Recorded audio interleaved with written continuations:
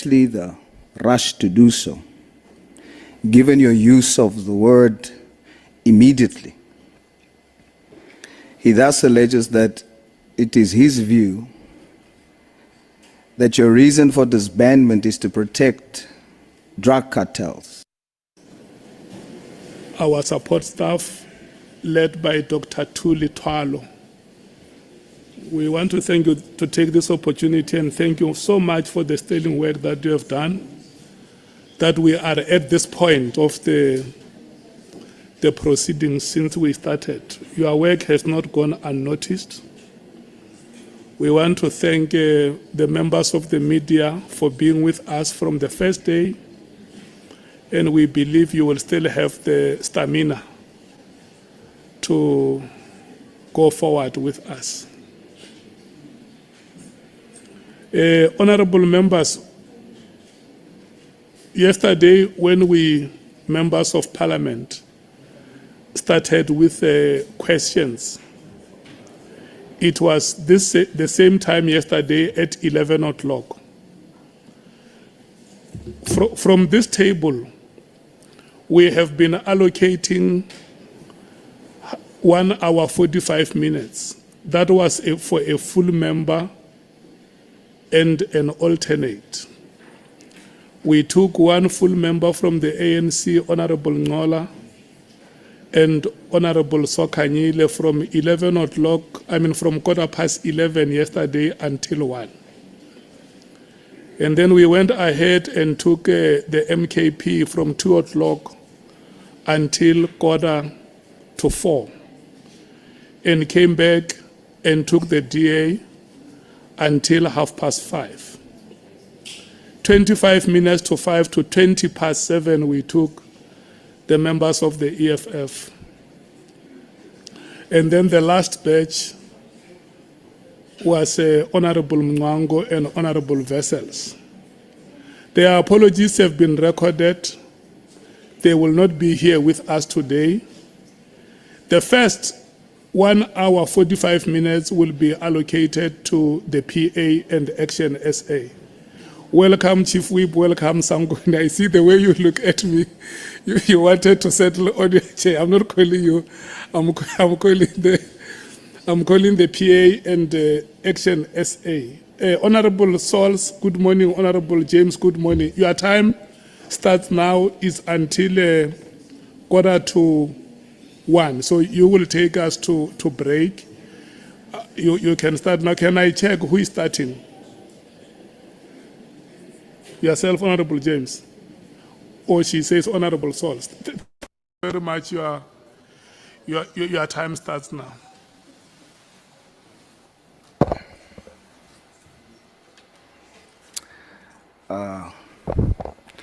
Honorable Minister, good morning. Good morning, Chair. Good morning, everyone. Minister, the main witness testified that he is not alleging that your decision to disband is unlawful. He further testified that he does not allege that you are corrupt, but he does express concern about the reason why you want to disband, especially the rush to do so, given your use of the word immediately. He thus alleges that it is his view that your reason for disbandment is to protect drug cartels, or the Big Five, as we've come to know. In my view, looking at the evidence put forward thus far, it does not show beyond reasonable doubt that you are seeking to do so. However, how you responded to questions on your relationship with certain people that are put forward as questionable characters was a bit concerning. So I'm going to begin just to get some clarity from you, Minister, with clarity-seeking questions on certain key matters where I saw contradictions. I hope you will clear them up, and we shall go in depth thereafter about your reasoning on disbandment. How would you describe the relationship between Nelson Mandela and Oliver Tambo?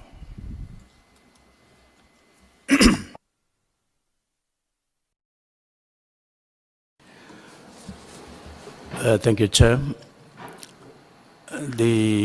History shows that one, they had a very lasting, close relationship characterized by trust, mutual trust. But it was not a one-day crafted kind of relationship, nor was it a desktop one. They forced their relationship in the fight against injustice in South Africa, which was the dominating feature of the apartheid system and racism and so on. So in the main, it was trust, it was closeness, it was inner resolve on both of them with a clear purpose in terms of what they were fighting for. Minister, in his first speech upon his release from prison, February 11, 1990, he called Oliver Tambo comrade to describe that relationship as you so brilliantly articulated. Would you agree that the term comrade used in the ANC context is a formal term?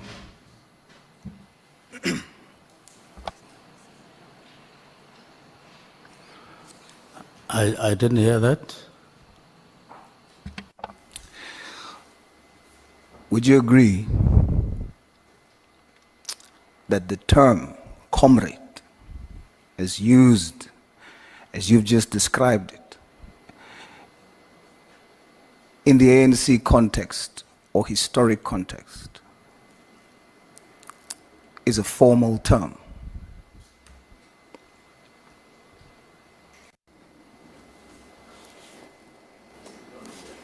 I don't get your question. Yeah, Honorable Sauls, the last part, even me sitting here, I couldn't hear you. You say the term comrade used in ANC context does what? The minister defined what comrade or what the relationship between former President Nelson Mandela and Oliver Tambo was.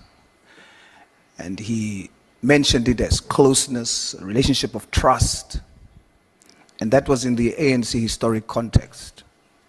And the minister testified that similarly, he has a relationship with Brian Mkhotsi in that context in the party, and then refers to him as comrade, but then says that the term is not a formal one.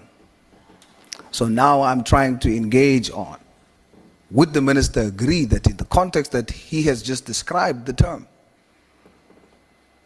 that it is actually a formal term?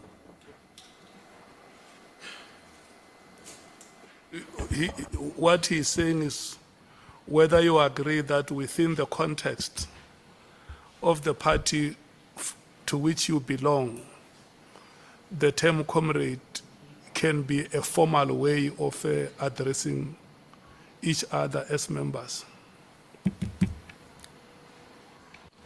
Yes, it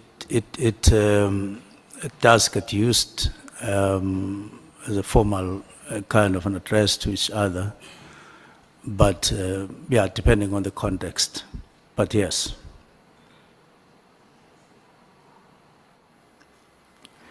So it is a formal term. You define your relationship with Mr. Brian Mkhotsi using that formal term. As I say, it can be used formally, but also just loosely to refer to someone who is within the ANC, within the party. The contexts differ, but generally that is the context. Minister, you testified that factually it is me who wrote the letter, close quote. Is this true? I testified that. You testified that, open quote, factually it is me who wrote the letter of the 31st December. Is this true? Yes, the letter of directives. Yes, sir. Yes, I wrote that letter. Then what is the reason for you using language that makes it appear like it's not you who wrote the letter yourself? If you go to EB 40, page 50, when you look at the letter, the last, I think it's the second last paragraph, you say there, further, that a preliminary report in this regard be submitted to the minister by the 20th of January 2025. Why do you speak in a letter that you have written? Why do you speak in the third person, as though it's not you having written it? Well, I do sometimes write like that. Generally and personally, I'm not a self-conceited person. I'm not necessarily a person who wants, while writing a letter, you say the letter must be written, the report, preliminary report must be written to me, like that. I just wanted to have that small distance, that the letter, the preliminary report must be written to the, I could have said ministry, but said minister and so on. There is no other reason other than just being formal to the minister instead of me. Yes. But the sentence just above that, you use the term my and I. Yes, I do so. In your testimony, Minister, what is the reason for withdrawing the statement, open quote, further existence of this team is no longer required, nor is it adding value, any value, to policing in South Africa? The first part deals with what I've been dealing with in the last 3 days, or it refers to that, no longer required, emanating from, right from 2019, when they intended then to replace the National Political Killings Task Team with a structure that was based on the study that had been done, and they sought long-term, they sought sustainability, just to make sure that they continue in a sustainable way to fight what was emerging. But taking it broader than just political killings, there were other crimes that were emerging at that time, and they thought that in order to contain everything, let them create a new structure. So even then, they felt that once that structure gets implemented, a structure like the National Political Killings Task Team, only based in KZN, wouldn't be required. But then there were delays and extensions up to 2024, when they finally submitted to the National Commissioner a report that was supposed to be signed and then implemented and which didn't happen. So no longer required comes from that kind of observation. Now, adding, in the sense that a lot of crimes and a lot of people in the country are complaining about one matters, they're complaining about drugs, they're complaining about, and myself, I'm also complaining about that because I've seen in some instances people just getting murdered, and to find that in the background there are drugs and related matters, including illegal firearms.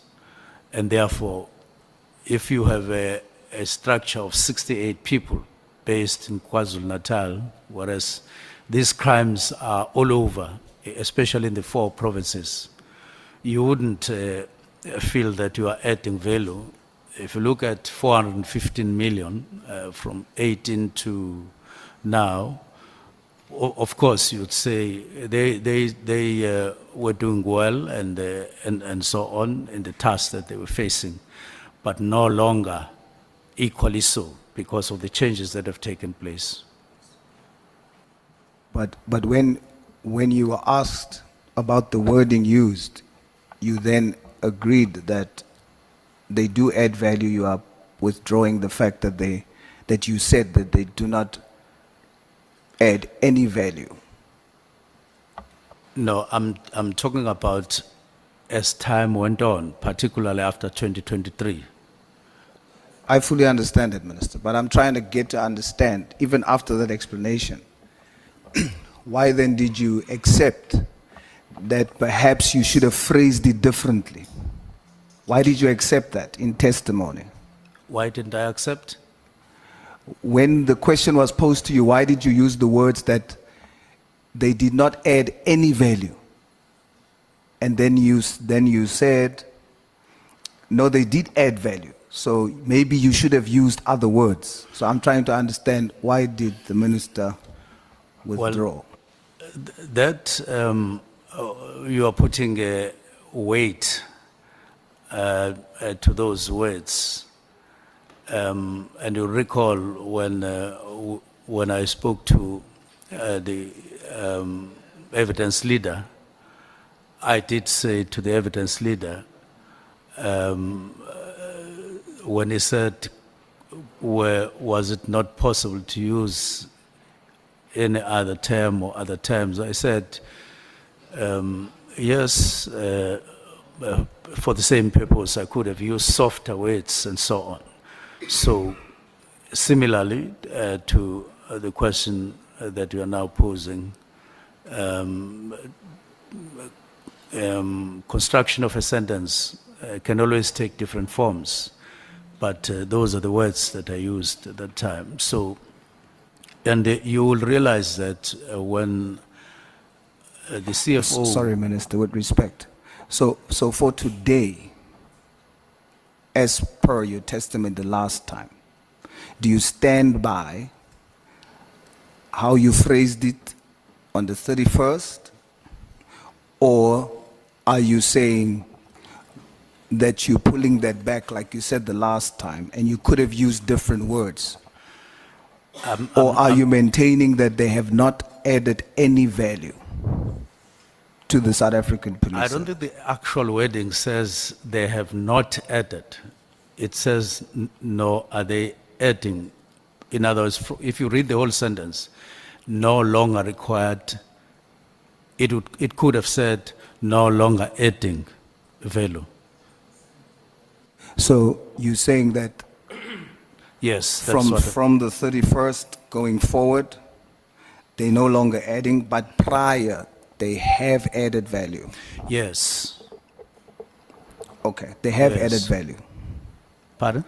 You are saying they have added value. Yes, they have, but if They you, no longer do from the 31st. yes, if you look at, for instance, the figures that were presented in Parliament on the 5th, which I've been referring to, where in March we're dealing with one fresh case. We dealt with 7 fresh cases in 2024. You wouldn't really say, maybe in a long long-winded sentence, you could say, based on no longer adding value, based on one monetary investment, which would have declined as the cases decline, and also based on the fact that you pull people from other stations and you don't replace them over time, which means that where they come from, they leave gaps. So they, in my view, you are no longer optimizing and using those resources equal to the value. So I read the evidence that you... Honorable Sauls, let me take Honorable Malimada. Thanks, Chair. Morning, Minister. Morning, colleagues. Honorable Sauls is asking you about something that you wrote here, and you say you don't think it's written like that.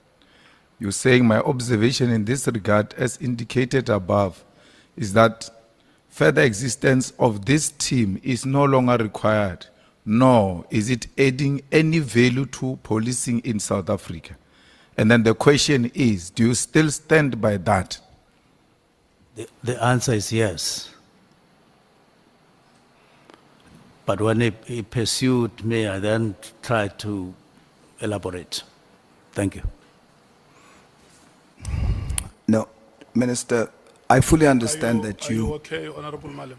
Thank you. Honorable Sauls, thank you so much. You may proceed. Thank you, Chair. No, Minister, I fully understand that you maintain they are no longer adding. But what you are saying is that they have added before. Definitely. Now, I want us to now take a few minutes and talk about and interrogate that statement. Have they added before to the value of the South African Police Service as a whole? We're going to walk through that. So when we consider the PKTT, the extension requests, the budget increases, even though the staff complement decreases. Example, the initial request covering 6 months, September 2019 to March 2020. They asked for 57.1 million for a team comprising of 152 members. By 2021-2022, they asked for 97 million. But the staff complement decreased from 152, that they asked 54 million for, it decreased to 110 members. And now they're asking 97.5 million for. Minister, is that them having added value to SAPS in South Africa as a whole?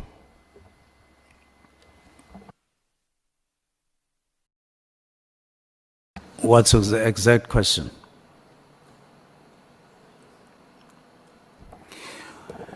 When you consider your statement, they're no longer adding, but they have added. We are now interrogating, have they added? Yes. And now I'm asking, when we consider throughout the extension requests, and they asked for a budget first in 2019 for only 6 months of 57 million for 152 members. And then in 2021-2022, they increased that to 97 million, but the staff complement decreased to 110 members.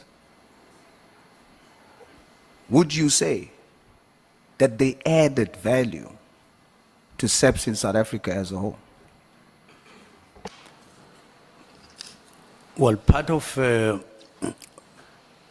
what that sub-sentence or that phrase in the last sentence is based on is along those lines, as I've indicated, the calculations in terms of monetary value. But what I didn't add, because I wasn't writing details, you add the personnel, you add running costs of cars, you add, so that is just an indication what you are talking about.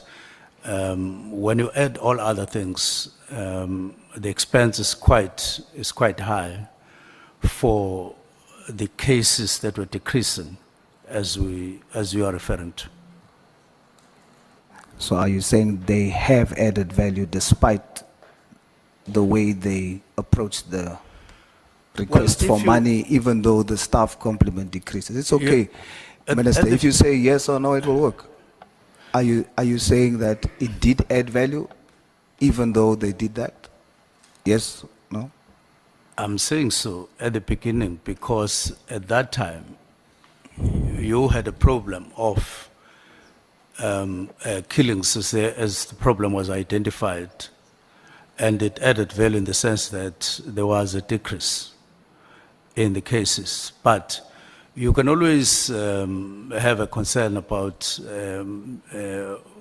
what money was getting into that and so on, as I'm indicating. But generally, that's my view, that at the beginning they added value, and they were a factor in the decrease, although not the only factor. Okay. I'm still just looking at your evidence, and I'm putting it to you what you've given to us. Talking about cases. When you observe that in 2019, the task team reported 60 cases remaining under investigation, 60.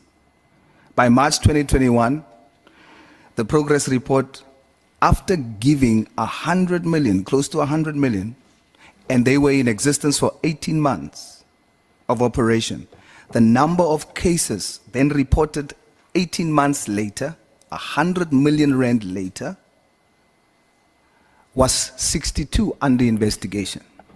No shift. Minister. 62 what? What did you say was the number of cases? At first, they recorded 60 cases Yes, under investigation. I have that in two. After giving just under 100 million to them, and them being in existence in 18 months. In 18 months, the cases still under investigation was reported as 62. No shift. Minister, did they add value to SAPS in South Africa as a whole?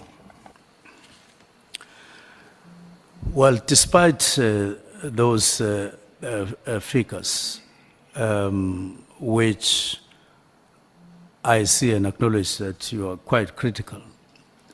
When you look at the expenditure, you look at the figures of cases with minor shifts upwards. You could have a perspective like that look, perhaps the value was quite less if you look at from that perspective. But generally, the view is that I share, is that they added value despite those figures, because I wasn't I'm not necessarily basing it on case by case and rand for rand, but generally the view which I share was that they did add value at the beginning.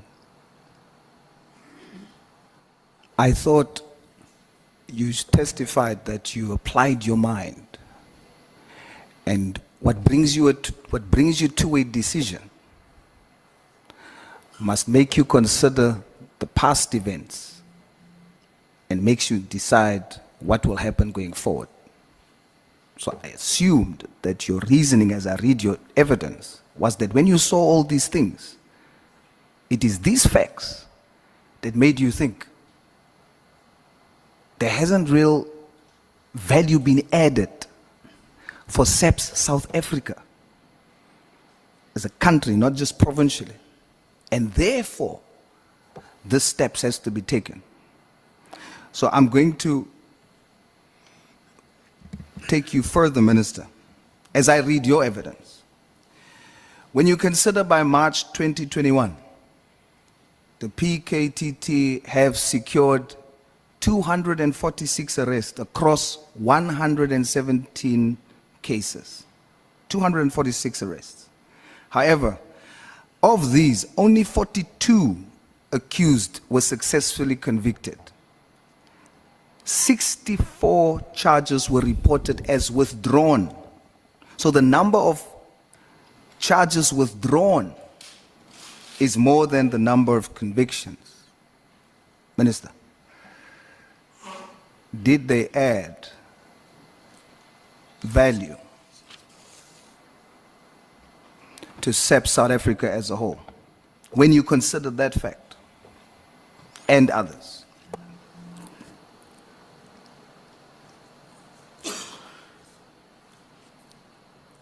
Now, you are asking about values still.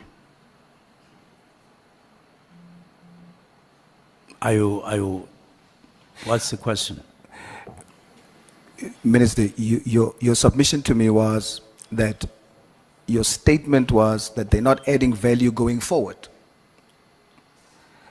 but they added value when you look back. Now we're looking back and we are interrogating based on facts before us. Did they truly add value to the South African Police Service, South Africa as a whole? Well, I have said generally, without or despite those calculations, and considering the fact that there was a downward trend, even though you could still poke some holes in terms of quality thereof, and say generally they did add value, and that was acknowledged across. But it's not without those points and factors that you are counting. Hence, where we are now, taking all those points into consideration, you do have concerns in terms of value. Could I request, so that I'm of help to you in terms of responding, to get where you are reading from, so that as you read, I look at what you are reading? Now, I've studied the entire evidence that you've brought to us. And then I drew cross-reference and drew comparisons between. Oh, okay. Then I formulated these Okay. questions based on those facts. Okay. So I'm trying to understand, looking back. So when you consider the PKTT's 2024-2025 request, the latest one, for 94.8 million for 120 SAPS members, that equates to an annual allocation of approximately 790,000 per member. That is 65,000 rand per member per month.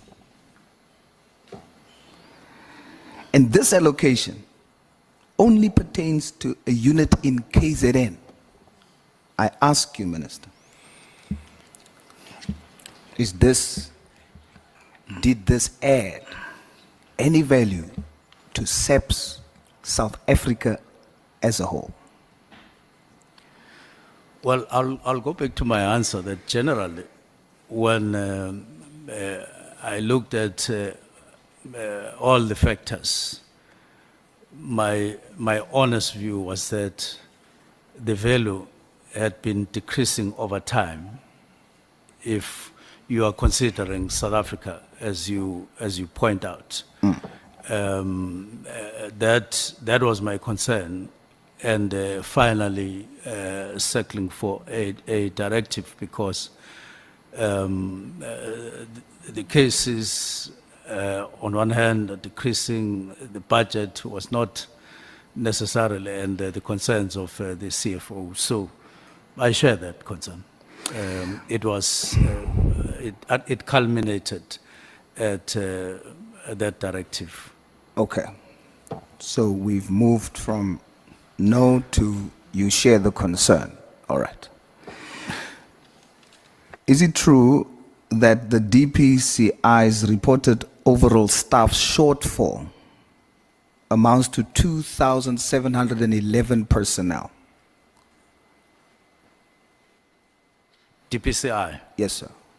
Well, without the advantage of figures in front of me, but I do know that generally they have been raising concerns via General Libya, who was head of DPCI. They have been reporting shortfalls and problems on personnel, on equipment, and on various other components that would enhance their work. They've been complaining over time. So, Not only them, but let me hold it at that, it is true. so I put it to you, Minister, it's 2,711 staff members that DPCI, Hawks, is saying they need. Now, when you consider that, and you spend just under 100 million on a temporary unit, when there is a need to fund such a critical division, does it add value to South African SAPS as a whole? There is a basis of an argument for a decreasing value. You may, as I answered you earlier, that yes, at the time, but as time went on, it clearly unsettles you and makes you a bit uncomfortable. That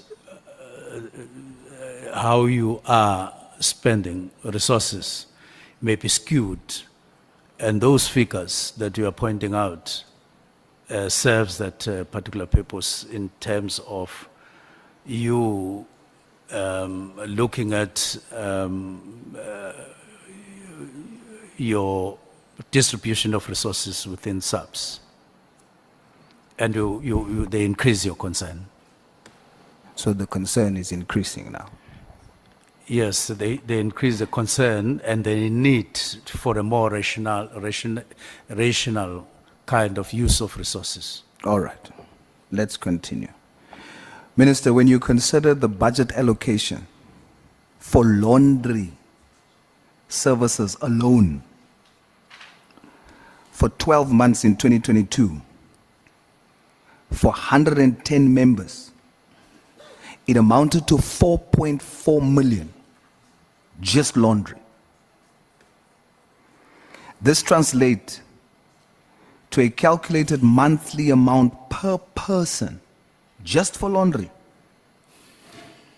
per person, 3,367 rand 73 cents. This figure is equivalent to the basic living cost of a normal South African, and that money is used on one member just for laundry. Has this added value to the South African police service in South Africa as a whole?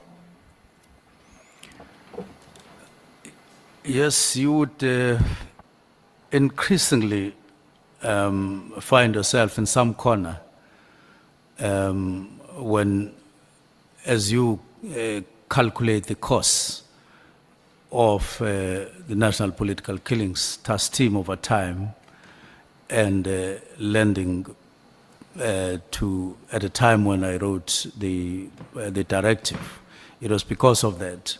you continue to sit uncomfortably as you consider other factors. And as I say, the meeting starts, the issue starts in November, where I say I have these concerns about matters and all of that, but you don't have additional resources from Treasury. So you have to be on your own.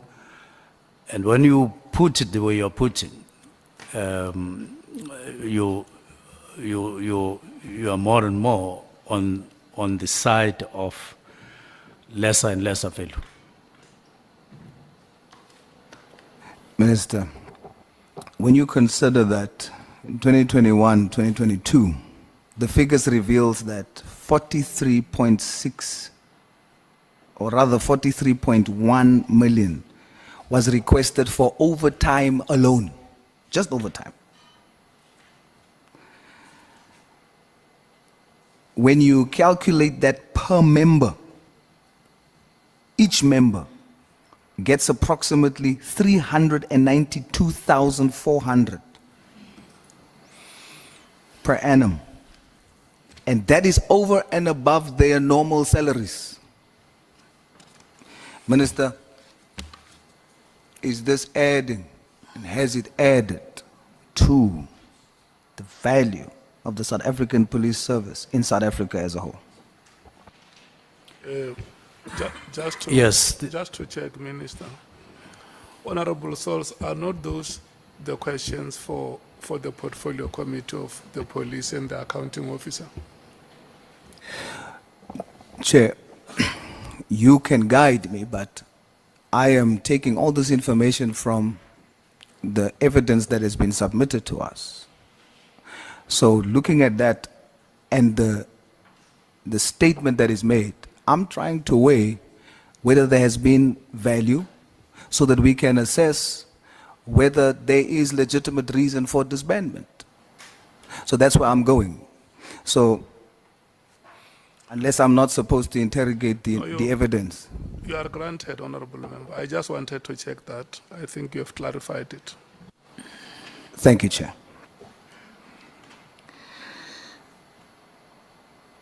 Minister, when we consider the cost of disbanding immediately, as you put it in your letter, when we consider that, I had to apply my mind to say, when you consider what would the cost implication be for disbanding immediately and winding down? So when you consider that, it totals 49.5 million. And that's for that 12-month transition. This total transitional cost is equivalent to approximately 50% of the previous year's full operational budget. This is just for the winding down. Now I'm comparing if it had to be immediate and if it has to be winding down. The structure of the remaining staff, when I look at it during the winding down, it shows that there's a priority mismatch. The priorities is not adding up. As of May 2025, the remaining 56 members, they comprise of only 20 detectives, 20. But they were allocated 27 combat members, plus 5 commanders and 2 guards, primarily for security and protection services. Now, I thought the final stage was to consolidate the cases that is still pending. If that's the case, you would then have more detectives, because you need to close these cases now. But instead, there is just 20 detectives. So the total number of protective personnel, the security people, there are 29 members. And the detectives responsible for finalizing cases that's still on the court roll are only 20. This suggests that the main focus is not about investigating cases or closing it down. Minister, is this adding value to the South African Police Service in South Africa as a whole? I would maintain the response that you would more and more see, as you do calculations and so on, that it actually was becoming, or it has become, quite a costly exercise, which is skewed if you look at your needs countrywide. It gets more and more skewed. It's impossible to avoid that conclusion. Minister, you are from KZN. Yes, In your region, yes. over the past few years, you've mentioned, I think indirectly, in your testimony once, that the deaths, you were concerned about the deaths in your area. The increasing deaths in your area. Has the murder rate increased in your area where you live in KZN? Not at all. What various statistics per quarter show is that murders in KZN are very high, but political killings have decreased as a result of various factors. But the murders general in the province have not shown any decline, and that is exactly what is getting me more and more worried. To say, what are we doing? Are we doing justice for every citizen? Are we ethical in terms of our approach? Are we realistic? Are we realistic in terms of hitting the call that we should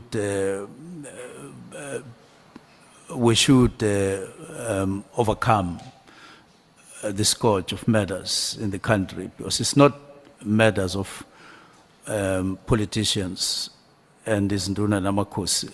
That is a concern, but not them alone. Together with that of citizens general. Murders in KZN are very high, concerning, very, very, very concerning. Despite this huge investment, who arrested the hitman on AKA? Can you come The back? hitman who murdered AKA, who arrested them? Was it the task, the political killings task team, or was it the national task team? Well, I'm not sure about who, in terms of name and surname and so on, who actually did the arrest, but police would be able to give the exact reports on that matter. I didn't ask any whether it is NIU, whether it is the National Political Killings Task Team or what. We have it on good record that it was not the PKTT. And yet this high-profile murder happened 5-kilometer radius from where the task team is based. And for months, it has gone unresolved.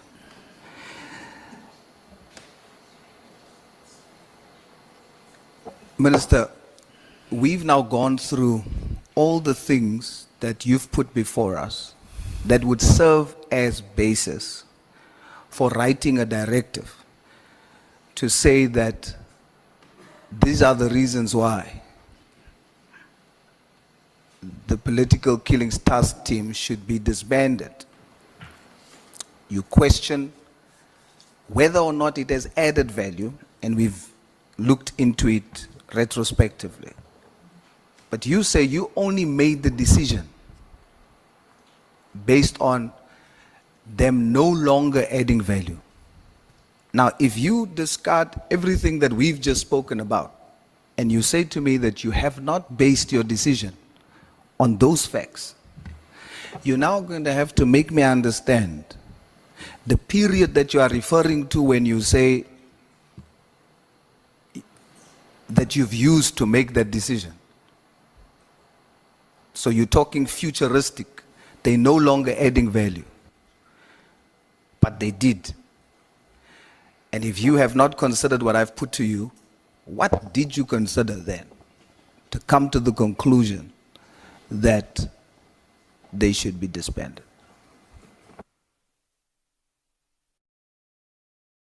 Well, I'm saying if you consider everything that you have been saying, even though I didn't go to that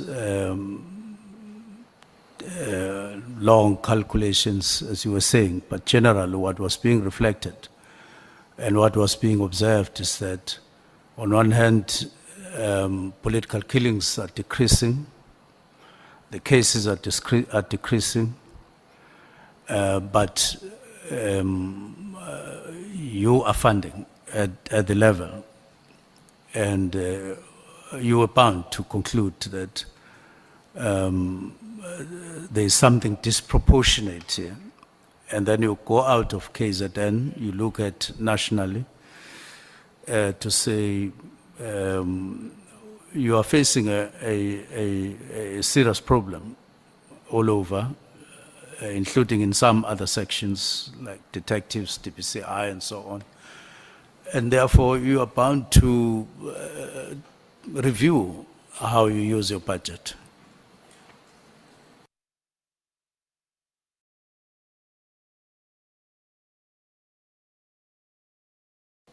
And that was part of there was a kind of thinking that went into along those lines without necessarily going that deep into the calculations. Well, Minister, you inspired me to do so because my job is not to choose a side. So after hearing testimony, I then had to, without bias, listen to you and the evidence that you put before. So when you took the position that there is a need for disbandment, that motivated me to, without bias, neutrally look at the facts and then determine, is there some credence, some value in what you are saying? And this is what I found. And what I found is that the evidence shows that when you measure the impact and the value added to South African police service, South Africa as a whole, there is very minimal value, except for high budgets that's not even on investigations, but rather spent on protection, laundry, SATs, and all of that. So I've come to the conclusion, Minister, that based on the evidence, what you have written in your directive, and based on what I've discovered on the evidence, was correct. Not just futuristically, but also looking back. There has been grave misuse. And I want to say and put it to you, Minister, I am not convinced by your testimony of your relationships with Mr. Brian Mokhotsi and Mr. Matlala. Your testimony there is very questionable. I'm not convinced by it. But when it comes to the reasons and the evidence before me for disbandment and immediate versus winding down, I saw with facts that I've just put to you why it would be justified. Don't worry, Minister, about your position. Don't even worry about public opinion. Stand by your conviction. I look at your evidence, I compared it to what was given before. This is what I conclude.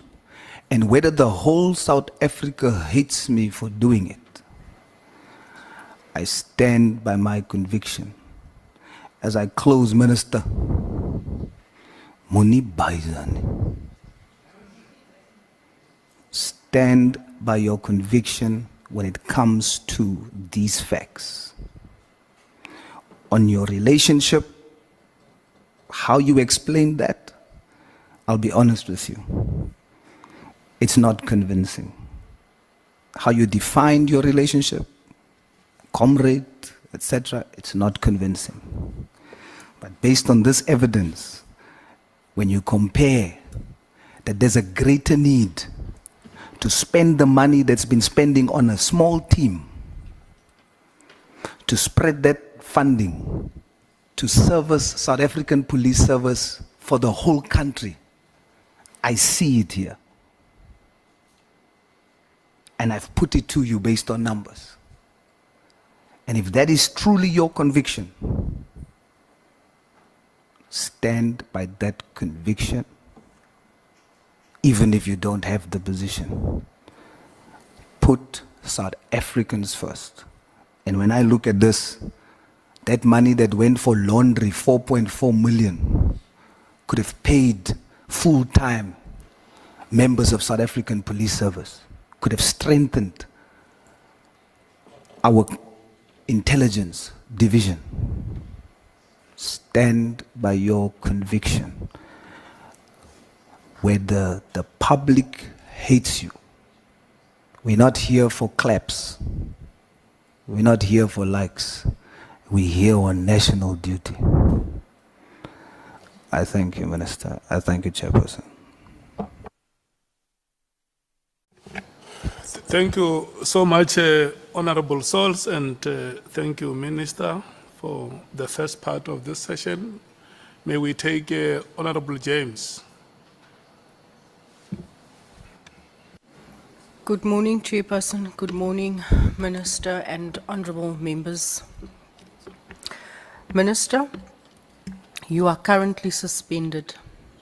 You are facing serious allegations. By senior officers, you are appearing before this committee. Later on, you'll be appearing before the commission, where your integrity is under scrutiny. At this point, Minister, before I delve into my questions, what is most important to you? Is it your job? Is it going back into office? What is important to you as you are seated here today? Well, the most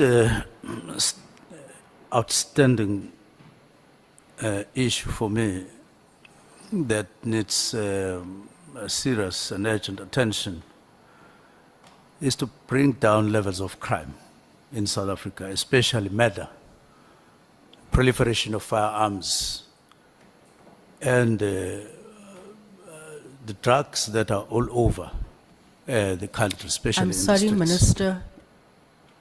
That is not the question that I asked you. I'm not speaking about operational matters right now. I'm saying to you, your credibility is under scrutiny. What is important to you right now, in your capacity as you are seated there? Is it your job? Is it getting back into office? What is it that is at stake that is important to you? I want to repeat that what is important, I don't want to put me above what I'm saying. What is important is that the government of South Africa, especially via the Department of Police, need to do what I'm saying, bring down these levels of crime, especially the murders and drugs and firearms. That's the most important thing. My side of things doesn't come first. It will come after that. Thank you. Let's go back to when you first assumed office. General Kwanazi testified that he received a call from Mr. Nkabinde asking what the duties of a chief of staff entails. Can you clarify what those duties are, particularly given the testimony suggesting that Mr. Nkabinde had little knowledge of them when you appointed him. What are the duties of your Chief of Staff? Well, the duties of the Chief of Staff is generally to manage the office of the Minister. That has parliamentary business on one hand and staff that is allocated to make sure that they are properly supervised and guided so that they are able to perform their duties such that the Minister is able to perform his duties, including responding to questions and other related matters to Parliament. And then on the other is to assist the Minister on cabinet-related matters, preparing files and reports as may be required. But on the other hand, also to be able to run your public affairs, that includes constituency, it includes answering queries from the public, and then there are also internal issues like connecting with, among other people, the National Commissioner and other officers, such that there's smooth running between the department and the minister on the other hand, but also work with deputy ministers. So generally, those are the tasks in a nutshell of the Chief of Staff. That was a very general response, Minister. I was referring specifically to his employment contract of employment. What are the specifics that was required by him? Does he have the relevant qualifications for this job? Do you know what's his qualifications? Does he have any? So I will ask you, you speak in a low voice, and I Oh, I speak a low voice. I was Yes. just being very considerate because the last time you said I spoke beyond the heads of anything that was alive. But if you want me to up the volume, I gladly will. I asked you what are the qualifications and the technical qualifications that he has. Well, Mr. Kabinda has a degree that is a BTech in policing and some diplomas and so on. Administratively, I would say he worked in the IPID where he acquired some skills related to policing. Thank you, Minister. Reflecting on your three, I call them New Year's Eve resolutions. When you sat there and you thought, what can I do better this coming year? Let me come up with these 3 New Year's Eve resolutions that has fallen on deaf ears. The resolutions or the directives prompted by your concern for South Africa, particularly the Cape Flats and the high murder rate. And I've listened to you over the last 3 days, and at every given opportunity, Minister, you mentioned the Cape Flats. You mentioned what is unfolding, and you said it is very concerning. When you decided to disband the PKTT, what did you think was going to happen to that resource? Why did you not deploy that resource to the Cape Flats? What plan, in other words, what plan? Because you said you are concerned about the Cape Flats. So when you disband and you come up with these 3 New Year's Eve resolutions, what plan did you have in place for the Cape Flats? Now, the plan that I had for Cape Flats was that once we have a new division coming up that we decided on last year, Operation and Response Service, we would then be able to optimally use all the units like the task force, like the National Intervention Unit, TRT, and then POP included, and give them intelligence capacity. In other words, tie them in with intelligence, crime intelligence. Bring the numbers required to the Cape Flats through the National Commissioner, of course, and make them get detailed information about who owns what in terms of firearms and who are the criminal gangs that are operating here, and so on and so on. And who are the operational people on a daily basis, and where do drugs come from, and all of those things. And at one point, I had a meeting, an hour-long meeting with the National Commissioner to say, National Commissioner, we're not sitting comfortably because of Cape Flats. The numbers keep on increasing. The incidents keep on increasing.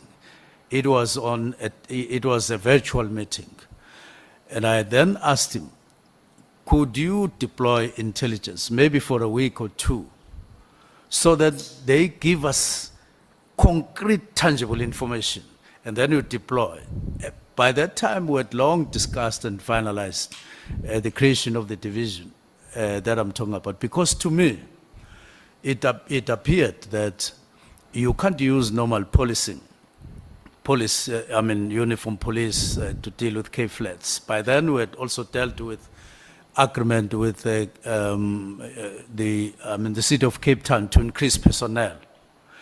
And so I was imagining a situation where they would be here for a month, 3 months, 4 months to stabilize the area. But you need a harder presence of police personnel and in a sustainable way in the Cape Flats. Otherwise, you will always be undermined and be treated as very weak to non-existence by criminals if we continue the way we're continuing.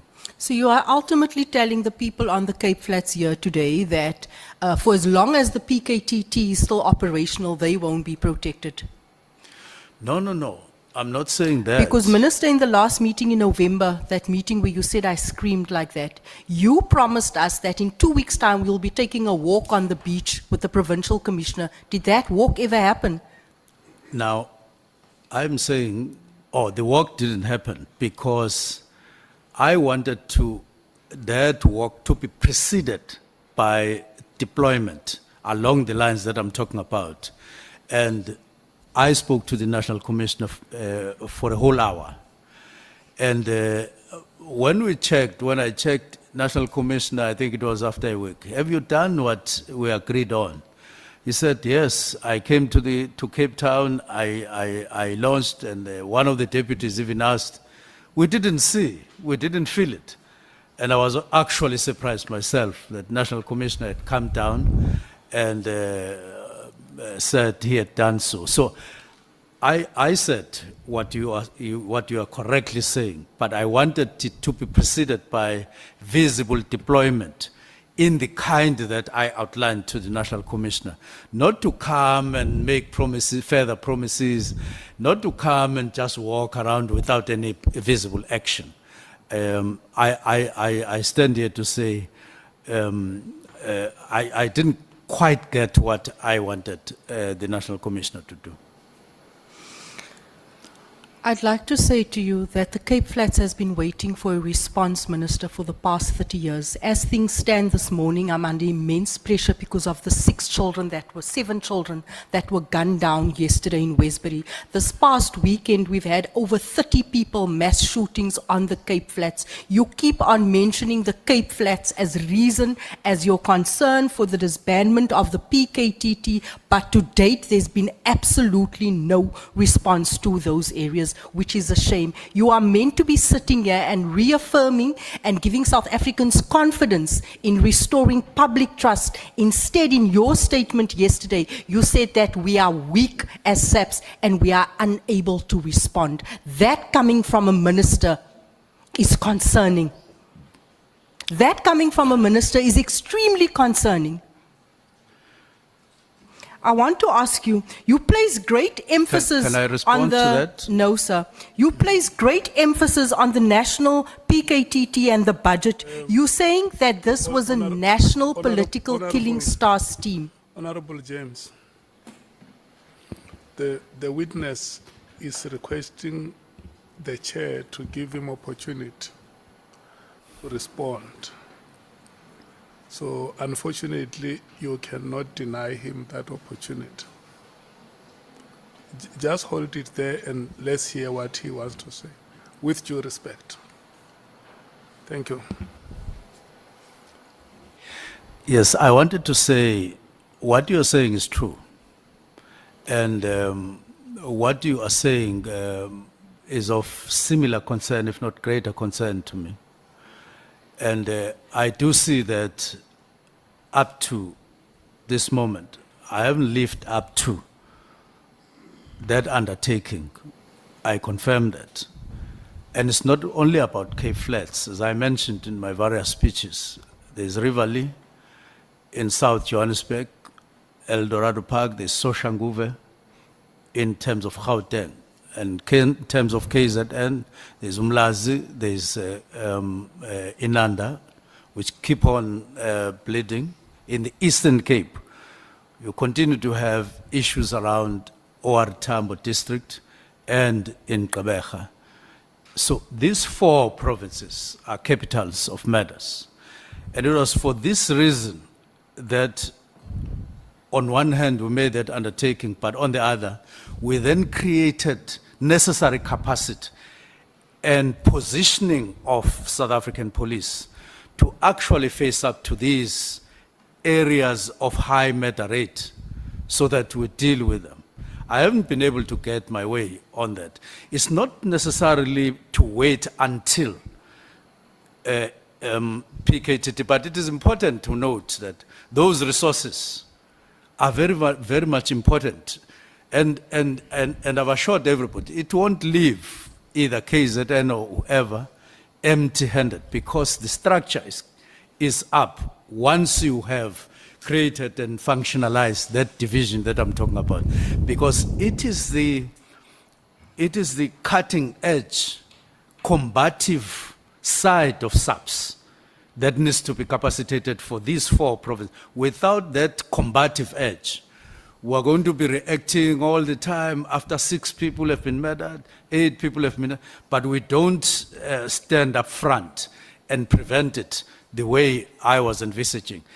It's probably these matters, as I say, I work well with the National Commissioner, but I've realized that, well, sometimes he would indicate right and then turn left. And that is a problem for us as South Africans because it impacts what is unfolding in our communities.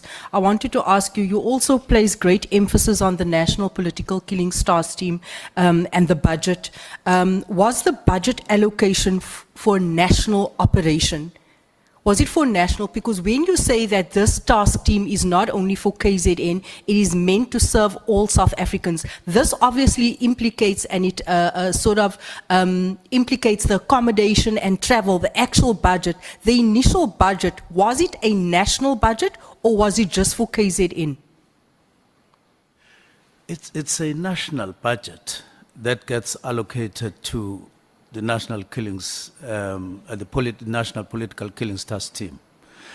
And beyond much... Sir, if you may just stop there. Yes. So if you're saying that it's a national budget and the members are deployed to this task team, obviously, you know that members in a specific team obviously then has to travel to other provinces in terms of court appearances. How does this impact the case, the progress on the case, when members are having to travel from one province to the other just to appear for a 2-hour court appearance?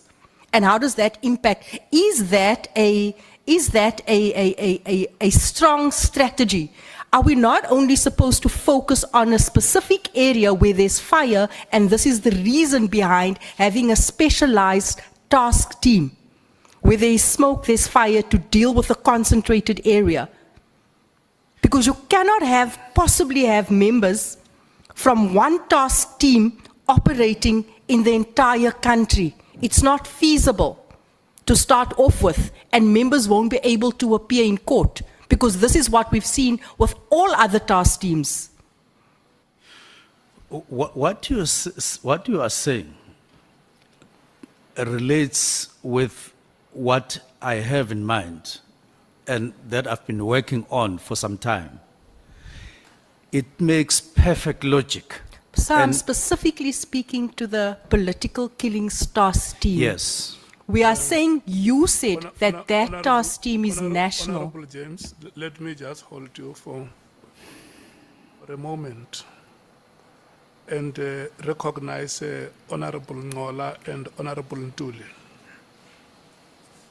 Thank you very much, Chair. Chair, yesterday you kept on reprimanding me that I should not bombard your witness with a lot of sentiments and with a lot of questions. And I think Honorable James has fallen to that trap as well. So I think if you can help with that, I think there are a lot of issues, a lot of packages that is giving at once to the witness, and that may find the witness unable to properly intervene on what she wants it to be clarified. Thank you, Chair. Honorable Chief Whip. No, thanks, Chair. Good morning to you and good morning to colleagues. No, I agree with what Honorable Ngola is saying. When we are listening, as we have been listening for the past 4 days, some of us, the first time I'm speaking in the presence of the Minister, part of what we are also doing is to listen to what the questioner says and what the answer provided is saying, so that we can follow as we prepare for our own engagement with the witness. Now, the way in which the exchange is taking place between the Minister and Honorable James is making it difficult, not just for the witness, but for ourselves as well, to properly follow the conversation, which is what we're supposed to be doing. So I'm appealing as well for your guidance and intervention to ensure that we are all taken along as we should in the current proceedings. Thanks. Honorable Sauls, I saw your hand was up. Yes, thank you, Chair. Just for clarity, when the Minister says National Political Killings Task Team, I just want to understand the task team that needed to be disbanded was specifically created for operation within KZN, or is the Minister saying that it was created to operate nationally, and therefore the name National Political Task Team, or whether it was just supposed to focus on KZN? You want to know whether the NPKTT and the PKTT is one thing. Okay. Let me rule on the first point. I want to request you, Honorable James, not to breathe heavily on the neck of the witness. Footsteps are allowed in a race, but when you breathe heavily on the neck of the witness, that may distract the chain of thought. So I just want to request you that you do not breathe heavily on the neck of the witness. And then before we allow you to resume, let's allow the Minister to respond to the question that Honorable Sauls has raised, whether the Minister, Honorable Minister, the NPKTT and the PKTT, are they one? They are one. It's National Political Killings Task Team based, but it is based and focused in KZN. In KZN. Honorable Sauls, are you clarified? Thank you so much. Honorable James, you may proceed. Chair, I just have a difficulty, even me keeping my trail of thought, when I ask the Minister a question and he says what I had in mind. We're not asking the Minister what he had in mind. We are specifically referring to the detail and the duties of the national PKTT, and we are trying to determine if this national PKTT was adequately resourced and funded to extend and to do work in other provinces. And so that is what I'm asking the Minister. was the budget allocation, because remember when you put together these task teams, Minister, you book accommodation, you book vehicles, you book laundry, all of those things form part of the costings. Was that done on a national level or was that done on a provincial level? That is what I'm trying to ask. The budget, right from the beginning of the National Political Killings Task Team, came from national, and it still comes from national. But the National Political Killings Task Team is based in KZN, and its operations are largely, if I could use that word, confined in KZN. They have, however, dealt with a matter or two in the Eastern Cape.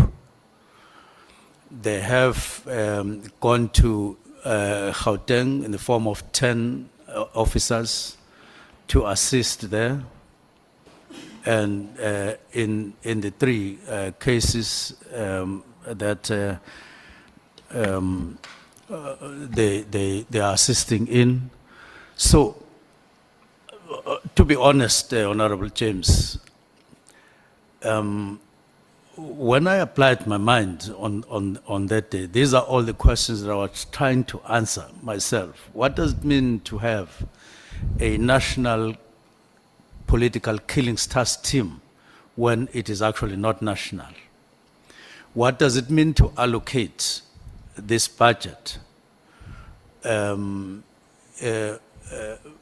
for operations that are in one province, but not just for the whole province, for a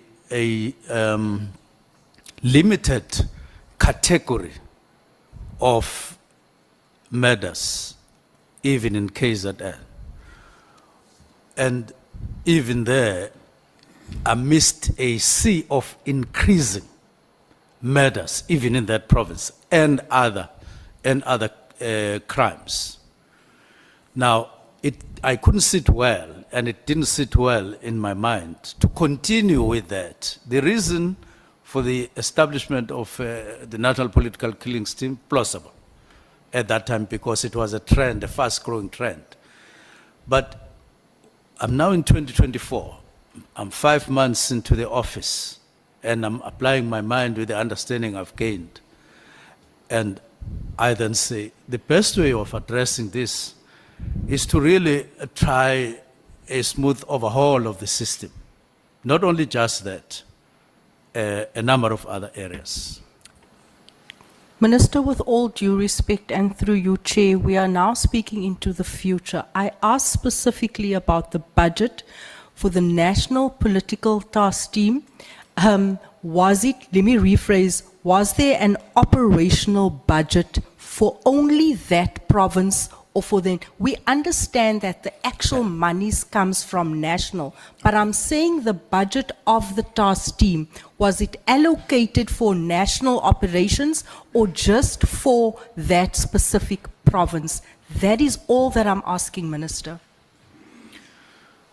Well, the budget for operations is the budget that is allocated to all provinces, but part of that budget is allocated to the for the operations of the National Political Killings Task Team from that budget. Hey, Minister, you are confusing us here. I'm not even sure how to put this question anymore. Minister, you and I know I've been in this environment for the longest time, for over 15 years when it comes to setting up task teams. Task teams are focused to specific areas. The budget comes from national, but the operational budget is only for a specific province. That is what I'm saying. And I'm asking you, sir, have you been privy to the budget that can qualify your statement when you say it is national? It is national on paper, but it is not, hasn't been operationalized nationally. Am I correct, sir? Well, I was trying to make it simpler. I don't know why we lose each other, that there would be a pool of money, an X amount of money for operations throughout, and then there will be a cut from that amount for operations of the National Political Killings Task Team, which is in KZN. That's why I'm saying it's part of my concern that we are cutting from reduced resources for the operations of National Political Killings Task Team in one province. I don't know whether that makes sense. Let's move on to the next question, Minister. The reason why I'm saying this is that you have repeatedly criticized the PKTT for working in silos, for working only in KZN, when they only had resources for KZN. That is the point that I'm trying to get to. Yet, Yes. Minister, by you taking a unilateral decision on New Year's Eve without consultation, did you not yourself act in isolation? Well, I would say no, but maybe the extent to which it was done before the signing may raise those concerns. But I have repeatedly said there were meetings where I made it clear that we need to review, and National Commissioner also spoke along those lines. But I also added before that long before I arrived in SAPS, there was even a memo, as early as, I would say, April, May or so in 2024 before I arrived, that was implementing a new structure which only got signed this year. It only got signed this year by the National Commissioner, which would have addressed all the issues in all other provinces equally or so, and would have made it unnecessary for us to continue with the National Political Killings Task Team. Now, but before that, there's been a work study and a structure based on that study to spread resources and equally to address these concerning issues in each of the provinces. Minister, you further mentioned that the National Commissioner could have objected to your directive, right? Saying it happens all the time where you have national commissioners sort of having a different approach. In which South Africa is this, Minister? Because is SAPS not an environment governed by instruction and execution where subordinates act out of duty and at times out of fear? Is that not the SAPS environment, that when you receive an instruction, you act on it? Generally, that is the overall rule in SAPS. But when it comes to Minister and National Commissioner, it's not necessarily the spirit. The spirit is that you have a closer relationship so that there's maximum understanding in terms of what needs to be done at any given moment, so that there's smooth a direction general of SAPS, identifying problems together and resolving them together. And that is what we've been trying to do until later, when I now realize that we're no longer that together as much as we had been before. So the character generally is that from National Commissioner downwards, he gives directions to lower ranks and instructions, and they get complied with.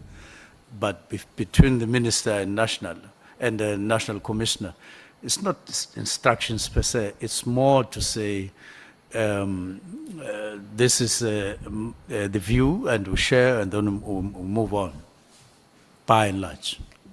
Minister, the last couple of days has almost felt like an English lesson class. were you now saying it's not an instruction per se, when this is the culture of this environment, it's a view. I've been stuck on words such as immediately, comrade, acquaintance, all of that, and now we are saying an instruction is a view.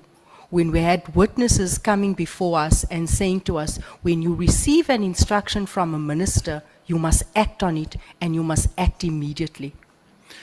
No, we're saying the same thing. Materially, there's no difference between what you are saying and what I'm saying. All I'm saying is that when I say from National Commission downwards, it's much more stringent, much more streamlined. But I say between the minister and national commissioner, most of the time is discussion. That doesn't mean that in the constitution there's no directive, there's no space for directives. There is space for directives, and this is what I used in terms of, in this instance of the 3 directives that I gave. Minister, on the counterintelligence investigation, because this is where I believe, this is where the wheels came off. Both General Masemula and Mokonazi testified that you disbanded the PKTT under the mistaken belief that it was the unit investigating drug cartels in Gauteng. Are you aware of that? No, I deny that very strongly. But are you aware that this is what they testified? I'm aware Okay. of what they were saying, and I deny it very, very strongly.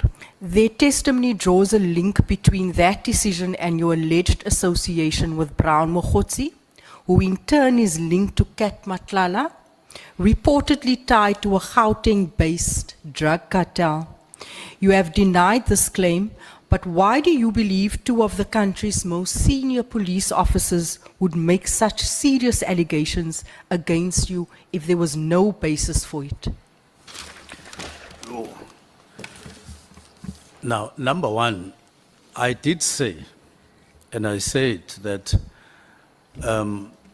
there were 2 ways in which SAPS, or there are 2 kinds of reaction to my directives. The first one was General Masimula, to whom I wrote the directives. They were addressed to him.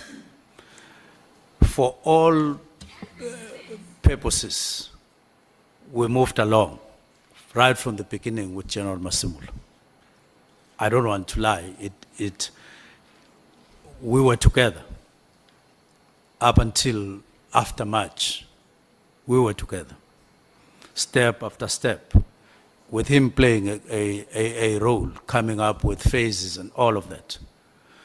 But on the other hand, General Mkonazi took a much more confrontational line or stance as a reaction to my directives. One is national, one is provincial. Now, why ultimately they would say that, it's something that I'm still quite baffled about, that I'm associated with drug cartels. Now, I'm saying in this room, there's no drug cartel that I'm linked to. There's none. And I've never acted in support, directly or indirectly, of any drug cartel in South Africa. It has never happened. Minister, are you aware that Brown Mogotsi is linked to Kat Matlala? In terms of what is coming out now with in the Madanga Commission, it does look like they are quite close to each other, something that I've never been aware of all the time about Brown Mogotsi. It's something that it's just emerging The now. very Brown Mogotsi that has been sending you messages that you said is a crafty character, that you have been receiving messages from him, and you said that sometimes this guy actually makes no sense. So that tells us that there's a pattern of communication. So you earlier on said that you are not linked to any drug cartels directly or indirectly, based on the fact that you have Brown Mogotsi linked to a drug cartel and in communication with you. What do you make of that? Well, I'm saying that I do know Brown Mogotsi, and I have spoken to him, and we have met on occasions. Now, I wasn't aware of any other person he links up with in his own time. I wasn't aware, totally unaware. I've never asked him, who else do you speak to? Who else do you do what with? I've never asked him that question. It is emerging only now, all those matters, that all of us are becoming aware of. And I'm concerned about it. That's what I've said. But up to now, I'm saying I've never spoken to to Matlala. I've never linked up with him on anything, from him to me or from me to him. And we've never met in person. It has never happened. And I've said, even when the word link is used, it is running empty. I've never seen anyone putting on the table anything concrete to say this is evidence of the link. It's an accusation, and that's partly what I'm dealing with here, and therefore, and I did say on the 12th of June, which was something like a few weeks before the Durban media briefing by General Mkhwana, I had convened a meeting where General Masimula was expected to present, together with whoever he would have delegated job to present a special crime intelligence. Why do we have so much drugs in the country? Why do we have so much illegal firearms? And why do we have so many murders and so on? No, it was drugs and firearms. That meeting took place, and I did take a detailed report. It was an effort to understand this on my side, having raised it in November, to then start getting to fight all these matters and reverse the trend that everybody is concerned about. And I do want to repeat, well, in the report, as it turns out now, there was no big five in the report that I received, but there were other, I would say, cartels that were identified, and I want to say that I am not linked to any. So why the two would have come here to say I'm linked, I don't know, but I'm yet to hear where they are basing it. That I know, and I've been speaking to Brown, does not automatically mean I'm also linked to people that he speaks to, and I also know the people that he knows. It does not mean that, and in reality, it is not like that. Thank you, Minister. Chair, I'm losing my trail of thought as a result of the long answers. I just thought I'd bring it to your attention. Minister, if data were to be extracted from your phone, can you confirm that there would be no evidence of communication regarding the work of the Gauteng Counterintelligence Unit or its investigations into drug cartels? Because like I said earlier on, the wheels came off when those 10 members were redeployed from the KZN task team to counterintelligence. So can you confirm that there'll be no communication, no link whatsoever on your phone, should your phone be taken for extraction? Between who and who? I'm saying to you again, If data were to be extracted from your phone, can you confirm that there would be no evidence of communication regarding the work of the Gauteng Counterintelligence Unit or its investigations into drug cartels? Well, if I get your question clearly, is that there would be no link between myself and drug cartels? On your phone, there would be no communication on your phone, Minister. Between me and drug cartels? There would be no evidence of communication on your phone if data were to be extracted from your phone. There would be no communication with drug cartels. I want to be clear. This is taking into my time. Minister, if data were to be extracted from your phone, Honorable James, look, you have to be straightforward with your question because you are asking the witness on evidence that is not before. It's like you are saying in the event there is proof that you have been in conversation with so and so. So that's why you need to be straightforward so that you don't confuse the witness. The witness must understand, because that evidence that he might have spoken to somebody is not before this committee.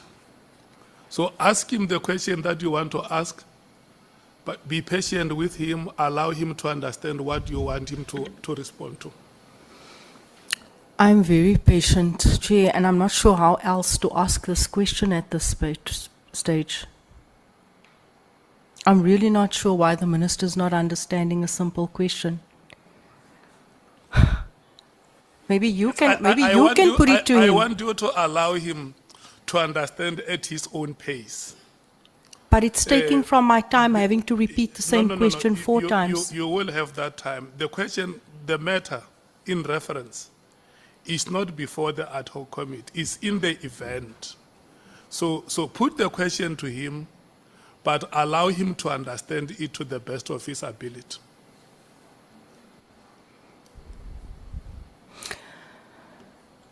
I think let me move on, Minister.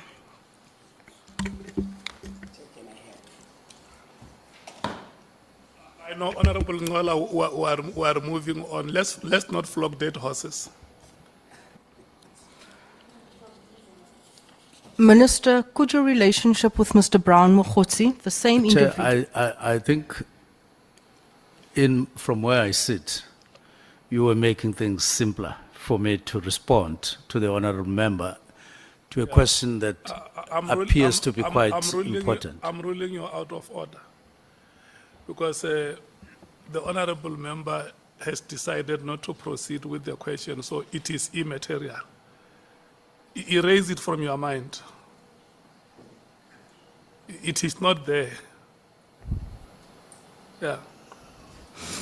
Could your relationship with Mr. Brown Mokgotsi, the same individual who allegedly funded your January 8 guess, allegedly, be the reason a message was sent from him to Matlala, currently in CMAX, informing him that the task team had been disbanded?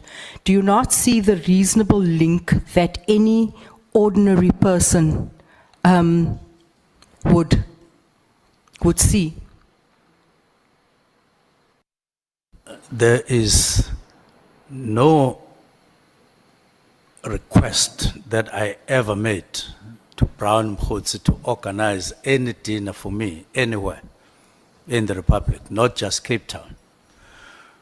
What would have happened, he would have done that on his own. Whether it is funding from whoever, it was not necessarily as per my, or from a request from me. I never asked for any, I never diarized any, I never knew that was anything that was being done in my name. I never knew it. And I was not part of that. And I was not even in Cape Town in those days. All that I have learned, I've learned afterwards to say, there was some dinners supposedly organized in my name. There were some people who were flown in and accommodated, and I don't even know who those people are. Is that not worrying, Minister? What did you do about it? It's worrying. It's very worrying. It's similarly worrying when there is a WhatsApp, if it is true, of a WhatsApp to General Mkhwanazi saying, Minister has arrived in Lusikisik, when in fact I had arrived there. But then the message is made like Mkhotsi is there with me and is relating that information, when in fact it was not like that. When in fact it was not like that. So that is equally worrying. And many other instances that are similar. But those things, I imagine now, they had not been part of any other relation I've had with Mkhotsi, or rather I was not aware if he was doing such things. I'm very concerned about that. Based on what you've just said, Minister, when you say that Mr. Mkhotsi often sent you messages, right, out of the blue, that sometimes made no sense, are you suggesting that his communication was unsolicited? You also describe him as a crafty character. What exactly do you mean by that, Minister? Do you know him well? You're saying now that you can't make sense of the fact that he would send these messages. You have no link with it. You've described him as a crafty character, and you've also earlier said that he would usually do this. He would usually send these messages. Well, I spoke about craft in a context that we were discussing, but I maintain that because, as I said, if you send a message to General Mkhwanazi and you are Brown Mkhotsi, and you say, I'm with the minister, whatever the message you're saying, Minister has just arrived in Lusikisik. This being crafty in my view, because it creates an impression that indeed he's there and at my behest, which was never true, which is not true. It's like the other issue that General Mkhwanazi was raising of Brown Mkhotsi getting some document at the police station in Pangeni, which he said in a manner that creates an impression that just because I have a house there, not far from police station, I would have facilitated anything for Brown Mkhotsi. No, it's not like that. I never did that. I never knew anything about that. And other examples. So I am saying, other than the relationship of a mere comrade to another mere comrade, there are no other things that I've been doing or that I do with Brown Mkhotsi. I've been relating that. Nothing. No dinner, no lusikisiki, no fundraising that I have asked him to do. It has never happened. It has never happened. And if he claims, or anybody claims, I would want to see what evidence that would make people say, I have any other relationship with Brown Mkhotsi, which I say I don't have. And I even said in the Sizulu yesterday, why must I have? Yeah, that is enough, Minister. Okay, thank you. Minister, what would be your response? Minister, what would be your response if I put it to you that the committee will hear testimony from former Minister Sele, that Kat Matlala told him that you and Brown Mkhotsi met with Kat Matlala to discuss a project which was your campaign for the ANC president or the deputy president? I would outright say. Point of order, Chair.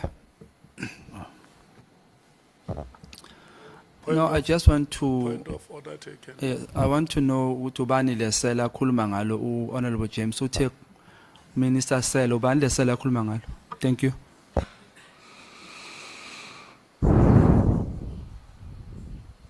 Honorable James, you spoke of Isela, Sele. Honorable Shongwe says you speak about Sele. And then he wants to know who is Minister Sele. Minister Becky Cele, my apologies. Oh, no, ngobe Isela. Okay, no, Isela means Isela. Okay, no, thank you. Former, you want to say former minister? Former Minister Becky Cele, my apologies. Now, if former Minister Peggy Cele would say at one point, I met Matlala, I met Mkhotsi, and discussed something, that would be a lie, an outright lie. If it were to happen, it would be a lie, even without me asking for evidence, even before I do that, because I know that has never happened. Minister, you appear to place great importance on public opinion. You said public? This is the last question you are asking. Yes. Yes, you are now on the referee's optional time. The whistle can blow anytime. Noted, Chair. Minister, you appear to place great importance on public opinion. As it stands, there are widespread calls for you to vacate office, and you have become central to the internal divisions within SAPS. Would it not be in the best interest of South Africans and of restoring public trust for you to step down? Well, I don't know what you are talking about. We're in an ad hoc commission or committee. We are dealing with the problems that we are dealing with at the moment. What you are introducing, I can't answer. Thank It is much. based on public perception that you spoke about. Thank you so much, Thank you so Chair. much, honorable members. We will come back at 2 o'clock.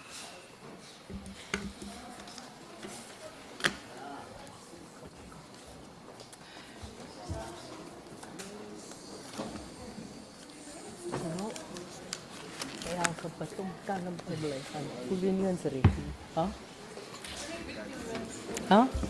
Have you tried to like stay and it's not you? I can't operate from that. Like almost orchestrated. Like.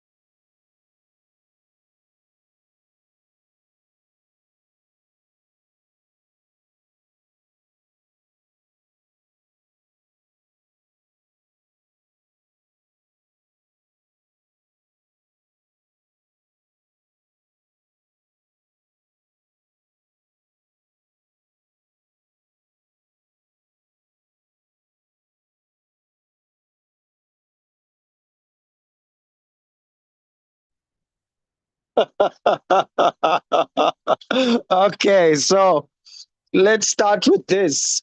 Let's start with Um, let's start with getting those who don't speak Zulu up to date. So Peggy Cele is spelled with a C, but of course Mrs. James is not a Zulu speaker, so she called Peggy Cele as Peggy Sele. So now what happens is she says, what would you say if I told you that Peggy Sele is whatever, whatever? Now, in Zulu, a crook is a seller. So now the MK guy throws a quick quip by pretending he doesn't understand her. And he says, Honorable Chair, I couldn't hear clearly. Which seller is she talking about? Like, which crook is she talking about? She said there's a seller that's coming. Which seller is So of course she apologizes because it seems like he's being genuine, but he's just throwing a dig at Cele, calling Cele a seller, a crook. So anyway, this part I'd love to see your comments and see what you thought. But well, yeah, I'll read your comments while I give you mine. My first one, I'll tell you now. I don't know what Ashley Sauls was up to. And the chairperson tried to, to sort of correct him by saying, dude, could you stick to the script? There are terms of reference here, and it's to investigate allegations made by Nhlanhla Mkhwanazi, right? Not to investigate budgeting, to investigate all that stuff. So he says, don't you want to take this to the police committee where that stuff is investigated? And of course, he just doubles down and pushes through anyhow. So now, then we end up with a whole wasted 40 minutes, I think. And then he ends up with his whole stick to your principle. Like, dude, no, don't insult our intelligence. But now, this sort of stuff makes you then wonder, when we have heard from the police that they found his deputy president at Katiso Molife's house twice. This is what we heard from the police. Not only from the police, but from the only general in the police, General Masemola. So then, it kind of makes him look very suspect when he takes his whole time to completely 100% talk about. You read it on the screen, guys. Why is this ad hoc committee there? To investigate allegations made by Lieutenant General Nhlanhla Mkhwanazi. Lieutenant General Nhlanhla Mkhwanazi did not say there's a problem with wastage. So I don't know. Lieutenant General Nhlanhla Mkhwanazi did not say too much has been spent. Lieutenant General Mkhwanazi told us this: there is political interference with crime syndicates that links to politicians, magistrates, prosecutors, parliamentarians, and all of that, who are all linked to drug addicts. That includes drug cartels. That includes murdering people in the process. Only 100% immoral person will hear that there's something happening that includes murder and go on to talk about how much was spent in the murderer, how much money did the murdered have on them? Why would you even go down that path? That is so immoral. So when someone does something that is so immoral, it doesn't help that you don't suspect them of immorality, like friendships with murderers in his top echelon of his party, murderers and criminals. So anyway, that was disappointing. But then Miss James also then comes in, also goes on about Cape Flats. Is it wrong? No, Cape Flats are important, but once again, Nhlanhla Mkhwanazi made 0% allegations about Cape Flats. In fact, check what's on the screen now. That's why we're here, for what's on the screen. So yeah. But then, at least at the end, she started to investigate allegations made by Nhlanhla Mkhwanazi. But I guess they're taking it slow and setting them up maybe and hoping that the next person will implicate the other when the stories start to unmatch. So we'll hear from Peggy Cele. We'll hear from who else? Oh, Brown Mokhodzi, please come. We'll hear from Kat Matlala, and I guess they're probably hoping to catch things there. But they're really letting this minister off the hook. And then she asked him, shouldn't you resign? See, now that's an accountability question. So anyway, very interesting times with Peggy Cele. Seems they rent out questions to ask related to the topic. However, there are still questions relevant to this. Yeah. Miss James, she needs a shot of whiskey to calm herself. I hear you, Yvette. So this is what the chairperson says. Please, can we not breathe down the neck of the witness so much? Can we not breathe down oh yeah, James will breathe down your neck, boy. You better not do something wrong and end up in a committee. Your neck will be breathed down. Ah, yeah. Halftime, you say you went to Madlanga for a bit because the questions were just getting repetitive and political. Indeed. And I think maybe the chair is supposed to be stronger on this, but okay. That you say when you've got skeletons in the cupboard, you'll always draw attention to other stories. This is what PA did. Indeed. That was just ridiculous. Like, number one, personally for me, okay, I'm not going to make my own statements. So yeah, whenever someone says with all due respect, yeah, you're right, Platinum. You know what's about to come is no respect. Peggy Cele, not an option for him. Yeah, so it goes on. We'll see though. We do have good interrogators today. They must give us something, man. Come on. We pay for this show. Now give us a good show. Come on, man.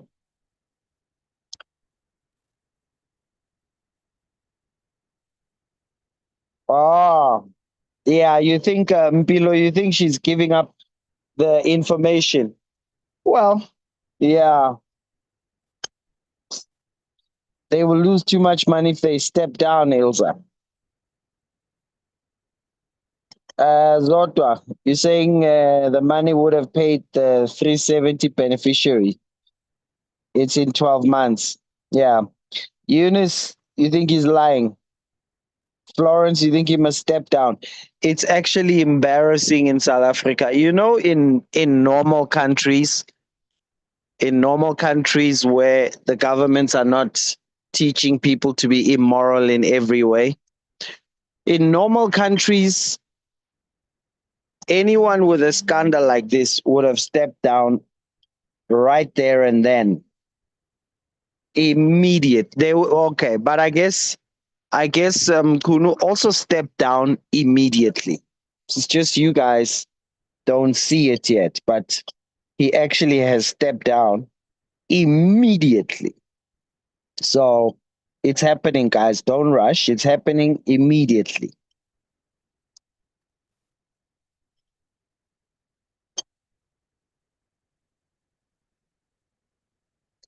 There's someone talking about Zuma fees. And yeah, he did, Bobby, he did. But I think because he's an elder man, we kind of think, no, maybe he needs the sound to be slightly higher. Oh no, Karen, actually, she asked him, what do you mean by crafty? And then didn't give, this is one of the things they do. They don't ask a question, let you answer and bring you back and stay down with it. They say, what do you mean crafty? And then they start answering the question for the witness. What do you mean he's crafty? Because you know why you should be talking to like, oh gosh, this is not a teasing match. It's not a let's shout him down match. It's let's get clear answers. So same like you in Kabinde. Oh, this was awesome though. She says your 3 New Year's resolutions. Okay, no, touche for that one. James, no, I take my cap off for that one. My hat is right off. Like, so Minister, when you wrote the New Year's resolutions, these were talk about minimizing. So when you wrote your 3 New Year's resolutions, yeah, they were New Year's resolutions.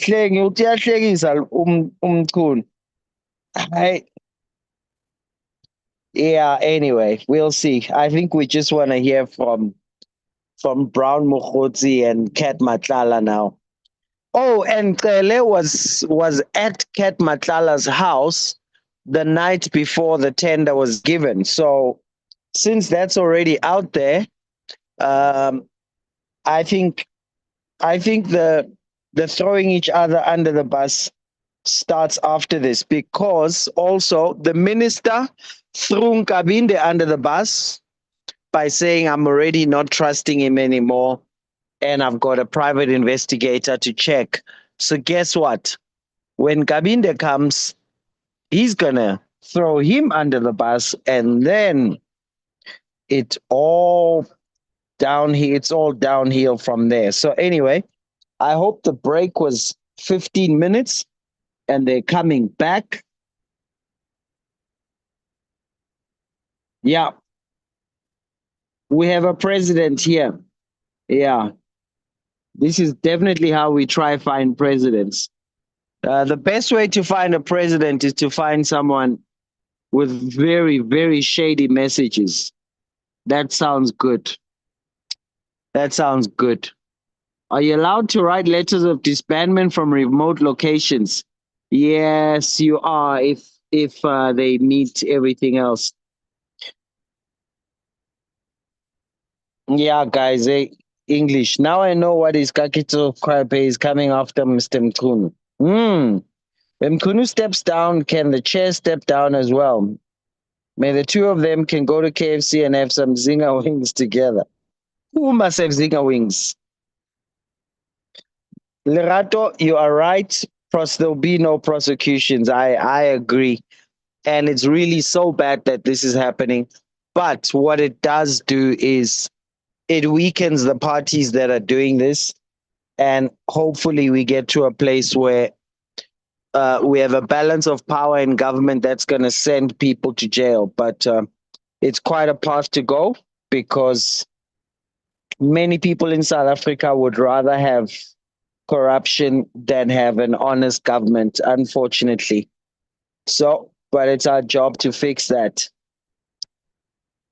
So it's very sad that there are no prosecutions. It does, of course. No, man, they must make it spicy and be good. Yeah, no, I get it. Oh, well, no, but Lerato, arrests are happening right now, if you think about it. But we don't know if there will be an arrest of a big gun. Yeah, I wonder. We'll see. Oh, the word salads. Anyway, very interesting. See you in 10 minutes. See you just now.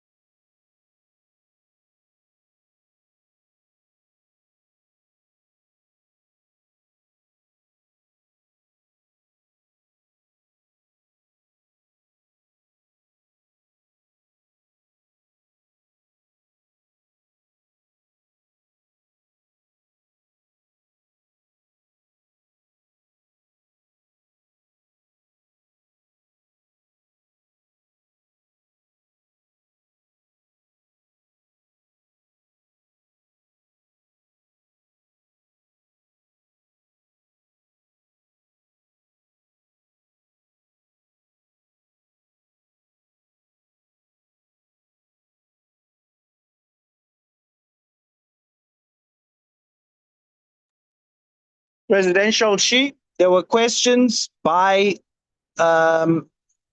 Ashley Sauls, and his basic thing was to check how much budget has been spent.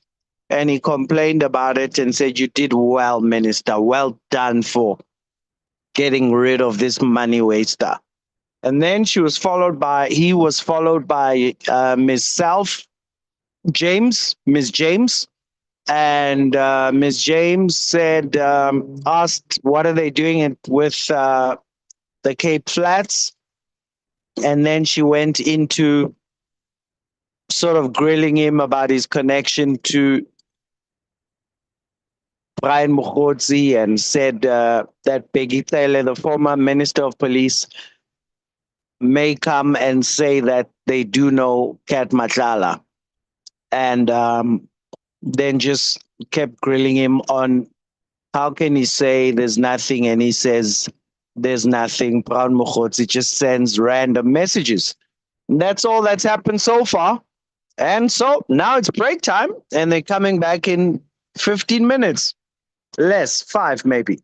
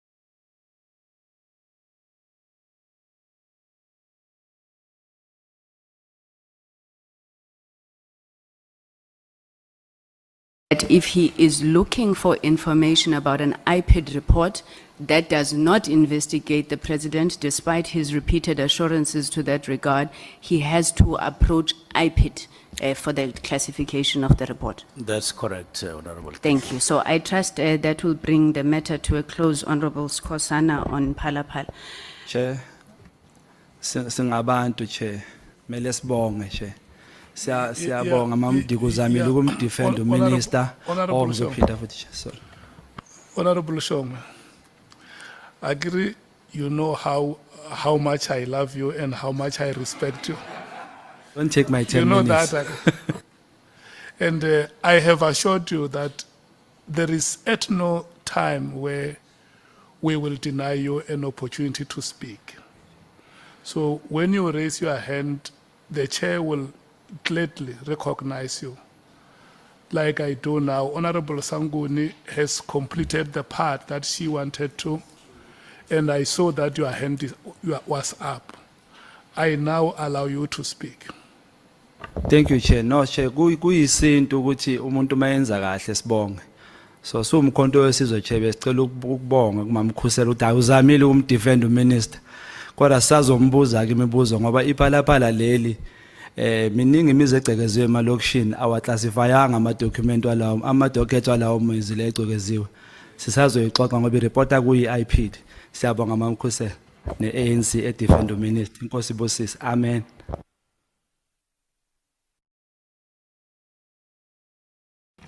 Do you want to comment on the there's nothing to- message of gratitude?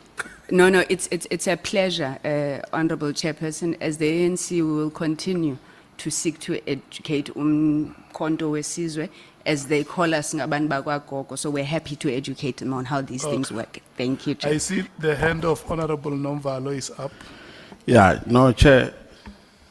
Can members of this committee be protected?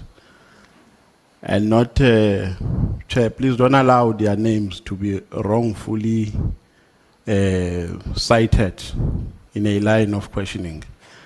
If we want to maintain the decorum of this meeting, I think it's important that we comply with the highest principles of discipline and not allow members to just throw in names unnecessarily so and unprovoked of one of honorable members in this committee. I thought you are going to protect us against what honorable... what has been said, Honorable Nomvalo? And two, we don't need to be educated by the ANC. They don't qualify to educate us. And they will never qualify. We don't need to be educated. If anything, it's us who must educate them on how to run a country without being engulfed by corruption. They need to be protected, to be educated by us. This country is in turmoil because of them. So, Chair, please protect us, because if you allow them to degenerate, we are also going to degenerate. We can degenerate, but because we respect your stewardship as the Chair, and we respect members of this committee, we choose not to degenerate. So can we not be drawn to such? Please. I want to hear from you. What is the part that you want corrected? No, he must not throw the name of Skosana in her line of questioning. It's unnecessary, Chair. To say to a witness, if I tell Skosana this, will I be correct? This is not about individuals. Okay. So what you are saying is that instead of being specific, she could just have said honorable member. No, Chair. As we ask questions here, people must not take notes of what we're asking and want to use our names unnecessarily so in their line of questioning. He can ask a question without mentioning Skosana and without being sarcastic, because she was sarcastic by saying, if I tell Skosana this, would I be correct? What is that? Okay. Honorable Matthys. Mine is just on clarity, Chair, so we don't want to leave the nation misunderstood about our terms of reference, as Honourable Member has said. On 3.5 and 3.6 of our terms of reference, it covers, if we want to bring in Phala Phala, we can bring in Phala Phala, because the broader scope of what we're doing, I've just lost these terms of reference, speaks to us investigating the broader corruption within the justice system. And if Phala Phala, Honourable Member, falls under that, we are allowed to bring that to the committee and for us to investigate that as well. And also in terms of us declassifying documents, it does not need the MKP to go and declassify the Phala Phala report. We can make that decision here as a committee to have that done if it's going to serve the purpose of it. So it was just about clarification before the nation is misled by the GNU. Thank you, Chair. Honorable Malema. No, on 2 points, Chair. It will be disingenuous and anti-democratic principles not to make reference to an honorable member who made a point that you think it is differently put and therefore more clarity is sought. So there is nothing wrong with what Honorable Sangoni does. In the principles of debates, the best option for your name not to be called again is to keep quiet. If you are sensitive like that, keep quiet. But if you are going to open your mouth, you must know a reference is going to be made to that opened mouth, especially if it gets opened and say a lot of nothing. So there is nothing wrong with points of engagements and done in a very respectful way, where Honorable Sangoni waited for a turn. She could have come in even at that time. She decided, no, I'm not going to come in at that time. I'll wait for my turn. So what is that? That is, you must not be scared of the highest stage of engagement. And that is Parliament. That's where we are now. And then the second point is, in terms of 3.5 of our terms of reference and 3.6, actually I must read them. Establish whether any wrongdoing, corruption or breach of conduct have occurred within SAPS or any other relevant institution as outlined in the revelation. Assess the adequacy of internal mechanism for dealing with corruption, misconduct and poor management within the SAPS, within the Ministry of... So if there is corruption that is being done at IPID, and amongst other things, the corruption of sealing Phala Phala, we are well within our rights to raise it here. And the minister can answer for himself. So Honorable Skosana is not outside the terms of reference of this ad hoc committee, and therefore there is nothing wrong with what he said about Phala Phala. We think and we hold a view, some of us, that Phala Phala at IPID was wrongly classified, because we find no justification why Phala Phala is classified. Police who were investigating Phala Phala ended up being investigated by IPID because someone reported them at IPID that these police were favoring the president, and before all of them were equal. Therefore, we want IPID to investigate the conduct of these police who are protecting the president. Whether you like it or not, Phala Phala is the president. It's Honorable Cyril Ramaphosa. It's a synonym for Honorable Cyril Ramaphosa. So it doesn't matter how people want to put it. So we are well within our right, Chair, and that right must be protected, and society must not be misled that people who speak about Phala Phala here, they are outside the terms of reference. And the good thing with terms of reference, the constitution or the law, is very important that every time when you speak about it, make reference to it, because you might think you know it, only to find that you don't know it. It's like Bible. A lot of you think you know Bible and you end up saying wrong things because you had those pastors who are feeding people petrol saying the same things, and you come here and repeat those things without having read the Bible. Thanks. Honorable Chief Whip. No, thanks, Chair. I'm aware the clock has stopped. Yeah. Honorable Sangoni must not be worried. No, thanks, Chair. I think the earlier intervention made by Honorable Malema is quite correct. Throughout our sessions, I mean, right from the inception, we have made references, and I will when I ask questions to the minister later on. we have been making references to questions that were posed by either the senior counsel or any one of our members. So that practice is correct, and I don't think that we should change it. Where I think, on the second intervention, where I think we probably running a risk that colleagues did not understand the context within which Honorable Sangoni was raising the issue. Over a period of time, on many occasions in this platform, the insinuation has been made that the classification of the Palapala report was at the instance or at the behest of the minister. References have been made, if you go to our records in this ad hoc committee, that the minister somehow had a hand on that issue. As a consequence of which, in one of our hearings, one of the witnesses was asked a direct question, I can't remember which of the generals, who has the authority to classify the report? And the answer was that the only person who can classify the report is the primary author of the report. Now, when Honorable Sangoni is raising the question, of course, she may have jokingly then made references, which is what I suppose has also made the MKP not to be comfortable. She may have been very, very casual in terms of how she refers to Honorable Scosan. But the fundamental issue is that nobody is saying a discussion on the Palapala question, in whatever way it arises in this meeting, is a violation of our terms of references.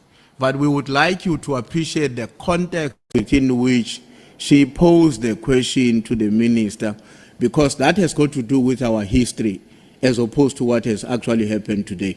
I thought it's important to clarify that, because I don't think there's a fundamental difference between what Honorable Malema is saying and his understanding with what Honorable Sangoni was saying. The question is the context within which she raises the question, given our history with this matter. Thanks. Thank you so much. Honorable Scosan. Ngithokoze mgcinisihlalo. It is unfortunate that, in fact, let me put it this way, it's not unfortunate. It was obvious. I serve in the Police Portfolio Committee. I'm not parachuted. For the since I came into Parliament, I understand much better than what Honorable Member Sangoni was trying to educate me. There's nothing he can educate me about. iPad, IDEC, and whatever institution which we deals with. You know? Now, the issue, I'm not going to play with some semantics here. I can do that if I want to be naughty. But I was naughty during those years when I was young. Now, the minister is not a zombie unless they want to turn him into a zombie. The minister answered me on the day. He answered me. She doesn't need he doesn't need an advocate or an SC here. Now, if somebody wants to attack me indirectly, I'm straight. Straight, I don't fear anything in my life. Now, let's not do that. The decorum which my colleague was talking about, we want to maintain that. Now, if the honorable member is uncomfortable, I don't belong to the factions of the ANC. I don't belong to any factions. I know it's a very sensitive matter for the minister. And I feel pity for Honorable Sangoni, because we're still going to ask the minister here. And other members who are coming, employees of the ANC. And we are not here playing party politics. Let him present her own story here. Ask her own question. I'm not going to interfere. Even if he says iPad or iPad belongs to a Department of Justice, is fine. But I know, because I serve in that committee, I didn't remove anyone to come in here. No, it's fine. No one was removed. I'm here. I'm serving in that portfolio. I know the history. I know everything. I didn't come here to defend anybody or anyone. Thank you so much. Thank you. Honorable Scosan. Honorable Nomvalo, you'll be the last. Yeah, no, Chair. I just wanted to make this point that we still maintain our position.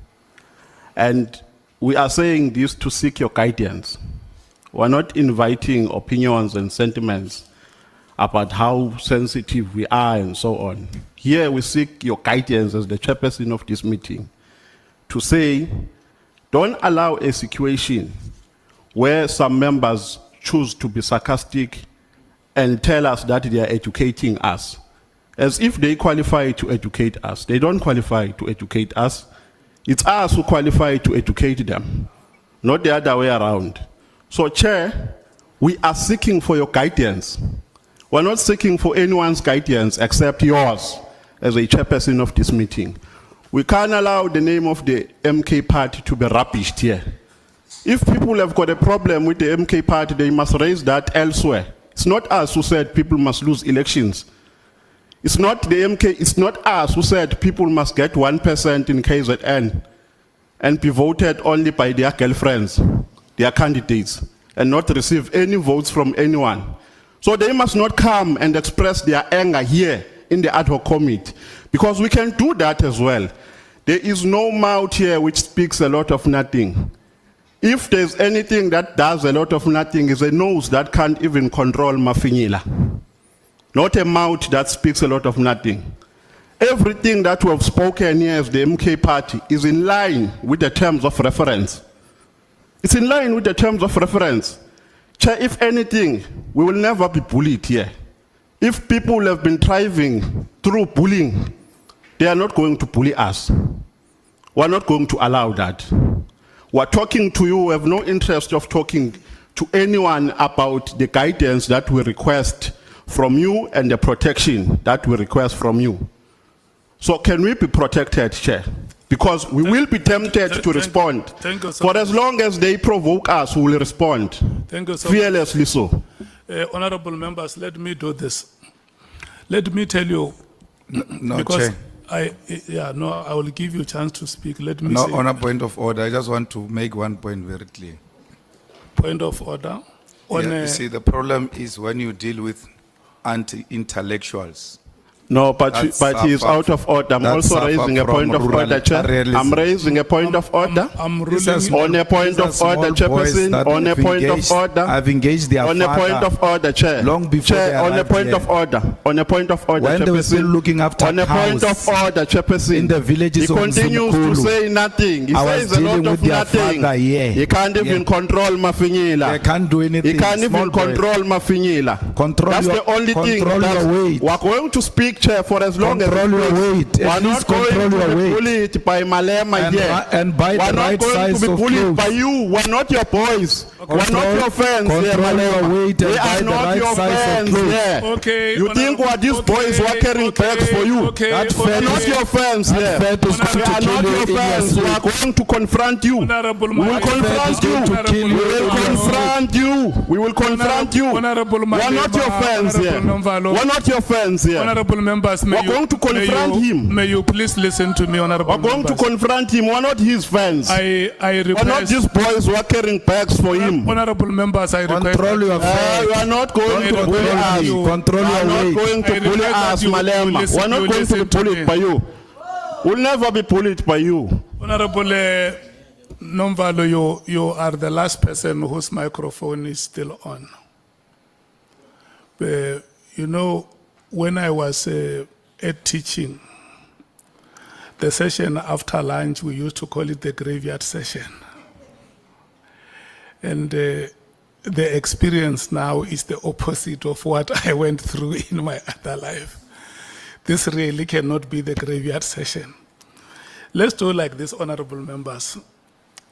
Number one, I want to tell you what belongs here and what does not belong here. Number one is that there is a statement which was made here that by the MKP.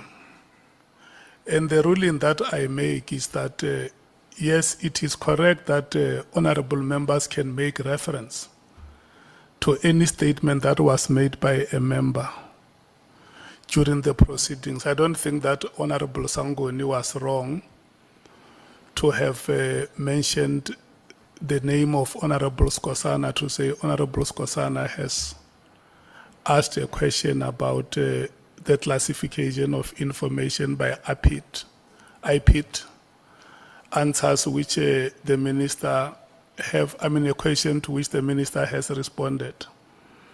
Number two, it is true that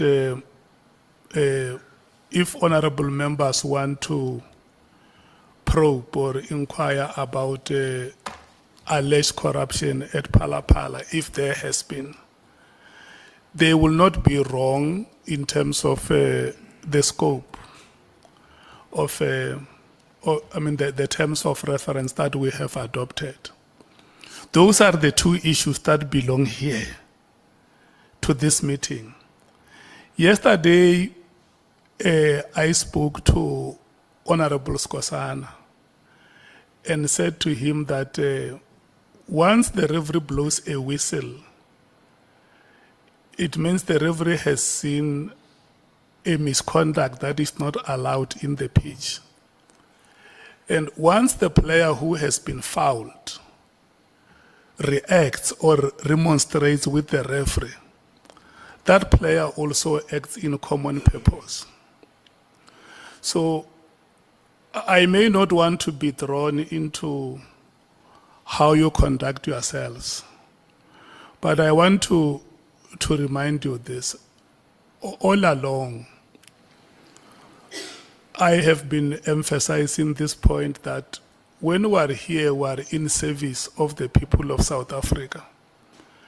And I want to make this appeal once again to all of you, that let us not make the people of South Africa to know our parts, which we are not.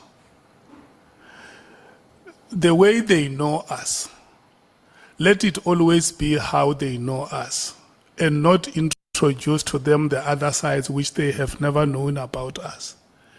Because that is how we keep the decorum of this parliament, and that is how we also keep our individual personalities intact. I mean, it's very, very unfortunate, Honorable Malema and Honorable Nomvalo, that it had to come to the point that it did, and for sure, I think that you should also be regretting that there could have been a way to deal with the matters that you strongly feel about than to have dealt it the way you did.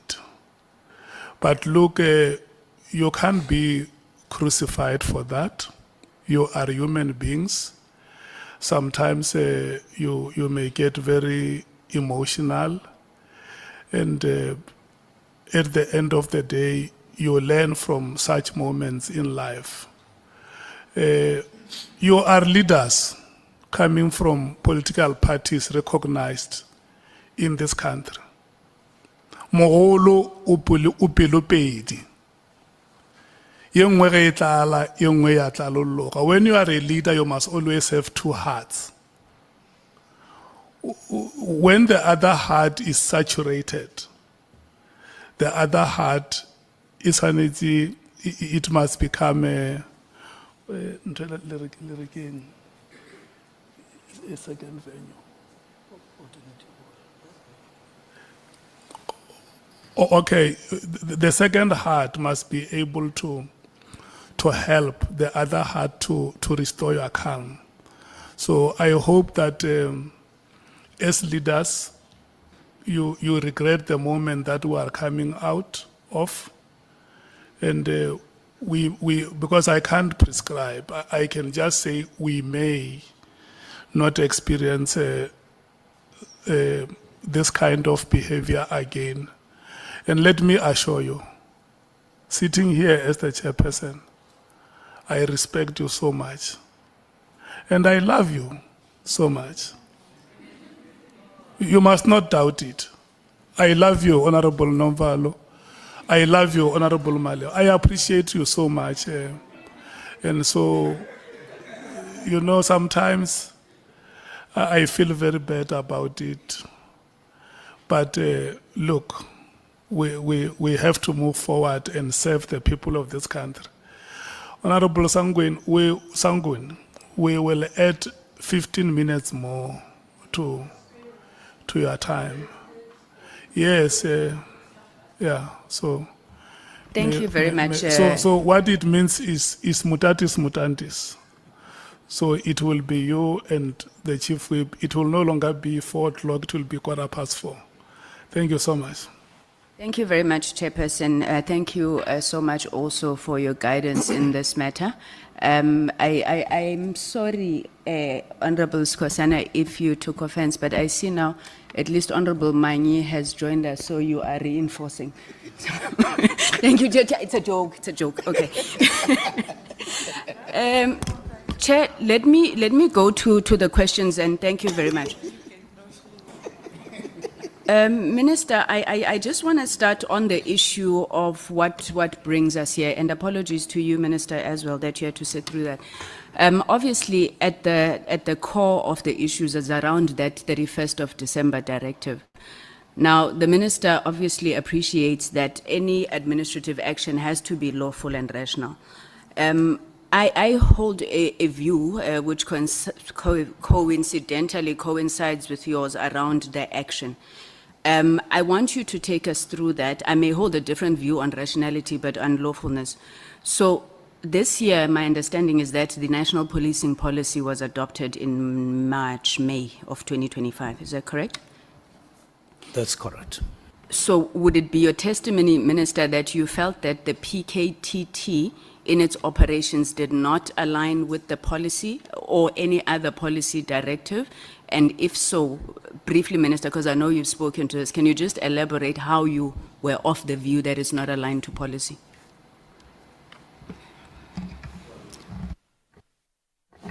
Well, it is more non-alignment with PFMA than any other law, in the sense that more and more I felt that when all the information was before me, I felt that we may have made an error allowing the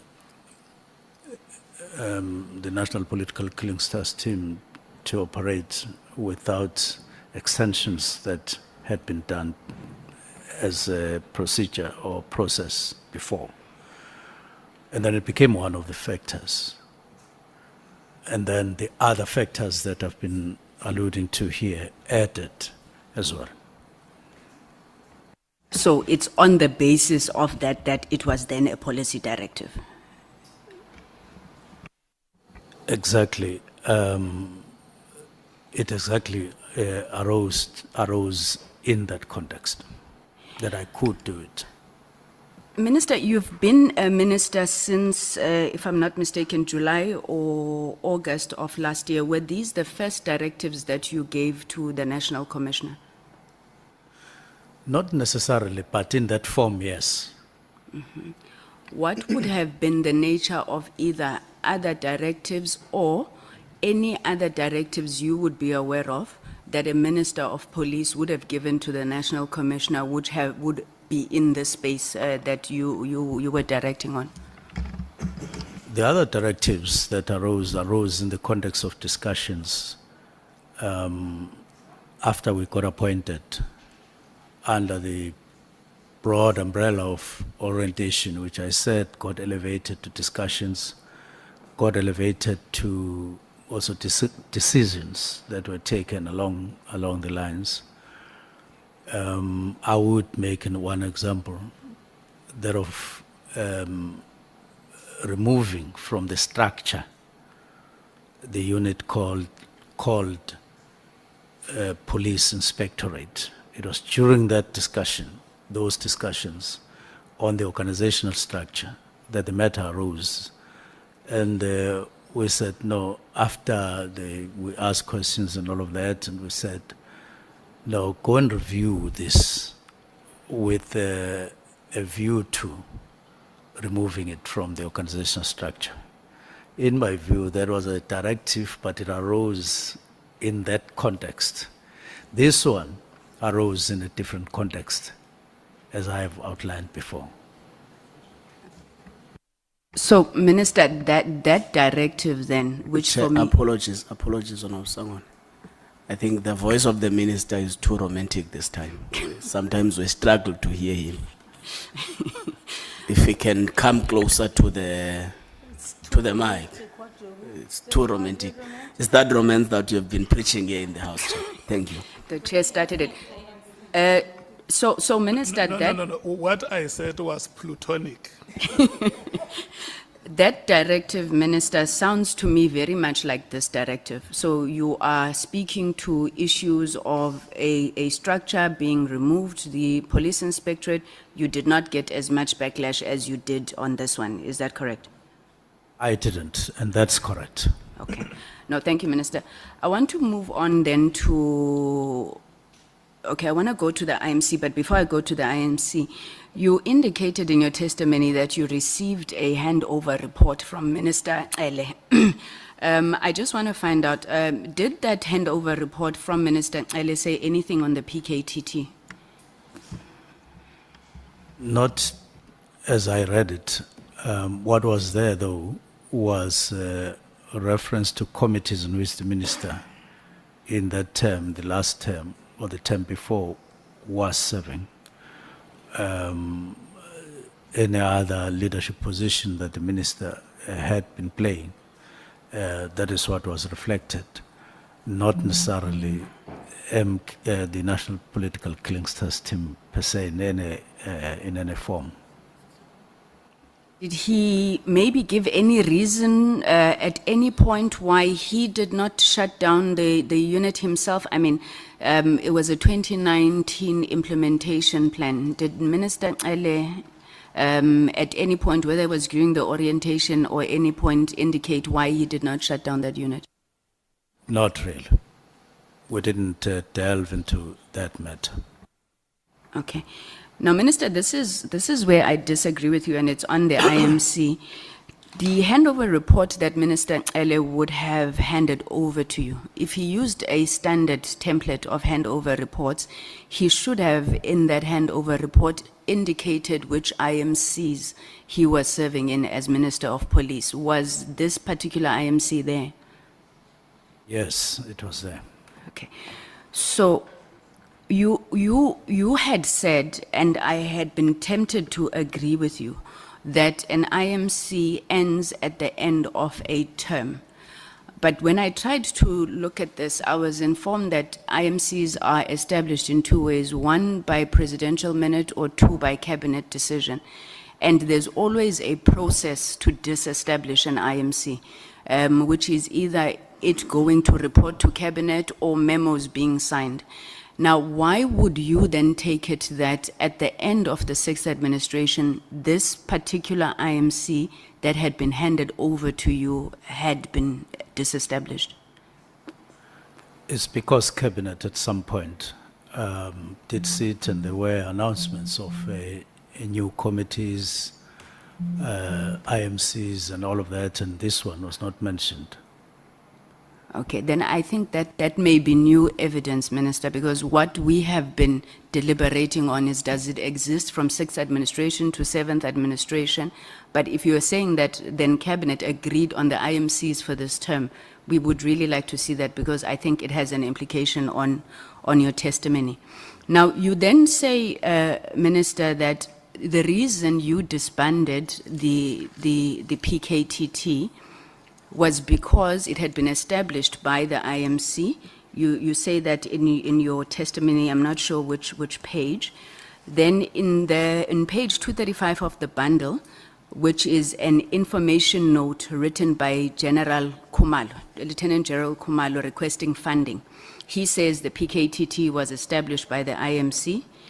Page 247, which is a report to the minister written by General Masemula. In the fourth paragraph, he again confirms the establishment of the PKTT by the IMC. So there's no dispute, I think, there in terms of the PKTT being established by the IMC. You then say, when you took a decision to de-establish the PKTT, was because it has been established by the IMC. Why did you not, and I think you've been asked this question, I'm just not getting it. Why did you not then consult the other ministers who would be affected by your decision to disband? Because you say it was an IMC thing. Yes, the IMC doesn't exist, but why didn't you tell your colleagues who had been part of establishing it? I'm sure it is the manner in which the decision was arrived at. We said with the deputy ministers, I think it was on the 21st of November 2024, to look at a number of issues that were picked up since appointment. In the main, those were complaints and so on of a human rights nature and others about intelligence, SAPS, and some practices, dismissals and all of that. But we were getting allegations as well from different people. And then we said, what do we do with these allegations? In fact, we started by saying, what have you been receiving? Deputy Minister 1, Deputy Minister 2, and then I also shared some of the things that I had been receiving. And the resolution was saying, go and engage the National Commissioner around these matters, yourself, Minister. So we agreed, but I didn't do that. I think it was 21 or 26, thereby. Because we had not discussed the details of the nature in which the form of that engagement, the extent, and all of those things. So I then grappled with that particular question. Now, it took some time, and I wasn't anticipating that there would be an ad hoc committee or a commission. I was just grappling on my own to say, how do I meaningfully engage the National Commissioner? Not just engage for the sake of engaging, engage for the sake of taking meaningful decisions that will take us further and out of what we were discussing, what we seemingly were in. Now, it went on and on because we were busy and with other things, and I wasn't that quick in taking that decision.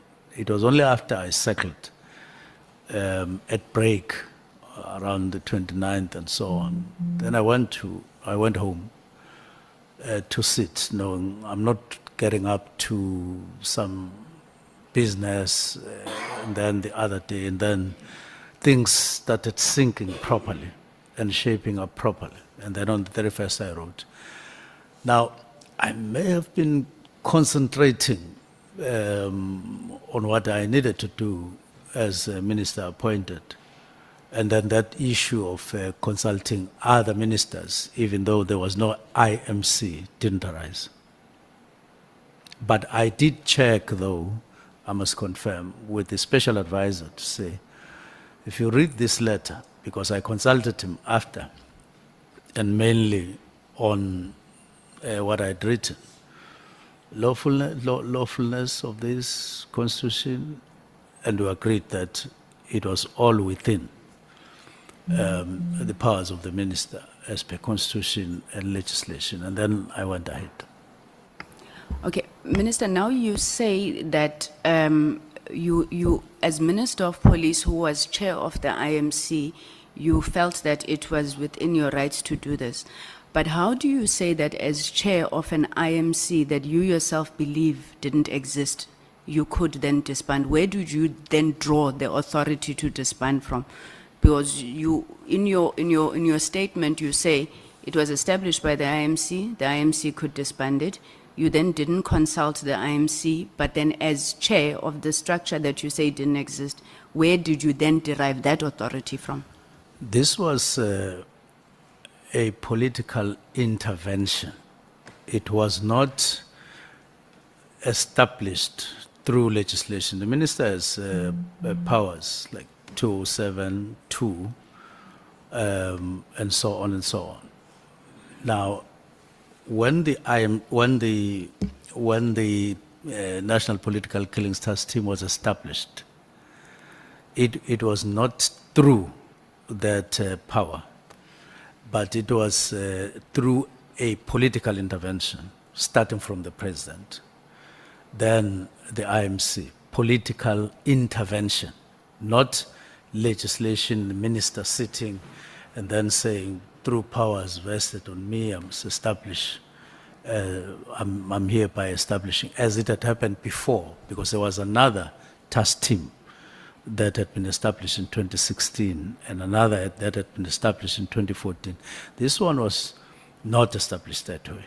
It was political intervention from president to IMC, of which the minister was one. So I then relied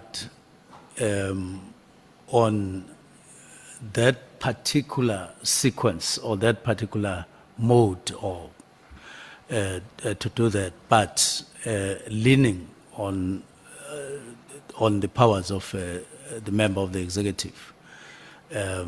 In other words, saying this was political intervention, this is political intervention, but now because I'm minister, I'm using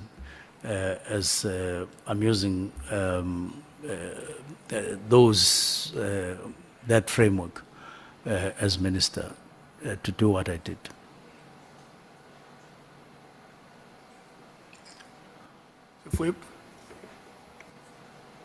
No, thanks, Chair, thanks. And I want to make a follow-up, Minister, on the question and the answer you provided.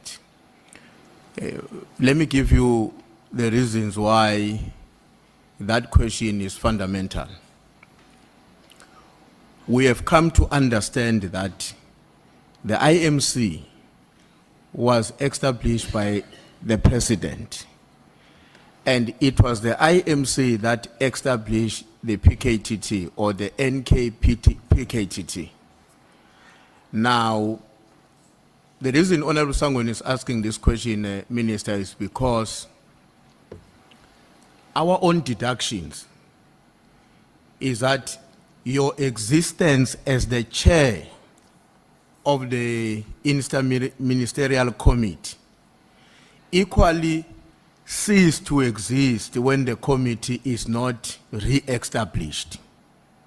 And therefore, where would you draw the authority to disband the entire team as opposed to withdrawing the police who are under your executive authority as a Minister of Police? Because if you had said, no, I was not the chair of the IMC because it didn't exist, but as part of my own job to restructure the department of the South African Police Service or the South African Police Department, I then decided to withdraw the police. If the withdrawal of the police consequently led to the demise of the PKTT, that would be the consequences evolving from your own action. But in this context, you would have exercised your action in the context of the authority you enjoy as a Minister of Police, as opposed to a chair of an IMC that in your own admission did not exist. So I hope you are able to understand where we are coming from and the difficulty we see with the way in which, the way in which you exercise your own logic in deciding for the entire committee, while you as the then chair of that committee had ceased to exist when it was not re-established by the cabinet. I understand. There is the IMC, then the IMC doesn't get continued with or re-established for the 7th administration. I no longer am chair of that. I'm now Minister of Police. Now, I then say, I would want to disestablish this, or I have to disestablish this. And what do I do in this situation? Because of there are this and this and this and this reason. And then we look at the Constitution on what the minister, no longer as chair, we look at and we see there's something called a directive using what now is what was a political intervention now facing me as a member alone, and then I say, okay, because there is this power to do a directive, whose content is not necessarily determined, to say is only directive for this, on this and this and this. I then used that particular power as a directive, to direct, to give a directive. Thanks. Minister, with hindsight, Let me check. Honorable Chief Whip, are you okay? Are you satisfied?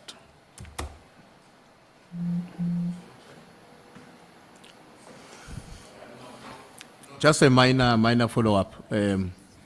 I understand. Let's do this. It will just hold Honorable Sangoni. The clock has stopped. Okay, It will all be right. the Chief Whip, Honorable Malema, and Honorable Ngola. Honorable Minister, the microphone is on your right cheek. If you please make sure that it faces straight to your mouth. No, thanks, Chair. No, I won't be long. I wanted to check, Minister, just one question only, and you will decide whether you answer it as a yes or no.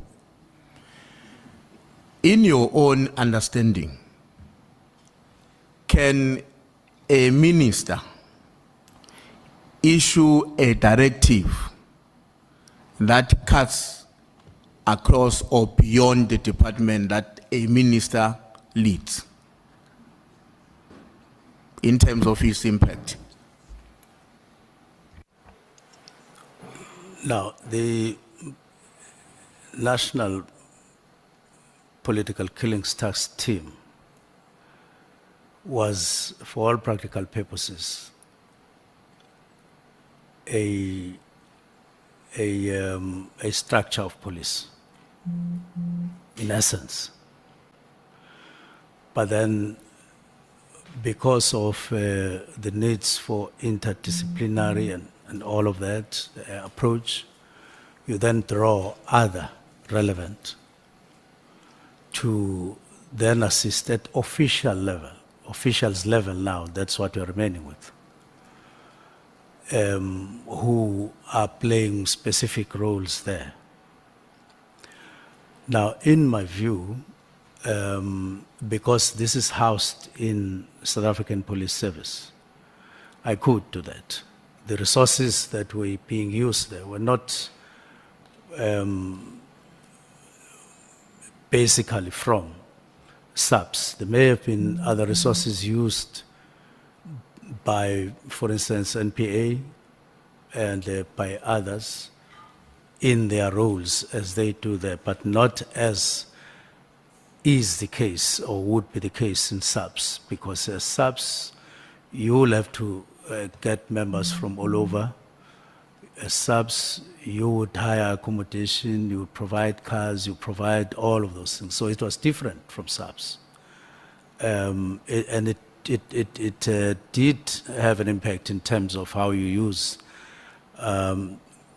resources and so on, far, far more than those other departments would have been consulted once you have taken a decision to say, look,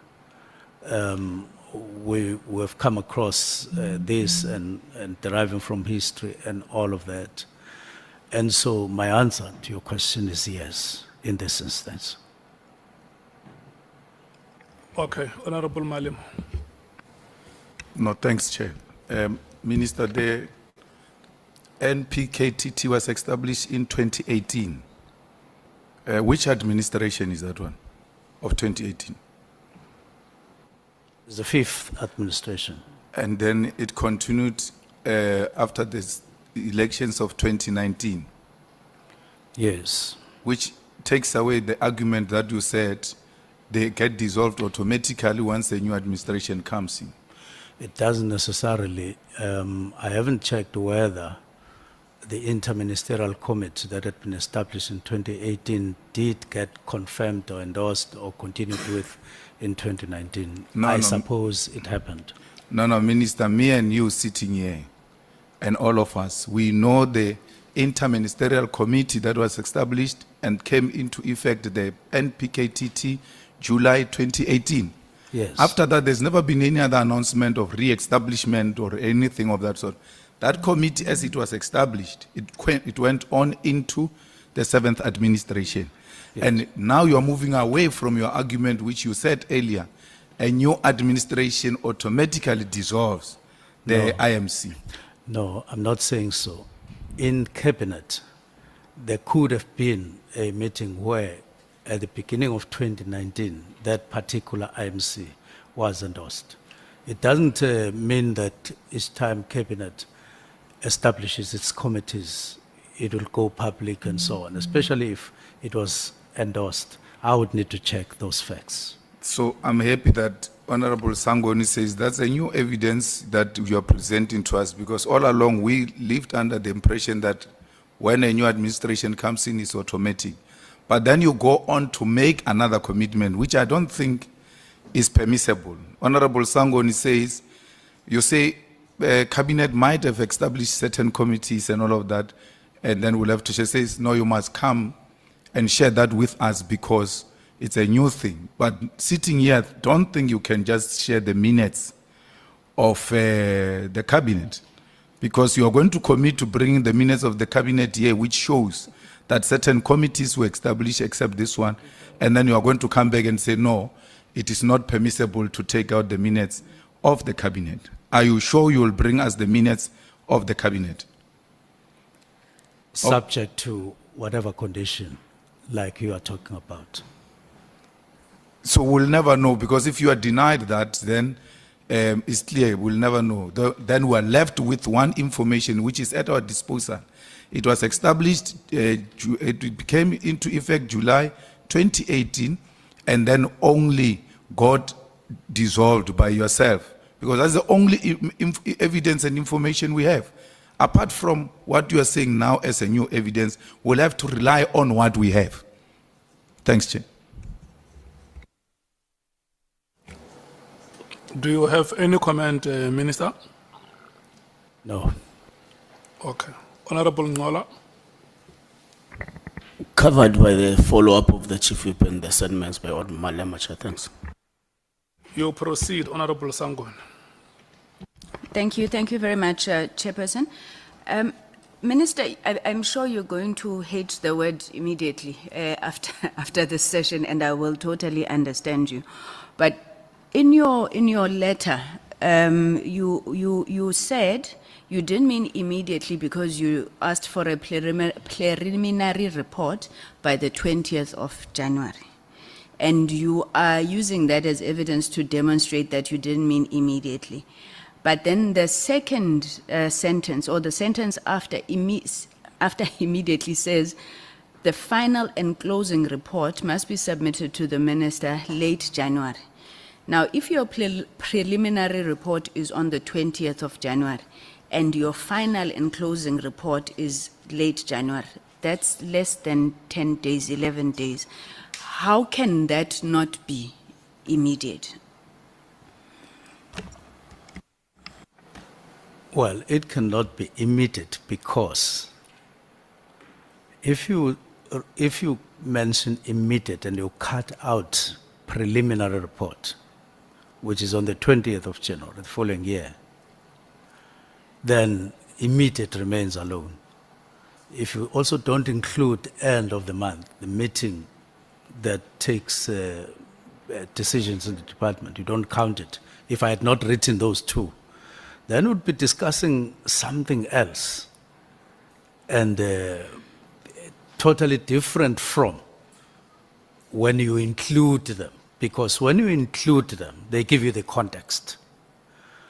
Whether it was feasible to write a report after the preliminary report and then a closing report, it's different. That would be operational. The National Commissioner would have come, would have said, as would have happened throughout the period, Minister, I need 2 more weeks. Minister, I need this. It was happening all the time.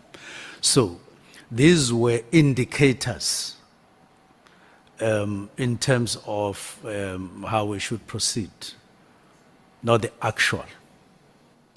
Thanks, Mr. Honorable Malema says yesterday, if somebody says stop a car immediately, you don't expect them to stop it next week. Ne? But would I be correct to say that your expectation was that by the end of January, this team must be shut down? Because when you say final and closing, it means that you are giving them January, 20th of January, they must say this is how far we are, and then end of January, they must have completed. So it was immediate from the point that you instructed them, and by the end of the month, within 30 days, they were supposed to be done. Is that correct, Minister? That is correct, but subject to the managerial aspects arising from the preliminary report, arising from any other later report. Okay. I won't ask you, Minister, because we've already asked some of the generals, but I think 30 days is a very short time, you know, to shut down something of that nature without putting in place plans. But I think your response would probably be that it's operational. But I do want to say that that is the basis, I believe, of you being accused of defeating the ends of justice. Because to say in 30 days with all of these dockets in place, investigations undergoing, end of January, this thing must be shut down. I don't know if you want to make a comment on that, Minister? I do want to make a comment. The directive didn't have anything to do with dockets. Dockets were not part of the directive.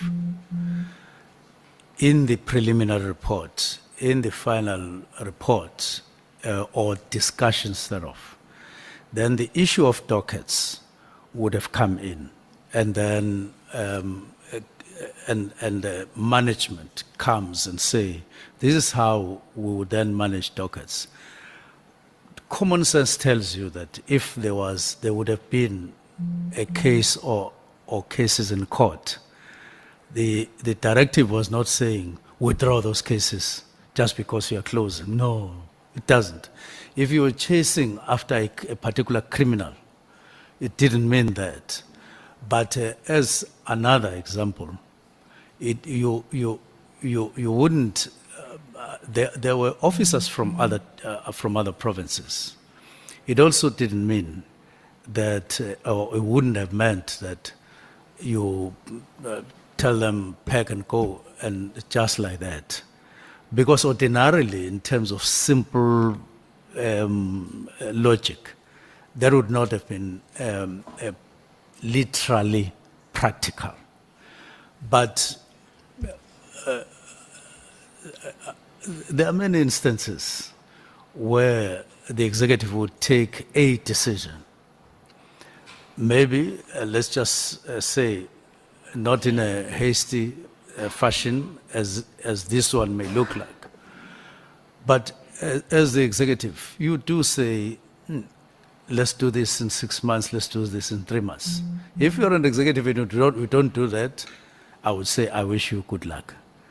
I would still want to see such a person, how you work and how you get your things delivered. But then I gave that indication. But you always know, without any error, that the executive management would vary whatever you say, and then you then move along. It's known. No, thank you, Minister. Minister, what level of detail do you get briefed on when it comes to... Just hold Honorable Sangoni, Honorable Malema. Sorry, Honorable Sangoni, the chair is not looking at us, so that's why I'm screaming. Minister, we really have to take this process very serious. You can't say stop immediately, stop end of January. Doesn't mean if you are taking matters to court, you'll have to stop. It doesn't mean if you are chasing criminals, you'll have to stop. But what is the job of this team? Because its job is to take matters to court, is to chase criminals. So when you say if you are chasing a criminal, it didn't mean they must stop chasing criminals immediately. If they are taking matters to court, it doesn't mean they must stop taking matters to court immediately. So what was immediately going to stop? Because that is at the core of their work. Now, the question and the answer arose in a context of dockets.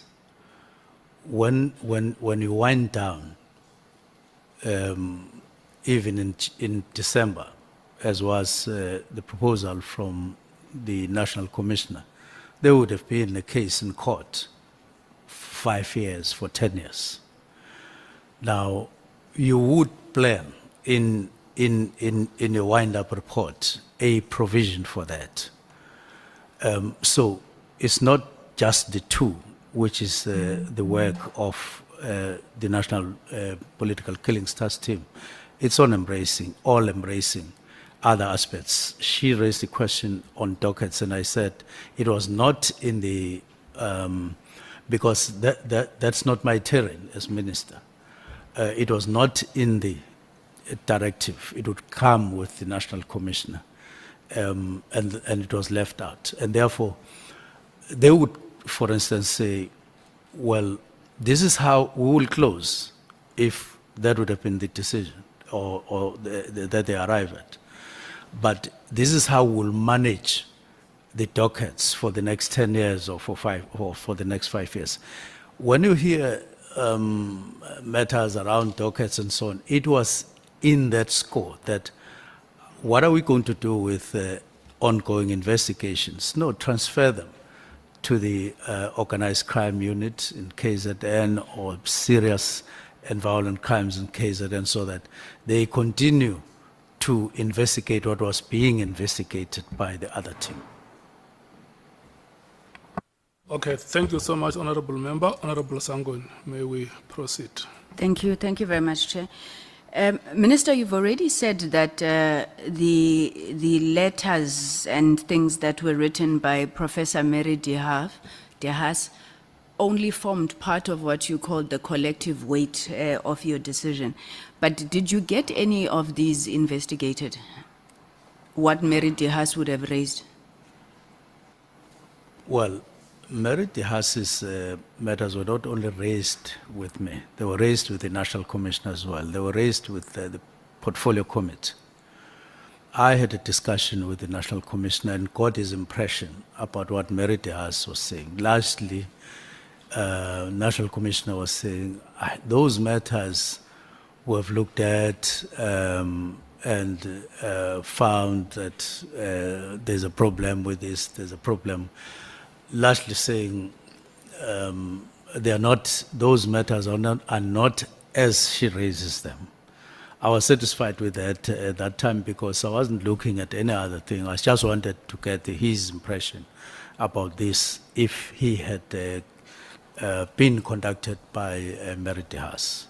So I then left that and moved forward with that kind of response.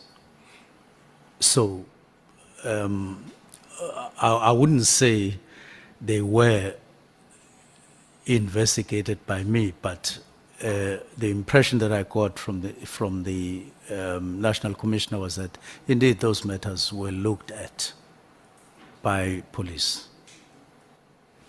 Okay, Minister, on the basis of that response then, it doesn't make sense to me why you would then include them as part of the issues that you considered to be underpinning your reason. Because if I heard you correctly, you're saying you raised these matters with the National Commissioner, he dismissed them, you were comfortable with that. But we've got pages and pages of Mary de Haas here, so why would you then have them as part of the reasons why you disbanded the PKTT? Now, they exist. Those matters exist.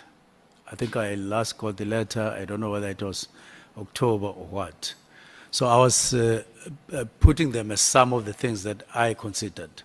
I didn't ask for a report from the National Commissioner to say, give me a written report on your investigation on matters that Mary de Haas had raised. I just took it, I took him for his word. But here, the intention was to say, there is an indication of some problems. I could have added that I asked the National Commissioner and it dismissed them and so on, but that was not the intention. It was merely to say there are these matters, whether they are current or not current, but I did consider those matters. Okay, why I was asking about Mary Dehas is that in paragraph 93, Dehas says that the task team achieved virtually nothing in 6 years except to cover up for politicians. Now, when you spoke to the National Commissioner or in your own investigations, did you find out who these politicians the task team is covering up for? Not really. Would it be something that is being looked at, because it's quite a heavy statement and it speaks to issues of political interference in the work of the PKTT? Would the minister not think that that's something that you need to follow? Well, I read the whole letter, the letter as a whole, and I could see that it has got various matters, and didn't really go to each matter per se. And I did say that earlier. I didn't necessarily want to put that as the only weight or as the only issue. I just took them as a collective, those issues that she was raising, that she is complaining about various matters, not necessarily one by one, necessarily, but I still took them on board when I, especially having not gone into all of them myself. So I said maybe I should just flag these matters as matters of concern, but I knew that these are not the only ones. What has been your experience, Minister, of political interference in the SAPS? I mean, you've been there for a year now. Is there political interference that you are aware of in the functioning of the SAPS in particular, but maybe the criminal justice system as a whole? I listened very carefully to General Mkhwanazi when he was making examples of what he views as political interference. Number one, he used a case where I called a district commissioner somewhere in KZN for some information. And then he said, this is one instance for political interference. What actually was happening there, for your benefit, I was driving to a funeral of one councillor that had been murdered. Now, when I got closer to the marquee where the gathering was, I checked my notes, and my notes didn't include whether those who had been apprehended were still in with the police or they had been bailed out. So I just needed that when I addressed mourners. And so I called one official that I was with who had, was already there to say, just get me the number of the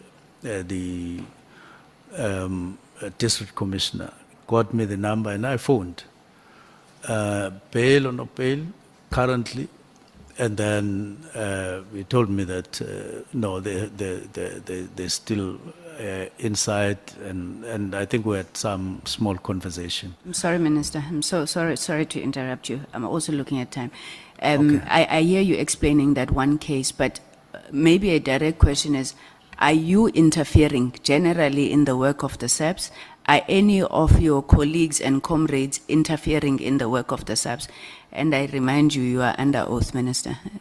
We really need to understand, are the police being hampered from doing their job because of political interference? To be honest, I know of no instance that I could be accused of interfering, political interference for. And so it sounded very strange when I heard that, and I couldn't recall and whatever instance, but whatever may have happened before, I don't know. But as far as I'm concerned, because I'm currently there, I couldn't recall any instance. I listened to the instances that he was talking about, and I don't agree that that constitutes political interference. Thanks, Minister. So in your opinion then, what is at the center of these divisions amongst the higher echelons within SAPS? And outside of calling that peacemaking meeting, what have you sought to do about these divisions within the leadership of the SAPS? These divisions seem to be rooted in some past, if you look at them, if you listen to them. So when I came there, they were already there. Let me make an example. National Commissioner and Head of Crime Intelligence come to brief me high level and make reference to General Khan that they are investigating him, they are at an advanced stage, and they have an intention of arresting him. And I respond by saying, you have my support. Then, I think a few weeks later, they then put something called expeditious kind of process to deal with him internally. Now, he then takes SAPS to court. He wins in court. So there's now no expeditious process. They then take to internal process, and he undergoes that, and he wins the case. Now, when he wins, it means he has won both cases that were at an advanced stage for him to get arrested. Now, I didn't understand that to say so, because I had asked the day before the matter was going to go to court, are we confident that there is a case? I was just asking because I had not been aware that I had been cited as a respondent number one. So I only became aware on the day before.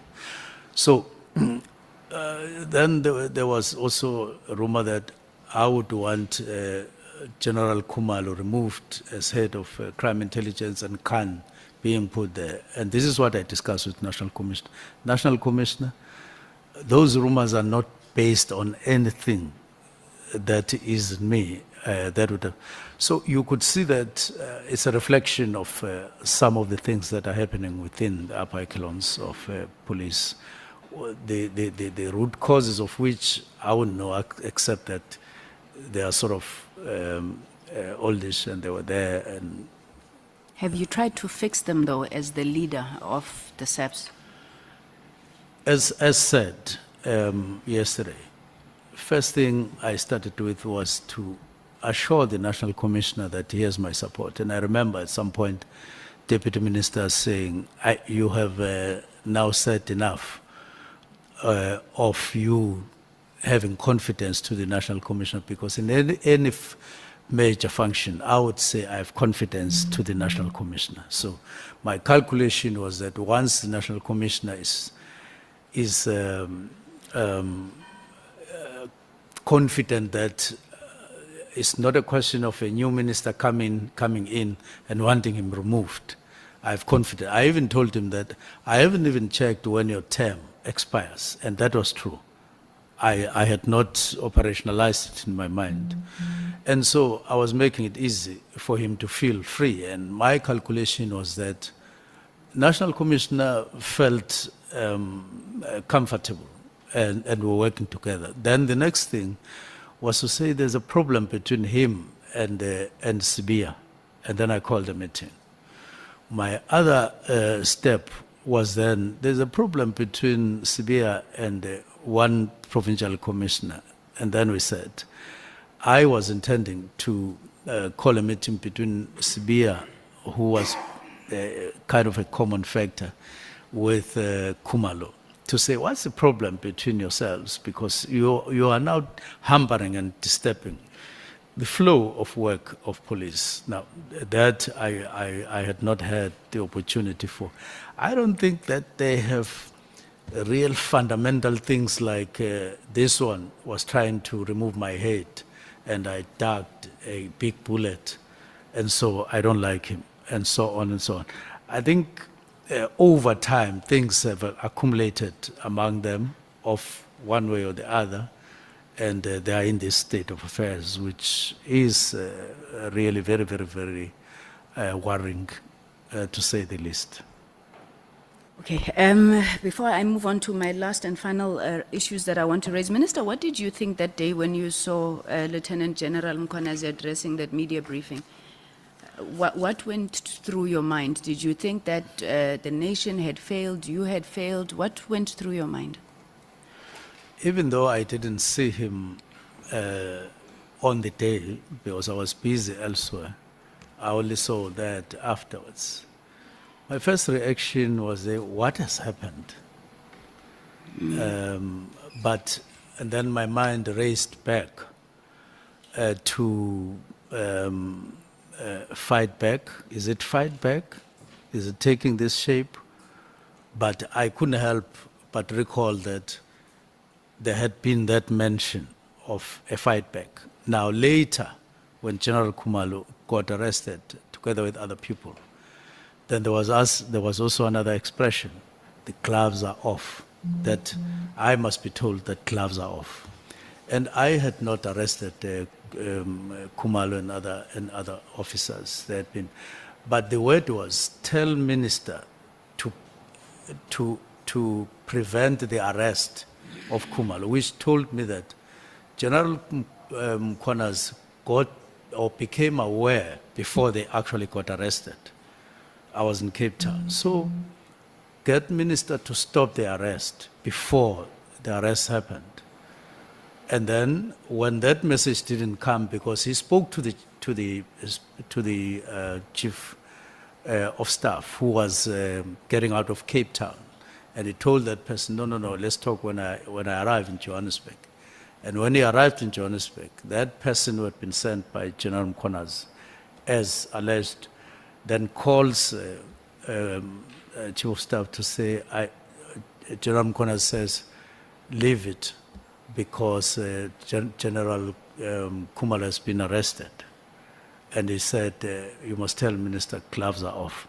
So I'm looking at these things that are happening through the lens of those two expressions, and in between a lot of other things.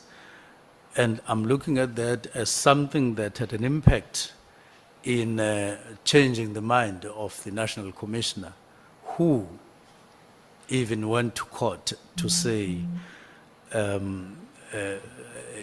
he thinks that, or in a sworn affidavit, that he has no problem with the directives and so on, but the how part, and he wrote it down in black and white, which is further evidence that he had no problem and so on. He would then turn later when he went to the commission and for the first time clarifying where he stands and so on. Okay. Thanks, Minister. Just my last few questions. You spoke about the Chief of Staff now. Minister, what framework demands that when you're hiring a Chief of Staff, you have a panel of interviewers, firstly? And secondly, who were on the list of other candidates that you mentioned that this panel was looking at? I was meant to come with how, I don't know whether I got it. Yeah, how I rather read that to say this is the standing practice, and then I'll come. Sometimes there's compliance, sometimes there's no compliance. I'm finding it. Okay, while he's still looking at that, sorry, Minister, we'll come back to it as soon as you get it. So, Chief of Staff has got a BTEC in policing and a diploma or so. The position of Chief of Staff is at a level 14, a Chief Director in the Public Service, Major General in the SAPS. The minimum requirement for a Chief Director is an NQF level 8, which is a honors degree. So does the BTEC equate to a NQF level 8? It would be honors and or. Then they will put other things. But does the BTEC equate to the NQF level 8? No, it's 7. But if you have a diploma or diplomas, then it... Minister Susqat, is it not NQF level 8? then if you have anything else, but for the door to be opened, it has to be a NQF level 8. For sure. Let me see what happened. But there are specifications. But those specifications, I know that if you have other things, it happens that way. Okay, maybe, I don't know if your legal counsel would either would have a job description or an Yes, advert for a level 14. Yes, I'm because- saying this because in many instances it has happened that a person doesn't have an honors degree, but has a junior degree plus other things that when when SACA investigates or go through your qualifications as a whole, they peg you at a required NQF and they say you qualify for that. It has happened that way. Okay, Minister, you were Minister of Public Service and Administration, so I'll take your word for it, but I have never seen it in practice. Otherwise, many people would not have studied if we could pack to get to NQF level 8. I'm not Yes, sure I if know. you've got that Yeah. information, I Minister. don't know. I didn't. Honorable Sangoni, Yes. your time is no more. Yes, the Chief Whip has said that he's taking over in 5 minutes. My last issue, it is my last issue. My last issue, Minister, is on the signal messages that are in this document. When the Minister was testifying and he was asked about this message on page 79, which says that, Minister, I've got the case number in the judgment, now we've got something proven by the court. This is a matter which either Sibia or the Minister can charge Khumalo with and apply Rule 9 of the disciplinary hearing. You testified, Minister, that you didn't know what he was talking about, so you didn't pay attention to it. But this is a big thing for you not to pay attention to it. When Brown Mkhotsi says, I've got something that you or Sibia can use to charge Khumalo, and he tells you what to do, how could you not seek clarity on this thing? Why would you just leave it? And then why would he refer to the two of you as a collective we? Minister? In the first place, there's no minister who would have charged Khumalo. No such a thing. And I doubt if the Deputy National Commissioner would have done that. And both of us, the Minister and the Deputy National Commissioner, is just a no. There's no such a procedure in the first place. He can only be charged by the National Commissioner or from outside. Now, when it came as one thunderous thing, but about nothing. So I disregarded that on that score, that I didn't understand the meaning thereof.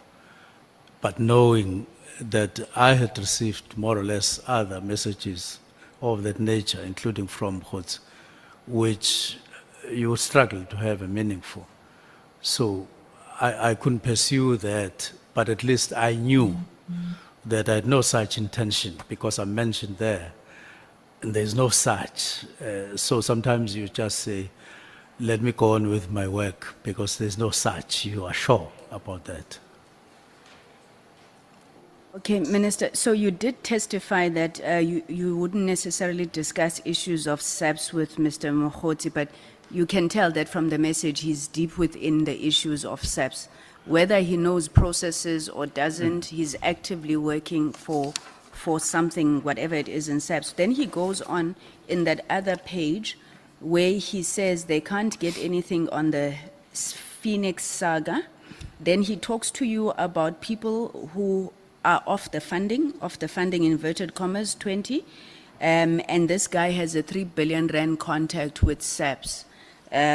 So he's also talking about setting up that meeting between Deputy National Commissioner and Chief of Staff. This doesn't sound like somebody who was not deeply involved in the issues of SAPS, Minister, and he's writing to you about them. Let me just, What would you do when he does things like this? let me talk about 3 billion, what tender. I didn't even know, up to date, I don't even know what that tender is, what it is all about. I didn't know. One thing that I noted there that we had spoken about with him was the Phoenix thing, where he had called me and alleged that there was an investigation on Phoenix, which Phoenix is a wholesale in KZN. So he said there is somebody who is investigating and wanting to trump up some link or some trumped up links between me and Phoenix, and I didn't even know what that thing was about. And I said, you will tell me when you know something better about it. We're on the phone. So when it returned in the manner that it returned, I assumed that it refers to that. But the 3 billion tender, I didn't know. I didn't even phone him back, nor did I respond, because I just got lost what that thing was all about, let alone that I have nothing to do with tenders and SAPS, except in an instance where, like the one of 360, where I came across something that attracted me to make an inquiry with the National Commissioner. Okay. Just to correct you, you did respond to that message, Minister, but it's cut off. That's the one Honorable Vessels was referring to yesterday, where you said, Minister, this is the last question. I'm going to close my laptop. I just need to read this to you. So you said since the 6th of July, you've been smelling, looking, everything, General Mkhwanazi. You addressed a meeting of the ANC recently, outside the scope of terms of reference, I know. But I was very interested in what you said. And because you were wearing General Mkhwanazi, I wondered if this had anything to do with the current saga. There you said, uma uguti wenze iphutha, ulenze iphutha ngoba phela umuntu ngumuntu. Ungasabi ukwenza iphutha, ulenze nje. Futhi uma bekugxeka bavumele. Do you remember you talking about that? Yes, I remember What that. mistake did you, if you were talking about yourself, Minister, feel that you made there? I mean, you go on, you know what you said, Yes. right? So what is it that you were addressing? What mistake, and from this experience, do you have any lessons that you think you've learned?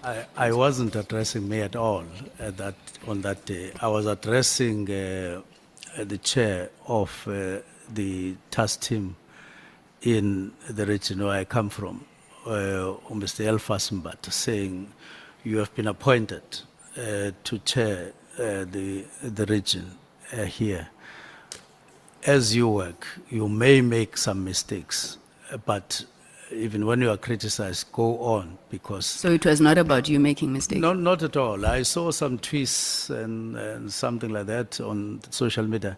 It had nothing to do with me. I was almost facing Mbata. Have you made any mistakes, Minister, and do you think there's any lessons you need to learn from this? Yes, there would be mistakes.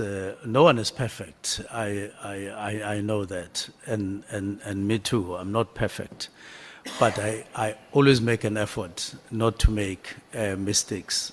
But even in that, but when I realize that I've made a mistake, I try by all means first to admit that I made an error and then correct whatever error I would have made. Thank you very much, Minister. Thank you, Chairperson. Thank you so much. Chief Whip, the honorable member has informed me that your time is indivisible. So your time is going to expire at 20 minutes after 16 hours. So let me just take some 10 seconds and recognize Honorable Manyi from the MKP. If you can please raise your hand. Thank you so much. Honorable Nana from the DA. Thank you so much, honorable members. Chief Whip, you may proceed. No, thanks, Chair. I think, Minister, I think the first thing that I just want to bring your attention to, and you don't have to go and read because I will quote and give you the context. On your affidavit which you presented to us, paragraph 27 and paragraph 37. Paragraph 27 talks about the fact that the extension of the lifespan of the PKTT was done on the basis of a consultation between the minister and the national commissioner. And I would imagine that would be a meaningful consultation, meaning a direct consultation that would have taken place. Now, on paragraph 37, you are then saying that you are bringing to our attention actually that both generals, Masemula and Mkwanas, in your own words, you are saying they failed to produce the evidence of the extension because the last extension that took place was before the resignation of the then National Commissioner General Sithole. Now my question is, in terms of that position, Minister,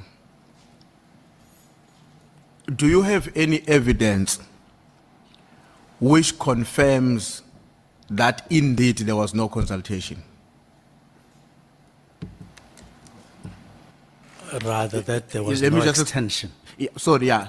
No, let me explain why I'm putting it this way. Remember, your contention is that throughout the period after General Sithole departed, the two generals who came before us were unable to provide evidence that the sustenance of the PKTT was as a consequence of a confirmed consultation between the National Commissioner and the Minister. That would be Minister Pegicel in this case. Now my question is, do you have evidence that actually there wasn't any consultation? Remember, they didn't give us evidence that there was a consultation according to your contention. But will you be in the position to give us evidence contrary? That actually here is the evidence. There was never a consultation. I'm trying to think what form other than that it's not there. Maybe some investigation, because you can have it in concretely when it is there, but when it is not there, it will be difficult to say here is evidence other than via an investigation within the department to say. But on my check, I was satisfied that none exists. Okay. Now, in the normal course of events, would that consultation only be limited to a written and signed document between the Minister and the National Commissioner, or it might also include a conversation between the two? I would basically argue that it would have been written based on information that I got, that it was written, but I can't deny that it may have taken whatever other form, if it did. Okay. But in this instance, Yeah. yeah, No, it was no. based on written. Okay. No, thanks, Minister. I was asking that question because I thought, because even when General Sithole left and General Masemula took over, I suppose that's how they followed each other, or whatever the sequence might have been.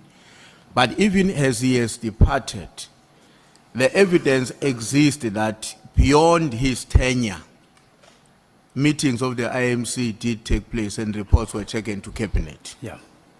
which may therefore justify a conclusion that in whatever form it may have taken, a green light was given by both Minister, the then Minister Khusela and the National Commissioner for the PKTT to be extended. So that is the point that I wanted to make. You may want to comment on it. Yes, it's not just the reason why I was doubting verbal, it was because it has to be in the form of an assessment written down, as opposed to a request for money. There's a distinction. That's why the CFO in 2024 March talks about the need for a work study if the National Political Killings Task Team is to be drafted into the organogram. It suggests that there would have been a work study. It can't be verbal. And such a work study signed and would then extend the term, and then it would release money, as opposed to the process going the other way around. So I doubt that you could do it verbally, both the assessment and signing for the extension. So in that context, Minister, shouldn't we then come to the conclusion that if there was an expectation that a meaningful consultation will occur between the Minister and the National Commissioner to extend, that therefore a meaningful consultation would also be rationally expected between the Minister and the National Commissioner to discontinue? It would be expected. It would be expected. I think so, if I hear you well. Okay. But in this case, we can conclude that because if the way in which you would expect it would be in a written form, in some form of an assessment, remember, between the big chiefs, the Minister and the National Commission. Yes. Would I be wrong then to conclude that that did not meaningfully happen between the Minister Mchunu and General Masemula in the case of a discontinuity? That there was no extension. Meaningful consultation between the two chiefs that, okay, were discontinuing. No, I have explained that I didn't consult per se on face-to-face or in writing, but there were meetings on factors. I singled out one factor that I had a problem with. It is the category of people who came to report certain things, certain practices. And I felt that because of this factor, I wouldn't be able to, I would be able to rely on it to effect the directive. And then we will have discussions later, but I took that as risky and serious, and that I wouldn't be able to go to anyone and talk to them on this particular matter. Okay. But others, I would want to you to underline that there have been processes, there have been everything, but not on the actual directive to disestablish.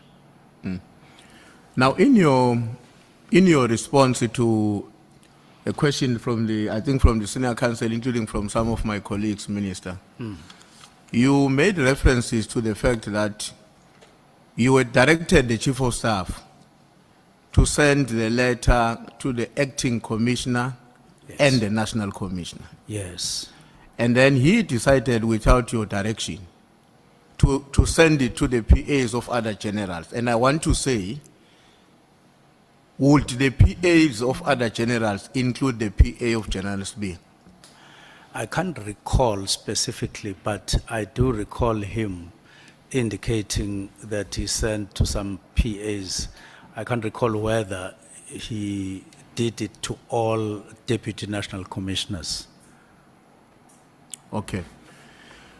I'm asking this question, and I really would not hold you accountable for that because that was a person acting outside your instruction. But I'm asking this question because a particular web has been created of Mohoti, Matlala, Sbiya, and I will explain later on why that web becomes a matter of concern to us. And his conduct to decide that beyond what the minister has asked me to do, I'm also sending to all others. Because when you read that web, it becomes, it's very difficult to believe that he would have excluded the PA of General Sbiya. Yes. And it's very easy to conclude that the inclusion of General Sbiya's PA may very well be informed by the fact that he had an interest for Sbiya to act faster without being delayed by anybody else above Sbiya. I mean, that's not your question. It's a question we will pose to him, given the deductions that we can make when we look at the sequence of events after that. But I'm not posing it to you. And then when you were responding to Honorable Malema on the Mohoti question, of course, you referred to the character that you did not know, and we explained what you explained. I don't want to get into details about what exactly did you say. Now, he appears to be very central to the crisis we are handling, Mohoti, in one way or the other.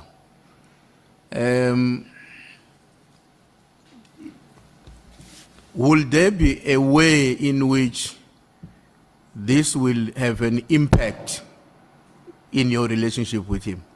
Will it define the relationship in any way? You don't have to tell me in what way, but given what has happened now, and here is this character, do you think that is going to redefine the way in which you related to him?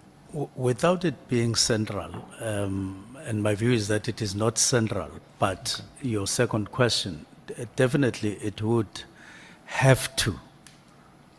It will have to affect the relationship. Why? Because I related to him as an ordinary comrade, just like I do to other comrades, many comrades. And then I relate to all of them without asking them many questions. Like when I heard that he may have had his membership expired, I recall, I never asked him whether your card is current. And it happened so with other comrades. So I would say that I just took it as a comrade whenever we talk and relate. It's only now that I get to know other things that, there's this as well. So he talks to so-and-so, he talks to so-and-so, all these people that are being revealed in the Madlanga Commission, which I had no information about. The first time I sort of blew my nose was when somebody said, this guy seems to be talking about you dropping your name, and so on. It was sometime this year, to which I reacted by calling him to say, I'm getting information that you dropped my name where you are and all of that, which he denied. And I had no way of, confronting him at that time to say, but here and so on. But it will definitely redefine the relationship. It will have to redefine. Okay, thanks. Now, when you were responding to Honorable Nomvalo, I think he was asking you a question in relation to how you gathered together the information which help you to come to a conclusion. Some of it was from the public, others, so it came from different centers or different platforms. Yes. Now, given what I would say, Minister, is an established fact, at least in my own assessment, that there's been a huge public condemnation of this decision. Now, the decision I'm talking about is a decision to de-establish the National Political Killing Task Team. I may be wrong, but my own assessment is that there's been a huge public condemnation.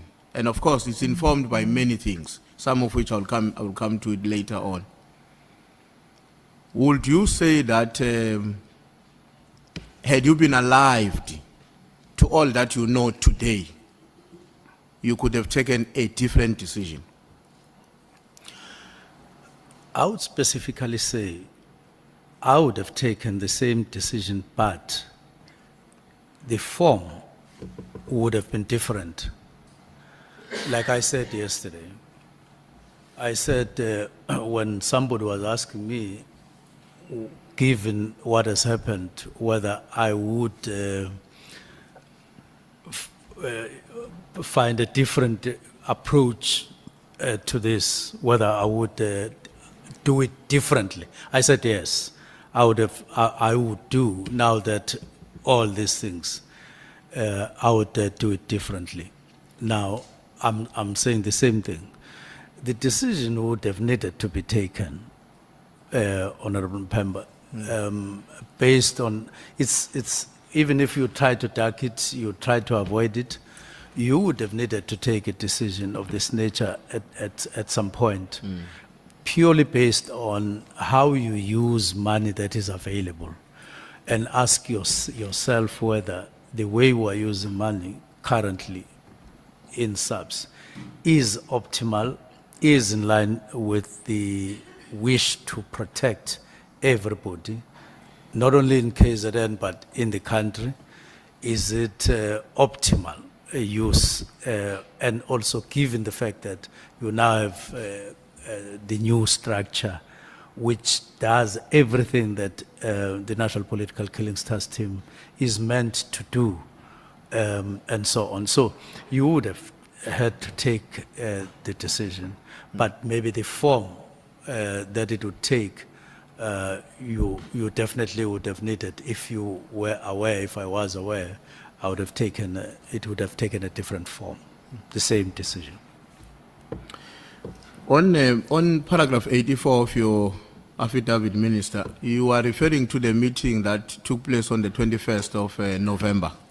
And that is a meeting of the minister and his two deputy ministers. And you are very particular that that meeting, among its own part of its decisions, was that the minister must have a meeting with the National Commissioner. Yes, there was a web of, a lot of allegations that were there, and the direction was that the minister must meet with the National Commission. Now, before you answer that, on the 22nd, there's another meeting that takes place, which is not a meeting of the minister and the National Commission, but it's all other people who are there. Was the meeting of the 22nd already planned when you went to the meeting of the 21st? Yes, because we can't, we couldn't call a meeting in a day. It was already planned. It was already in our plans. I think we had a little chat about that even on the 21st. But yes, it was already planned. But on the first question, the actual resolution was that no, engage the National Commissioner, of course, in a meeting. That was how we framed it. Don't you think that maybe if you had engaged the National Commissioner in a way that I think you were directed by your meeting with your colleagues, as opposed to engaging him in a bigger meeting with everybody else on the 22nd, you would have understood each other very well? And I'm asking that in the context of the fact that the National Commissioner came to you a month earlier, in October, and raised concerns about some of his colleagues, including his deputy, General Sbia. Now, you now meet on the 21st of November, again on the 22nd. And we got a sense that on the 22nd, that is where a discussion took place about challenges facing the organization. But don't you think that a one-on-one with him to go deeper on these matters would have been helpful as opposed to the 22nd meeting?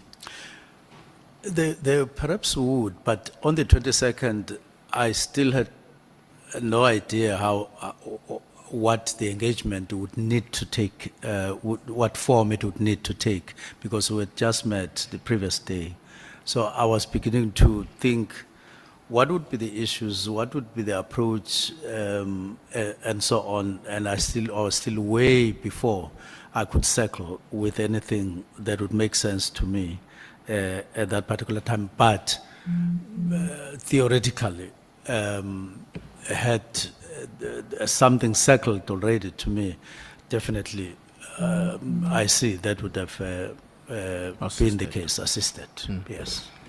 I'm asking that, Minister, because I mean, you sit with your deputies, and that's a political leadership of the department. And I imagine that when you were looking at these allegations, you were not looking at them in general.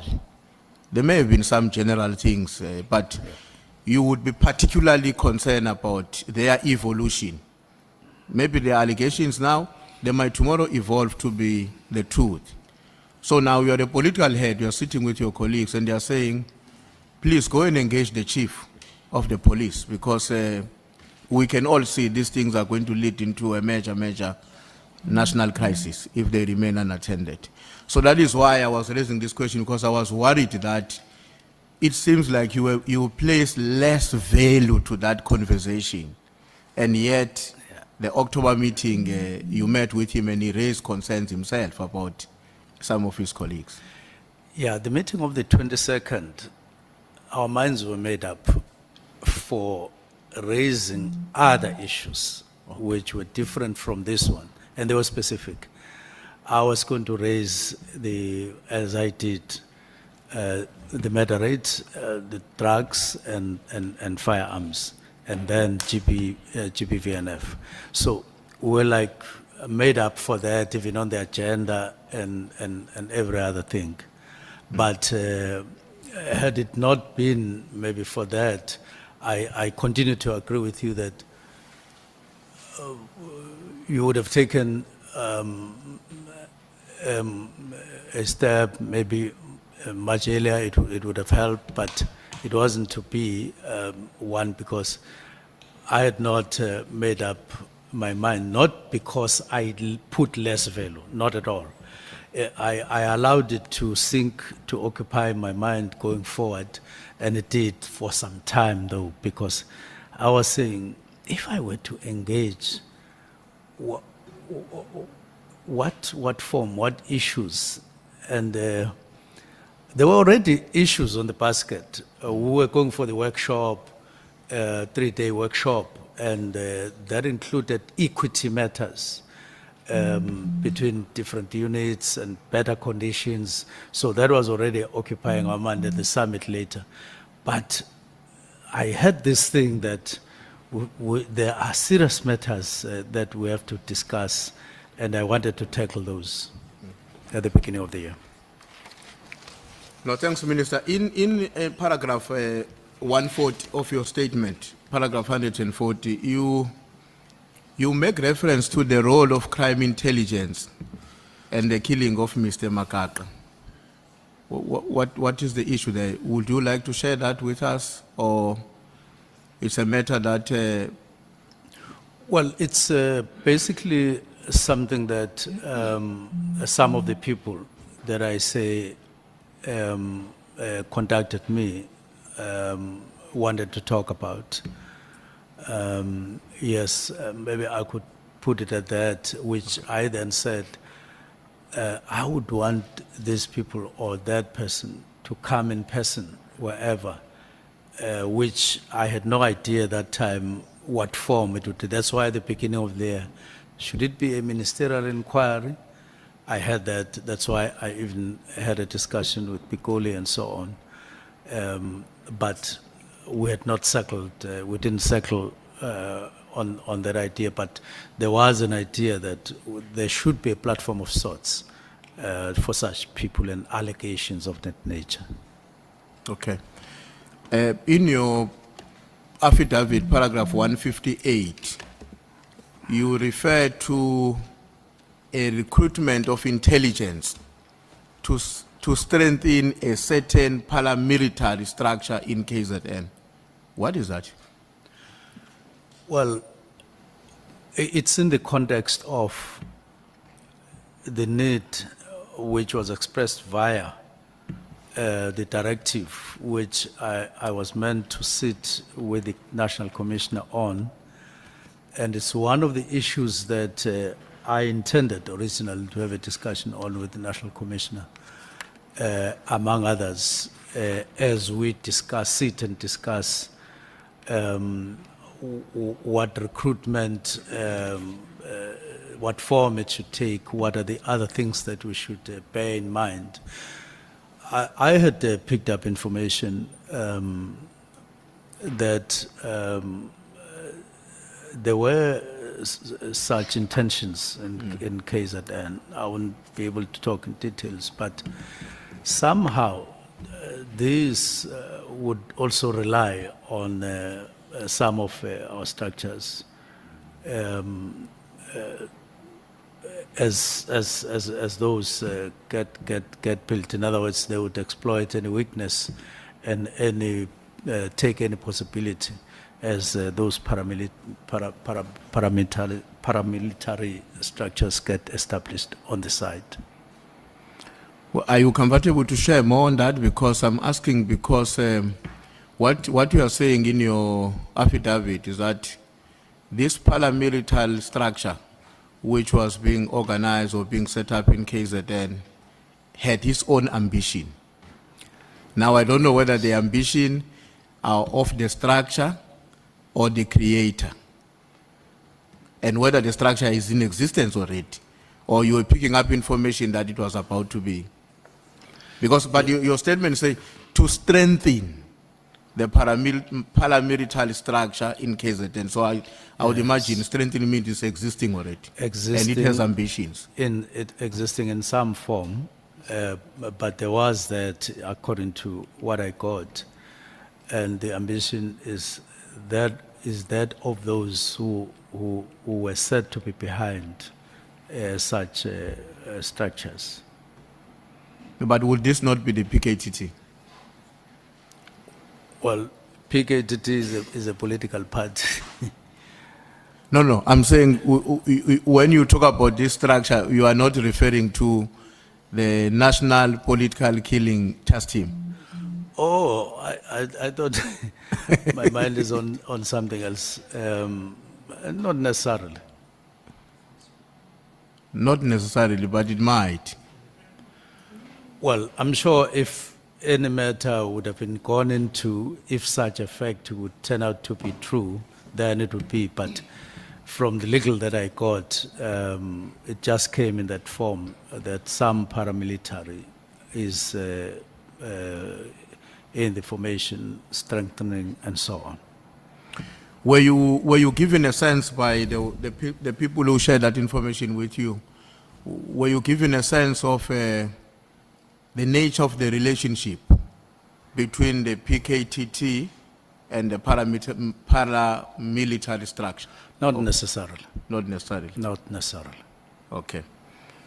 I hope that matter, Minister, will have to be followed very urgently, given the fact that, as you know, you know where we come from in KZN. I don't have to educate you or anyone about it. And of course, if at your level, there's an observation of a structure like that being in existence and with its own ambitions, which I would imagine are devoid from the ambition of the South African security forces, that does present a particular threat. I agree with you fully. Thank you. And then, Minister, the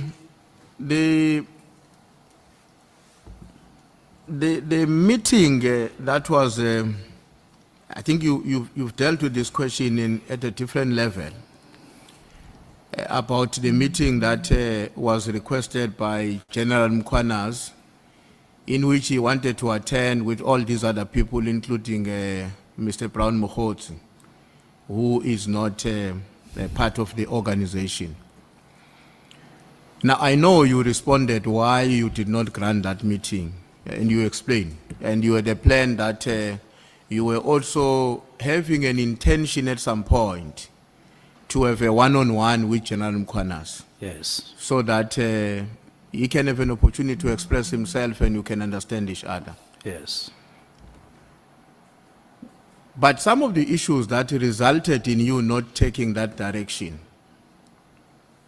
and this may not be exhaustive, but some of those issues was the level of anger on his part and the threat that he meted against you. What would you say to a South African that is sitting somewhere and saying, in that environment, was it not the case that the individual interest or circumstances of the minister, our minister, remember this is our minister, all of us as South Africans, were now taking precedence? They were taking precedence over national interest.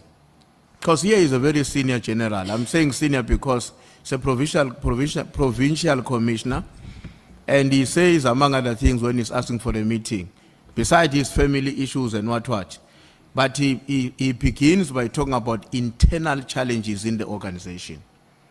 Now we are sitting there as a South African, you hear that part of the reason that the minister could not meet with this general were around the question of the threat and the anger of the general.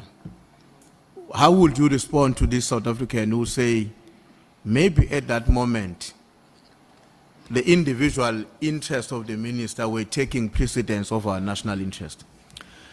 Not really, because I decided that the meeting would rather take a different form. Let me start with a meeting of General Masimula and General Sibia. Let me then go to the meeting with General Sibia and General Mkwanas, which were not my interests, beyond that of the nation. So I decided a different angle, or to start the meeting in a different way. These other ones, his posture after, as a reaction to my directives, was not uppermost at that time, but they were in the environment, as I said before. But the main thing was, so General Mkwanas is talking about internal issues. He's mentioning these people. Perhaps I should start with the two whose matters are kind of buzzing in SAPS at head office, from where I sat, so that we move and so on, intensify these interactions. If there are problems, let's resolve. At some point I said to National Commissioner, could he give me an opportunity to resolve or to approach General Sibia on his own matters as alleged and so on. So I was very keen to actually not leave anything but in the context of that request, but also in my own right, because I was sensing that there is a certain level of turmoil. So never did that happen, or nearly happen, that I had personal interests on the matter. I was just putting it aside, looking at it, how it would develop, that kind of reaction. And we're going on to work with my side on that, on the side. Now, the Minister, would you agree with me when I say the confidence of the population on the work of the South African Police Service should also manifest itself in one way or the other, to the extent to which they also express the confidence in the leadership of that South African Police Service? It's basically one basket, because they are meant they expect that the minister would make efforts to raise the bar or raise confidence of South Africans to law enforcement in one way or the other, where it is to a higher level and so on. So it's somehow tied. It's a chain in a way. Okay. Now, how do you think South Africans have interpreted your intervention when you said here in this ad hoc committee, for a certain matter, you are pursuing a private investigation as a Minister of Police? What message do you think that is likely to communicate to the Republic? Well, it's the nature of what I'm doing, and I take it that there would be understanding. I can't go to a police station and say I'm opening a case against so and so, because that is not what I have. I don't have a case against the individual that I can open a case against. But it does need to be followed up in a particular way. So I wouldn't expect any confusion on that. There are matters for which you can't go to a police station, but matters though that you have can't go to a police station because there's no case to register at that point. In other words, there's no obvious wrongdoing, but you are gathering information and so on. So I take it that there would be clear understanding of that.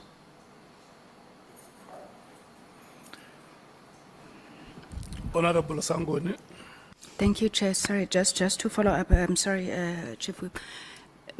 Minister, you complained at length about General Mkhwanazi, what's the word I'm looking for, going out to look for a case about you post facto. You said he has no case, he can't prove corruption, and he's going to look for it. How is what you are saying now different? You are the Minister of Police. You're supposed to have confidence in the police. If there's things that you're unhappy with, you report them to the police because there's a case. But you're saying you're going after someone, you don't have enough information, you've hired a private investigator. How does that differ from what General Mkhwanazi did to you or is doing to you? No, it's different. Here, you've got a certain chain of activities that have emerged about, and they are aligned with a particular individual. Now, I then get a warning that so-and-so gets to drop your matters or your name here and there and so on. I phone him. And my intention is to talk to him and say, look, I have appointed somebody to look at whatever. I'm not opening a case. I'm just following on that allegation that I picked up, that I was warned about, to say he drops my name, which he denied. Now, when I look at the SMSs that are being spoken about, and if they are true, it does mean that there would be this and that, that it does dropping my name even on those. So it's something that is open that I need to find and so on. Thank you.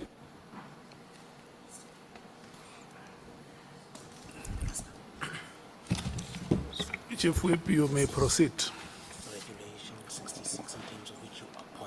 Okay, no, thanks, Chair. Let me just give a second to the lawyer is still giving some information to the minister. No, I'm Sorry. not a problem. Sorry.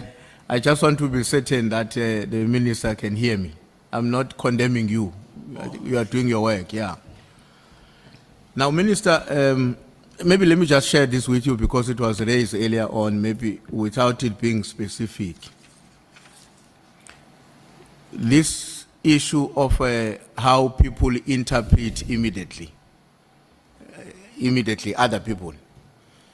Let me just share with you what General Sbiya said to us. And he says that at paragraph 46 of his sworn affidavit, he told us that immediately does not mean 6 months or within a month. It means immediately, now. It's written like that in his affidavit. It means immediately, now. And of course, that position, that perspective has to be our his understanding of that. In a way, it does coalesce with the understanding of the other two generals, which is Mkwanazi and Masemula, that the intervention was with immediate effect. You can comment if you want to on this issue, but I'm just making you aware that your subordinates, the recipient of your instruction, if there's one thing that they are converging about to the three generals, the only thing I've heard that these ones are agreeing on is the fact that immediately means now.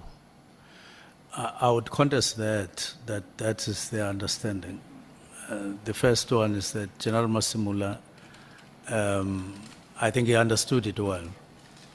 It starts on the 3rd. It goes to the 22nd via a letter suggesting a phased approach in terms of managing the implementation of the directive. It goes to the meeting of the 6th, 5th, and then 6th, and then 27th, which had no immediate in that particular context. It was clear that this is his understanding, and I agreed with it. So if he came here to say immediate meant now, I would say immediately that, but that's not your understanding in terms of what you proposed. That's number one. Number two, I wouldn't know what was Sbiya's thinking, because this thing is on two fronts. Immediate means now, but in terms of understanding that a decision has been taken, and then you start processes. But that in actual fact, you could say now, like switch off the light, I would say switch off the light now. You can stand up, and that's not the ordinary. That's not the thinking of an ordinary person in terms of what this thing would mean. Even now, we'll say, when are you going to Johannesburg? You say, I'm going to Johannesburg now, but you are going, the next thing you do, you go and wait in the airport for an hour or two. So I think let's be practical and ordinary and not seek to change the flow of things in the normal life. But when I wrote with a full understanding of what I meant. I'm taking a decision now, but let's meet on the 20th. Let's meet on the 20th, which itself was open. If anybody had a query, would have phoned, would have done all of that. But it's a, so I don't think we need to be fussy and rigid in terms of the meaning of immediate, even though it's applied. It has to be applied, like any other, I would say. And I even went on to say it's not like in a drill. I made an example. You can, so people can argue and so on. Otherwise, but when I wrote, that's what I meant. That's how I saw things. That's why I wrote preliminary report. Even though I had said now, but said preliminary report, and I pointed at the 20th, and then later. And I know you don't stick with your dates necessarily like a robot. Sometimes things get postponed and so on. So it was in that context. Chief Whip, let's just hold it there. Okay. I see you are left with very, very few minutes. I see there are 3 hands there. The minutes left are 4 for you, Chief Whip. No, the 4 minutes is more than enough for me. Yeah, no, I'm informing you that, your time left is 4 minutes. Honorable Skosana, Honorable James, Honorable Ngola. Thank you, Chair. I thought that the minister by today he will have accepted, the issue and the meaning that, it's like they are insulting our intelligence. Explaining this issue of immediate as if we don't understand and mhlambe asazi ukuthi immediate usho ini. And this is all, there was an illustration here. If you tell your driver that he must stop the car immediately, your driver will think and stop 100 kilometers away after you told him to stop the car. It can't be. I think, Minister, you must accept that immediate means immediate, not what we are trying to, the way you are responding to us is like we are going around the bush. We understand exactly what immediate means. Please respect us, Minister. Thank you, Chair. I'm ruling you out because I thought you are asking a clarity-seeking question. Honorable James. Chairperson, we must be mindful of the fact that there are children watching.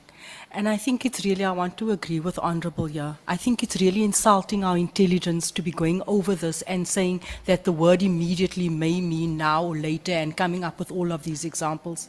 Can you not insult us like that? Can we just be clear? There's then a clear language barrier that is then evident in this room that we've been entertaining for the last couple of days, and we've been dragging on issues based on the simple meaning of words. Chair, we cannot continue like this. It takes up so much time. In every engagement with so many of the members, we've had to unpack what the word immediately means, and so many other words. Please protect us from this blatant undermining of our intelligence. Thank you, Chair. I'm ruling you out of order because it's not a clarity-seeking question. Honorable Ngola. Thank you very much, Chair. Chair, the minister in his response to the Chief Whip, he makes mention of the fact that anyone who would have had a problem with the immediate provision in his directive would have extended even a call to him to get some clarity if a need arises. Now, I'm taken aback, Chair, because if that would be a proper or adequate modus operandi, would we be here if the minister had extended a call to General Mkhwanazi when it was reported by his chief of staff that General Mkhwanazi is angry and making threats? The same way he did when he heard that Brown Mohotsi is name dropping him, he extended a call. Would we actually be here had that particular modus operandi operated way before this thing bested in the manner in which it has bested now? Thank you. Okay. Let's do like this, honorable members. Minister, Honorable Minister, you have given many examples trying to explain the word immediately. And the last examples are the ones that you have just given now. Yes, no, I will come to you. About switching off the lights.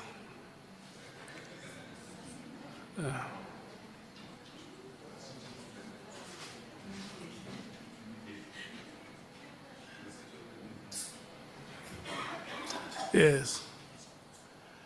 And there are other examples that you have given earlier on, what the word immediately means and what the word immediately does not mean. And I want to plead with you and also plead with you, honorable members. If we make it a habit of this parliament to discuss words like swimming pool, fire pool, immediately, not immediately. We want to make it a habit of this parliament. It's a problem. We are leadership. A swimming pool must stay a swimming pool. And immediately must stay immediately. I don't see us wasting any time, Chief Whip, trying to discuss English words here. It's very clear. So immediately is immediately, we know it, Minister, what it means. It means now.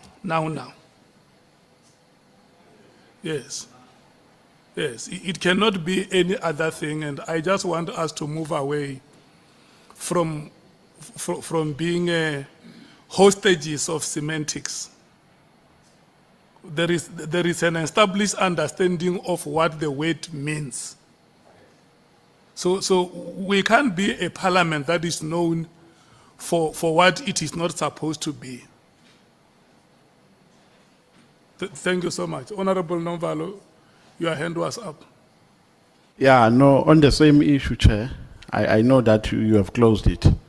But maybe you are hard on the minister. Maybe he has a source that he uses which describes the word differently. Because dictionaries are used here in South Africa to get a meaning of the word. Dictionaries are used, and the name immediately has been used even by the office of the president to say this decision is effective with immediate effect. Maybe the minister can point us to a source that he is using with a different direction, because I even went to the Oxford Dictionary, I went to Cambridge. The word means now. It doesn't mean anything else. So I was going to ask, where does the minister get that definition from? It's a clarity-seeking question, because it might happen that really he genuinely believes that it doesn't mean now, because there is a source that he uses which describes words. So which source is the minister using to get that definition? Thank you. Do you agree with my summary, Honorable Member? I agree, Chair, but... Yeah, no, we will pass the question, don't worry. Okay. Honorable Malem. No, Chair, I want your summary to also apply to the minister. Because we, this side, seem to be understanding immediately to mean now. He's the only one who doesn't understand that. He gives it context of lights and all of that. He keeps on saying other things. So you are ruling, you must be able to communicate even to him or minister. Immediately means now, according to this meeting of ours, as a chair of this meeting. No, I agree with you. Yes, must not only apply to us, and he must shift from wanting to, because it's not semantics. He keeps on speaking about context. When used in a particular context, it will mean something else. But the reality is, it means now, and we are not accepting his explanation and his redefinition of immediately.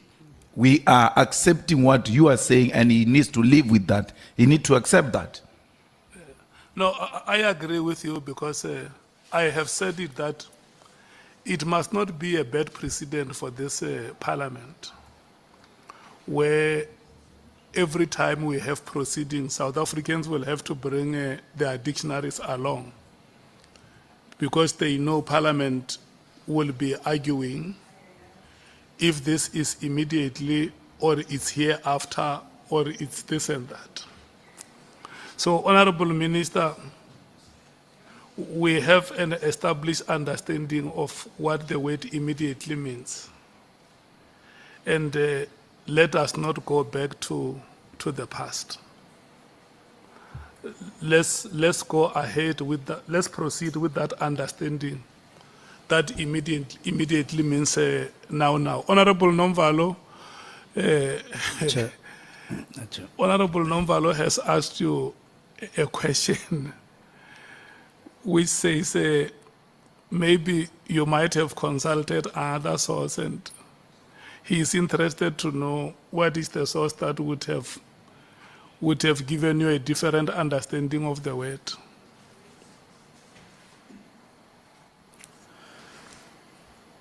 I wrote immediately. And then I said preliminary report. And then I said Minesco. Now, I can't say any other thing, but it is the right of the committee to exclude what I included in the letter. I won't contest that because you are the ad hoc committee. I'm not dealing with the meaning of immediate. I'm talking about it as applied in the letter that I wrote. Thank you. No, honorable members, let's proceed. Chair. Hello, Honorable Malim. Minister, are you accepting the ruling of the chairperson? Honorable Minister, are you able to respond to the question? The chair is chairing the meeting. And Are you accepting? We said we accept. He even asked us, do you accept my ruling? He asked Honorable Nomvalo if he accepts his ruling. So I'm asking you through the chair, do you accept his ruling? I feel there is a prejudice I will suffer if I accept it as it is, the ruling. But, and I'm saying I have no problem with the committee deciding. But I feel that we can't exclude these other two words that I included. Okay, I see Honorable Brayden Bach and Honorable Ngola's hands are up. Thank you, Chair. This point is dead. It has been flogged to death. I kind of wish it was me that had been flogged to death, but it has been flogged to death. We cannot, and neither can you with the greatest of respect, tell the Minister what to say. His evidence is his evidence. His answers are his answers. If you don't like them, you can cross-examine him on them. And if you still don't like that, you can argue it at the end, but we, and neither can you, put words in his mouth. That is just patently wrong and unfair, and I don't know any process that allows it. Honorable Ngola. Chair, you unfairly clubbed my question with people who were talking about immediately, and my question was differently packaged on the issue of the modus operandi the minister was suggesting people should have done. But it's fine, maybe the minister can make sentiments on it. But I want to check, Chair, now that this matter is coming to a close, that the minister says there is a context, and the context is that immediately then the 20th. And that is not the context in my understanding. Yeah, no, I don't want us to debate the matter. I want the minister to respond to that question that you have asked, and we move ahead. You had earlier asked a question. So if we were going to keep on debating immediately on Medelec, I don't think that is going to help us. Do you allow me to give the minister a chance to respond to the question that you asked? It's fine, Chair. You can restate the question so that he remembers what you... I got it, Chair. You got it? Yes. Okay, thank you so much. Now, I was at that time merely indicating what could have been the case to clarify whatever, if there was any reason, if there was a reason to clarify it. It's a normal thing that if there's something like an instruction or a letter you don't understand, you can phone, you can ask for a meeting and on the site and so on. Then when you talk about General Mkhonazi, that could have been done as well. I could have lifted the phone and say, I pick up that you are angry, but I didn't choose to do so. I chose to be quiet and silent on the matter and observe what's happening. Thank you. Yeah, Chief Whip, may you use your last 4 minutes. You remember my 4 minutes? Yeah. Okay. No, thanks, Chair. No, I would just stick to that 4 minutes. By the way, the reason I was raising this point, Minister, I know that my colleagues have taken it to a different direction. The reason I was raising it was because I wanted to bring to your attention, to draw your attention to the fact that the subsequent actions in the department following your directive were done on the basis of a particular understanding of what the directive meant. That's all I wanted to say. And I'm not contesting your argument about the context and all that we're saying. I wanted just to draw your attention to the fact that the way in which processes evolved in the department were driven by a particular understanding of the directive. Now, I want to conclude by, I'm just going to read a few things here and then ask the last question, Minister. You don't have to write them, or you can write them, but it's things that, it's just to connect the many dots up to date. The first one is that you wrote a letter on the 31st of December. The second one is that Mr. Nkabinde, without your instruction, shares the letter with all the PAs, which I want to contend it would not have excluded General Sbia until I'm proven otherwise.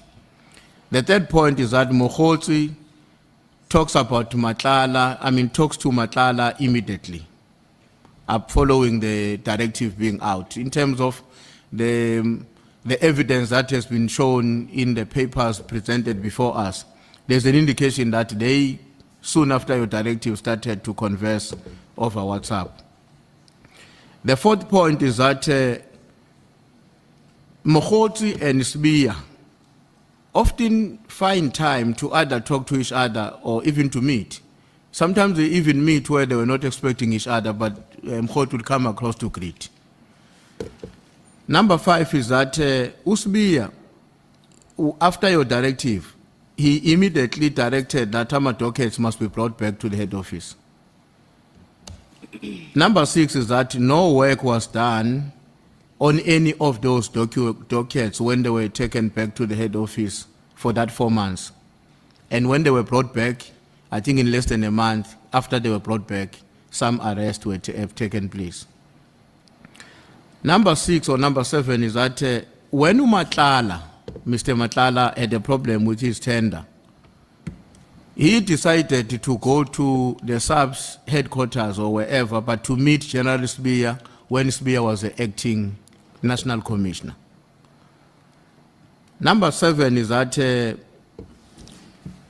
in July, you issued a statement distancing yourself from Matlala, and then you directed your lawyers, as was, I think, engaged on the input made by Honorable Malema, which resulted in an affidavit or whatever that has happened. Now, here is my question then, Minister. With all these coincidences, that in and of itself present a serious conundrum on the state of the security in our country.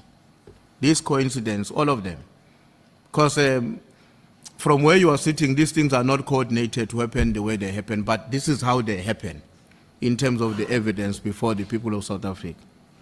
Now, my question is, and this is my last question, obviously. Now, as a cadre of our movement, and I'm using that deliberately, because as you know, I'm the chief whip of the ANC. As a cadre of our movement,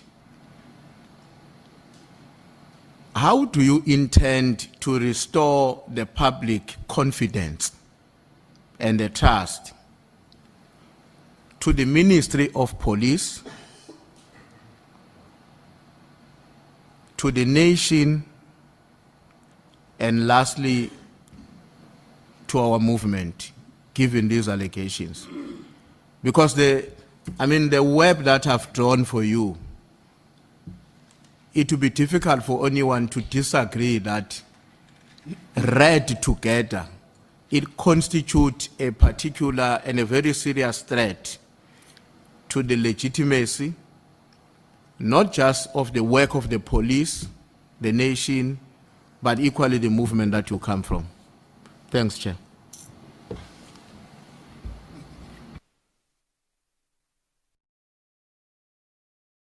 Honorable Minister.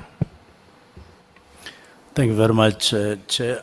Let me leave the first set of things from 31st, all PAs, not because I'm not responding by saying I recognize them as important, just for the sake of time, leave them. But on dockets, I would recommend that the Ad Hoc Committee gets a full report on the Ad Hoc Committee and the state of dockets. My understanding is that it's not a simple matter of dockets moving from KZN and back and so on. And it's not a simple matter of dockets sitting in Pretoria and then back before we reach a conclusion on the matter. And I would attach a lot of importance that the committee makes an effort to get information.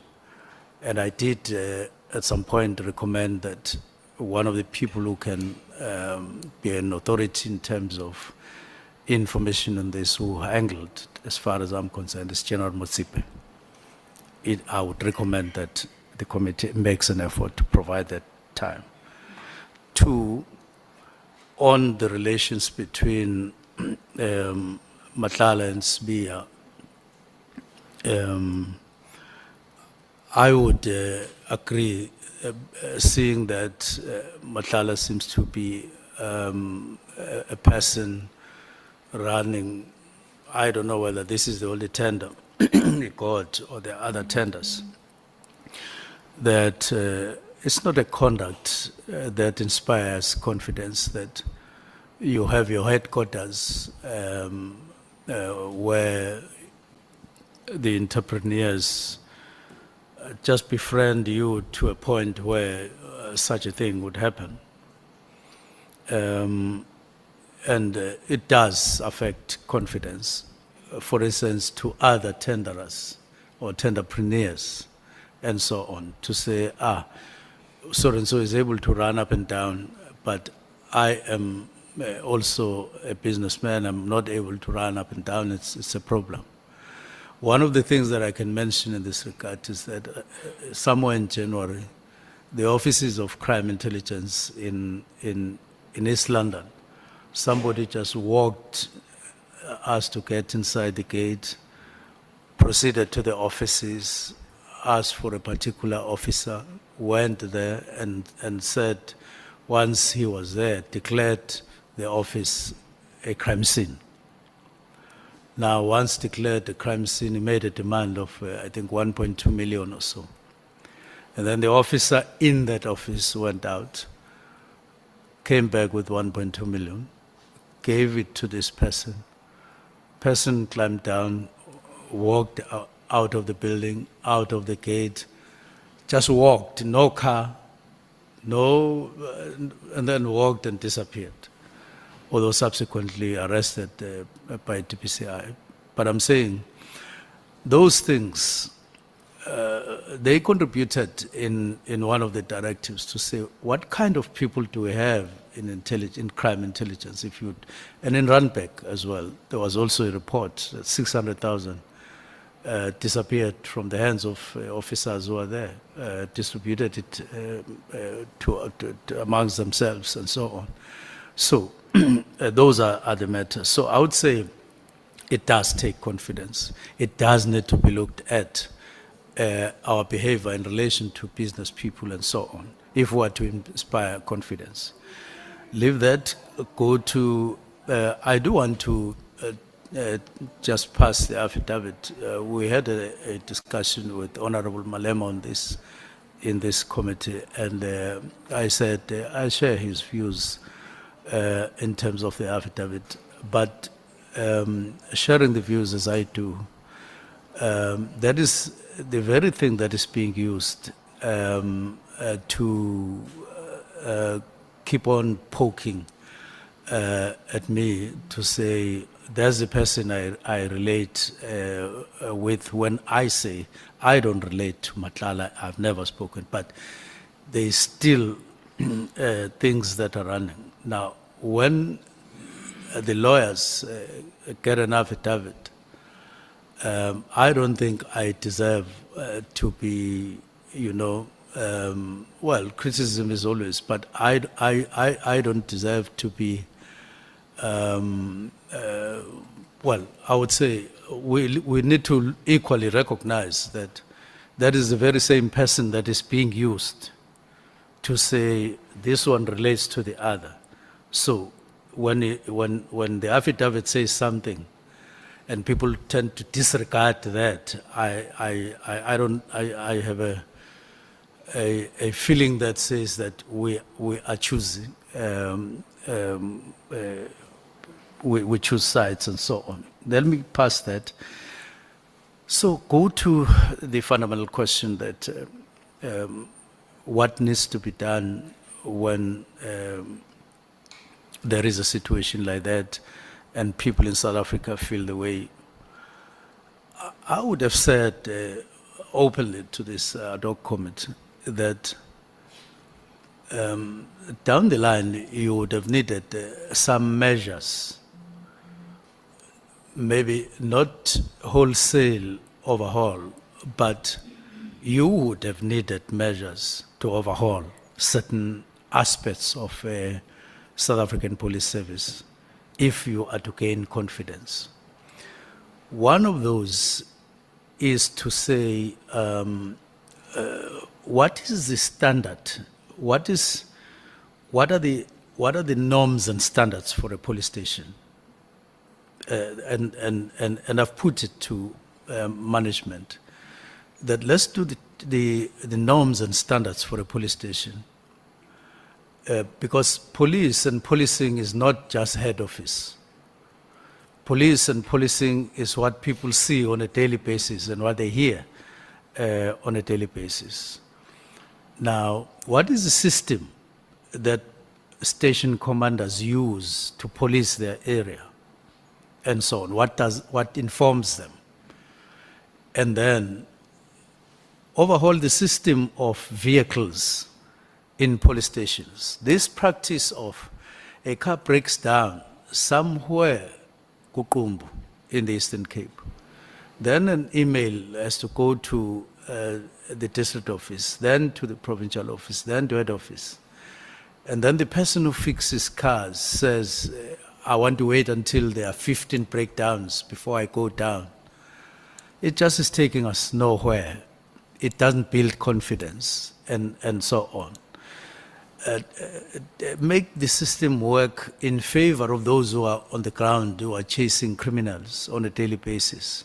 You need an overhaul there. We spoke about that, but I don't think that as of now we are talking. In other words, build confidence from the floor and upwards, and do tangible things. If you have a police station which you promised some 5-10 years ago and you haven't done so, and there's crime, people will say it's because that police station has not been delivered. And therefore juggle the way you build infrastructure, your model of building infrastructure of police. And so there are quite a number of things. I call them enablers. We identified them and we spoke about them. Build down, and let's not talk too much. Let's talk less and do the job on the ground, and then deal with deal with murders. As long as we have this rate of murders, the drugs and firearms, which affects people on a daily basis, where they are losing their relatives and so on, people killed innocent. And for that you need resources. Let's be realistic. You need resources. And you're not going to get those from Treasury. You are going to have to deal with with the matters on the ground. I would say it's a long process which needs drastic steps, of course with caution because you are dealing with people to take. But if you draw back, if you sit back and you think that there's going to be confidence suddenly, I don't think that is realistic. It's not. Unfortunately, Mpemba, as I end, there are risks in doing these things, these reforms and so on. There are risks. It's not going to be like sleeping on a bed. There are risks. It's going to cause some gravel in terms of feelings and so on. But you need these changes. You need these changes on the ground so that you bring confidence to the people. And it needs that kind of resolve internal. Thank you. Thank you so much, Chief Whip. Thank you so much, Honorable Minister. We have come to the end of this session. No. Speaker kanjani lapho Chair?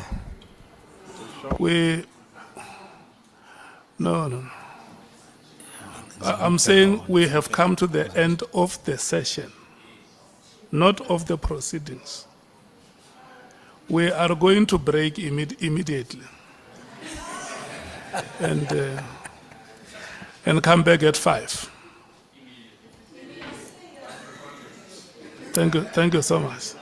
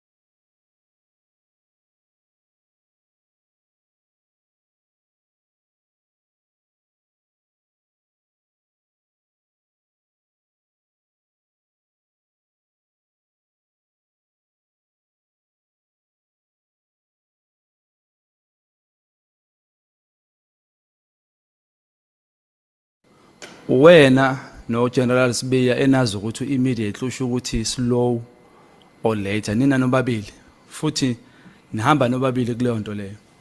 Akuphathi kabini ukuthi Sibongo Somacingwane mhlambe kusukela namhlanje njengomuntu omkhulu kangaka uyosifaka ohlazweni mhlambe sigcine sisinalo lochashaza ukuthi hey labantu laba banamampunga baphika into ebhaliwe ibhasi elibhaliwe aliphike nje.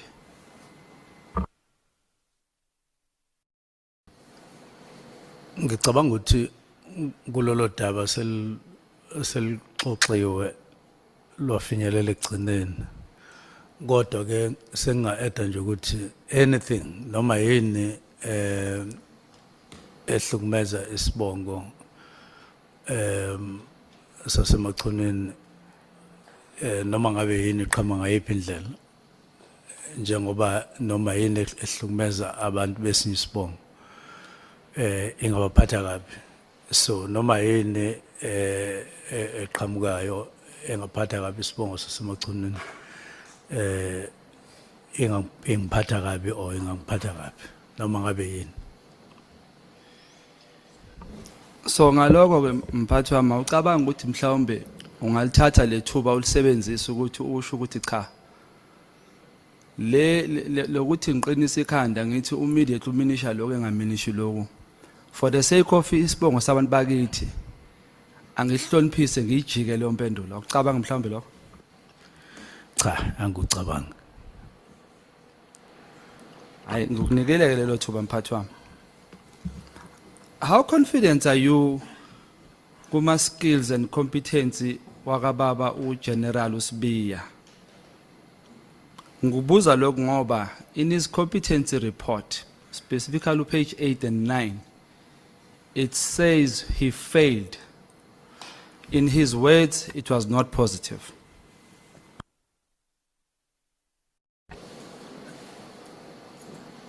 Ikhona ichashaza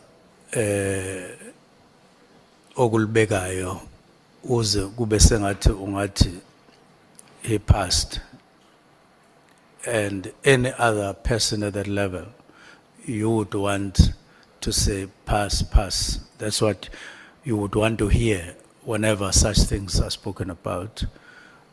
Kodwa mawusuza ukuthi kwaba khona into enjalo iba khona into ethi then what happened. Kodwa ke kuya ngokuthi yayinamandla angakanani leyo nto ukumnika noma ungamnika umsebenzi nokuthi kuya ngokuthi izinto ezazikhona lapho zazi namandla kangakanani phezu kwalokho ngoba mhlambe kwakuyi out of 10. I-confidence yakho kuyena ubaba uGeneral Sibiya ime kanjani since usuzwile ukuthi hayi azange be positive? Umuntu ongaphendula ngqo kanjalo supervisor wakhe uGeneral Masimula. Mina ngakhuluma ngeka General Masimula umuntu engisebenza naye eduze kodwa hayi ko deputy general, so go deputy commissioner abangeni kulolu hlalo ukuthi whether or not nginayo confidence ngoba abasupervisor yimina abasupervisor national commission. Mhlawumbe nalombuzo engizokubuza wona ngangangiphendula kodwa ngangiphendula but ngiyacela uzame. 2016 iDA no Mr. Herman Mashaba they claim ukuthi ba appoint Mr. Sibiya. Do you have any idea ukuthi why they concealed to the South Africans or from the South Africans ukuthi they hired a person who doesn't meet the competency requirements? Inkinga nje ukuthi esengeke ngikuzwa ngabanye abantu nanjengoba kuna le commission kodwa abantu abazi kahle abantu ababekhona ngesikhathi eqashwa ukuthi bazi kwakukhonani babhekane bathini ngalokho uma kwakukhona ibona abangakhuluma babe inkulumo yabo ibe nesiqi. Mina ngifika nje usengaphakathi uSibiya. Mhlawumbe wena if bekuwena ubuhleli lapha kulesahlalo ubungamthatha engaphasanga icompetence.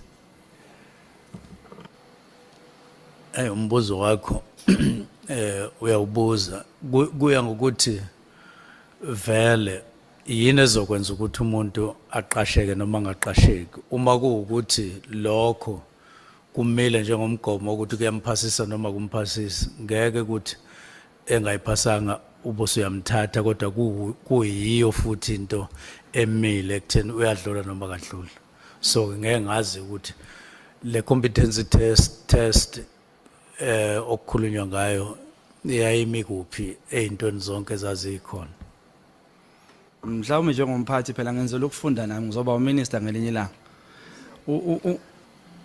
Ucabanga ukuthi kulesi sihlalo singaka noma kulezi ayitholile sidinga ukuthi umuntu i-competence yakhe ibe nayo mhlambe ngabe 100% or ngamthatha ngo98 ngamthatha ngo20 or ngamthatha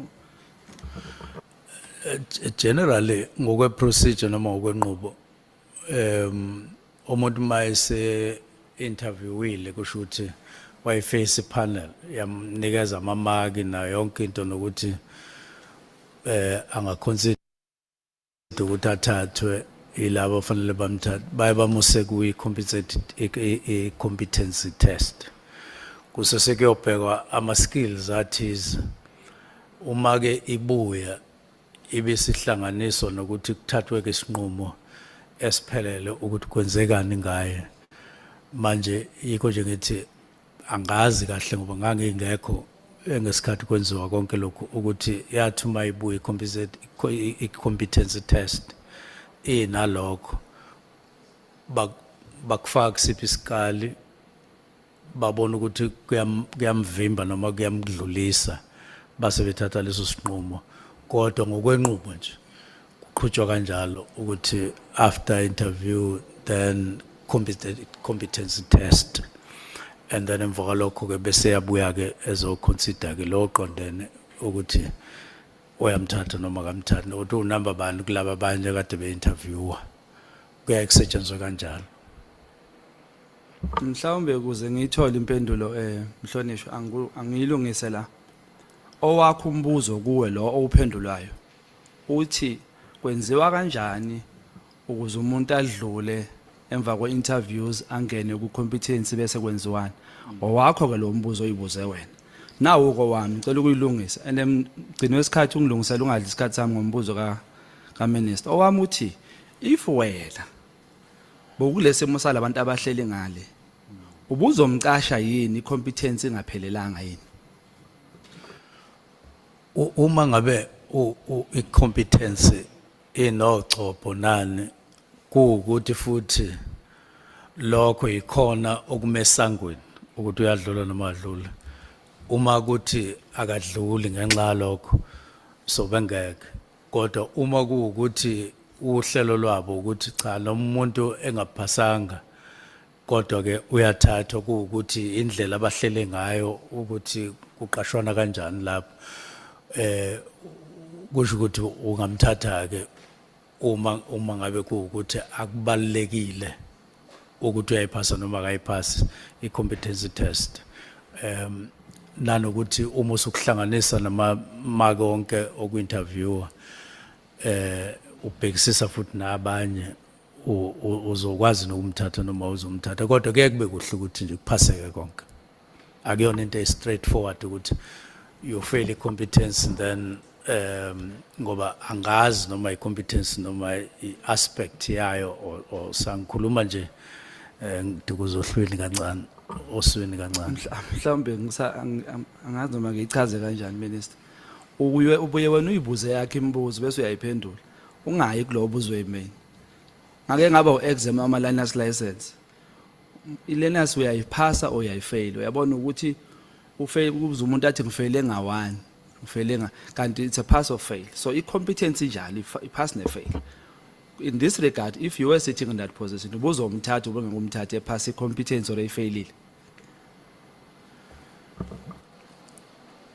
Manje kulukhuni ukuthi ngiphendule ngendlela ofuna ngayo ngoba usubuzile wona oqeda manje mase ngiphendula mina ofuna ukungalusa.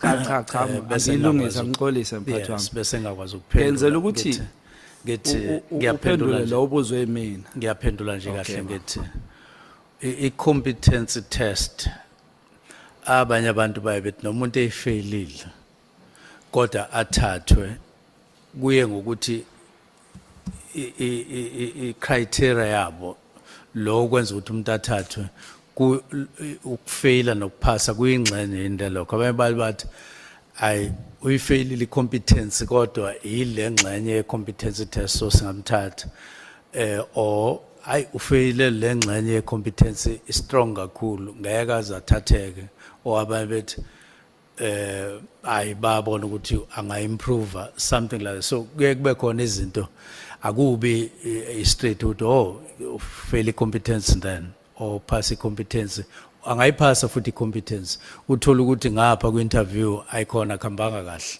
then awusamthathi-ke njalo kodwa enze kahle ngale competence. So akuyona into straightforward as far as I know. Asidlule mphathi. As a minister, lapha esiphoyiseni wena obhekelele umthetho from cabinet. Are you allowed ukuphula imithetho noma kunezinto uma uphulile imithetho sithi hayi le ngoba iphula uminister singayibeka eceleni? Cha, awuvumelekile ukuphula umthetho. Singakwazi ukwenza lokho. Okay. Ngikubuza ngoba ngifuna sibheke impendulo zakhe endaweni eziningi. Did you give uNkabinde noma chief of staff uNkabinde an unlawful or illegal instruction to record Baba Mkhwanazi on the phone? No, I gave him no instruction. I only made a suggestion to him. Uyazikhumbula uthi kuyena ngimtshelile ukuthi abomrecorder. Ngikhumbula ngathi he must consider. Esha ngaqoleka ngamacingwane. Mhlambe singayibuyele emuva siyoyihlola mhlambe ngelinye ilanga. Kodwa ke wena in your words uthe umtshelile ukuthi aka record Mkhwanazi asibambeke ngale yakho kindlela. Okay. Do you think umnikeze umbono oqondile yini ngaleyo ndlela umnikeze ngawo? Mhlambe wacabanga ukuthi ngabe ukuthi umnikeze into illegal? Cha akukho illegal ukuthi uma ngikhuluma nawe ngifisa ukuthi ngikurecord ngazathu simbe ongavumelekile ukudlulela kumuntu wesithathu ukuthi alalele nina nobabili bese ya recorda. Njengoba sibaningi la mphathi wami njengoba uyidlulisile ke le voice note ubumtshelile ukuthi ngiyakurecorda noma uzokurecorda uNkabinde ngizoyidlulisa? Hayi mina ngimrecordanga. Usho ukuthi uNkabinde uyena ophulele umthetho? Wala ngazi noma uphulile. Asibuyele emuva mphathi wami ungangishiyi. Ngiyakuthembela kakhulu kuye ukuthi wena uphethe umthetho. Kodwa muzothi awazi noma uphulile. I-act ithini ngokurecordana? Lo mbono unikeze uNkabinde ukuthi ubomrecord uma ekhuluma nawe. Is that a lawful instruction, not also a instruction? Umbono omuhle yini lo? Ukurecorda umuntu okhuluma naye wena akuyona into unlawful. Oku-unlawful ukuthi nethi nikhuluma nebabili bese bakhona umuntu on record. Njengoba uNkabinde enzile. Enze kuba Kuwena. Recorda mina sikhuluma naye. Wena esikhuluma nawe la eParliament wena oze nayo. Uyithathephi? Angisezwa ke noma sikhuluma ngento eyodwa. Sikhuluma nge-recording mphathi VN voice note. It's you who brought that VN to Parliament. Therefore that means Mkhwanazi uNkabinde took it somewhere and gave it to you. Then you become number 3. Is that what you are saying? No, ngithi umthetho uphuleka uma abantu bekhuluma bese uqhamuke khoneni bese uyaba recorder.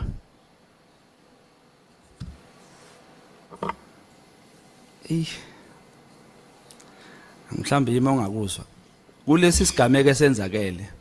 Are you saying ubaba uNkabinde lento ayenzile ukuthi a record ubaba uMkhwanazi engamtshelanga 1 bese 2 eyithatha ke le recording ayidlulisele kuwena which makes you number 3? Akenzanga into wrong according to you. Uma urecorda inkulumo oyikhuluma nomuntu ngqo. Njengoba ngeke ngasho ngathi akukhona intombazane engangakhuluma nayo yangirekhoda ngingazi. Yayisixela yonke indawo leyo nkulumo. Kodwa umthetho uthi uma ngabe lo okhuluma nawe ekurekhoda akuyona into yokuphula umthetho. Ngifuna ukugcina lapho nje, angifuni ukwanda. Ngizodlula yabona ngalomthetho if bekuthiwa nje bekwenze bekuzocelela iveni imbela ngaphandle mawuphuma uyigebelela iveni ngoba uphukile lo mthetho asingaye eceleni mphathi wami. So uyavuma ukuthi wena onikeze umbono namhlanje njengoba sowumbona that day beku instruction kunkabi into ukuthi akamrecord. Cha ngaze ngimneze instruction. Umnikeze umbono. Wena omnikeze. Did you not under oath say that awumazi Brown siku committee? Angaze ngisho ukuthi angimazi Brown. Mhla ka 5 March. Hayi, angaze ngisho. Wathi uyamazi? Brown. First time ubuzwa ngoBrown. Angaze ngisho ukuthi ngiyamazi uBrown umhla ka 5. Angaze ngisho futhi ukuthi angimazi. Ngathi akayona i-associate, in other words akayena umuntu engisondelene naye esibhema naye ugwayi. Ngaphika lokho kuphela. Ngathi mosho intsha lempendulo nginenhlanhla yokuthola impendulo ezintsha angizubhora abantu la phakathi. Cha ngithi mhlonishwa idlalile la isayilalela ithi the person that General Mkhwanazi is talking about is not my associate. Isho kanjalo. Ekuqaleni comment yami it the person that was on the phone, the photograph that was on the phone, I responded by saying I don't know this person. Ngachaza ukuthi kwangena uBrown lo, it was not Brown. So mangathi angimazi ngangasho yena uBrown. Kangisho umuntu wayesesithombeni ocingweni. Okwangena uBrown. Lesithombe osinikwa ubani? Ngangisinezwa enye insizwa kuthiwa umuzi ngem. Mhla siku committee u virtual bakhombisa isithombe. Cha, angithi mina ngesikhathi siku committee ngase ngixoxela iCommittee into yake yenzeka kumina ngelinye ilanga ngikwe ekisendaweni ethize. Ngihlangana nomuntu ethi khona umuntu onje kanje ohambe ekhuluma ukuthi ngase ngithi lo muntu ubani lo muntu ngaze ngathi awungikhombise uma ungasithola isithombe bongikhombisa wase ngikhombisa ke emva kokufuna hayi ukuthi sasikhona isithombe eParliament kwangekho isithombe eParliament ngangixoxa indaba xoxela iCommittee istory sokuqala ngasixoxa ngase ngixoxe sesibili story somuntu wangifonela ethi kunomuntu ngapha eWitbank ohambe ethi ukoleka imali ethi umfowethu omncane ongilamayo ngase ngichaza ukuthi hayi ayikho into enjalo ngoba usahambe emhlabeni. So kwakuzitori zami nje lezo ezimbili. Ngona uqinisile minister itori hayi uphiwe. Uyakhumbula uthi uprincipal we-issue yakacwecwe usethathile ama blood test waphinde wena futhi wajika wathi no akawathathanga? Yes, ngiyakhumbula.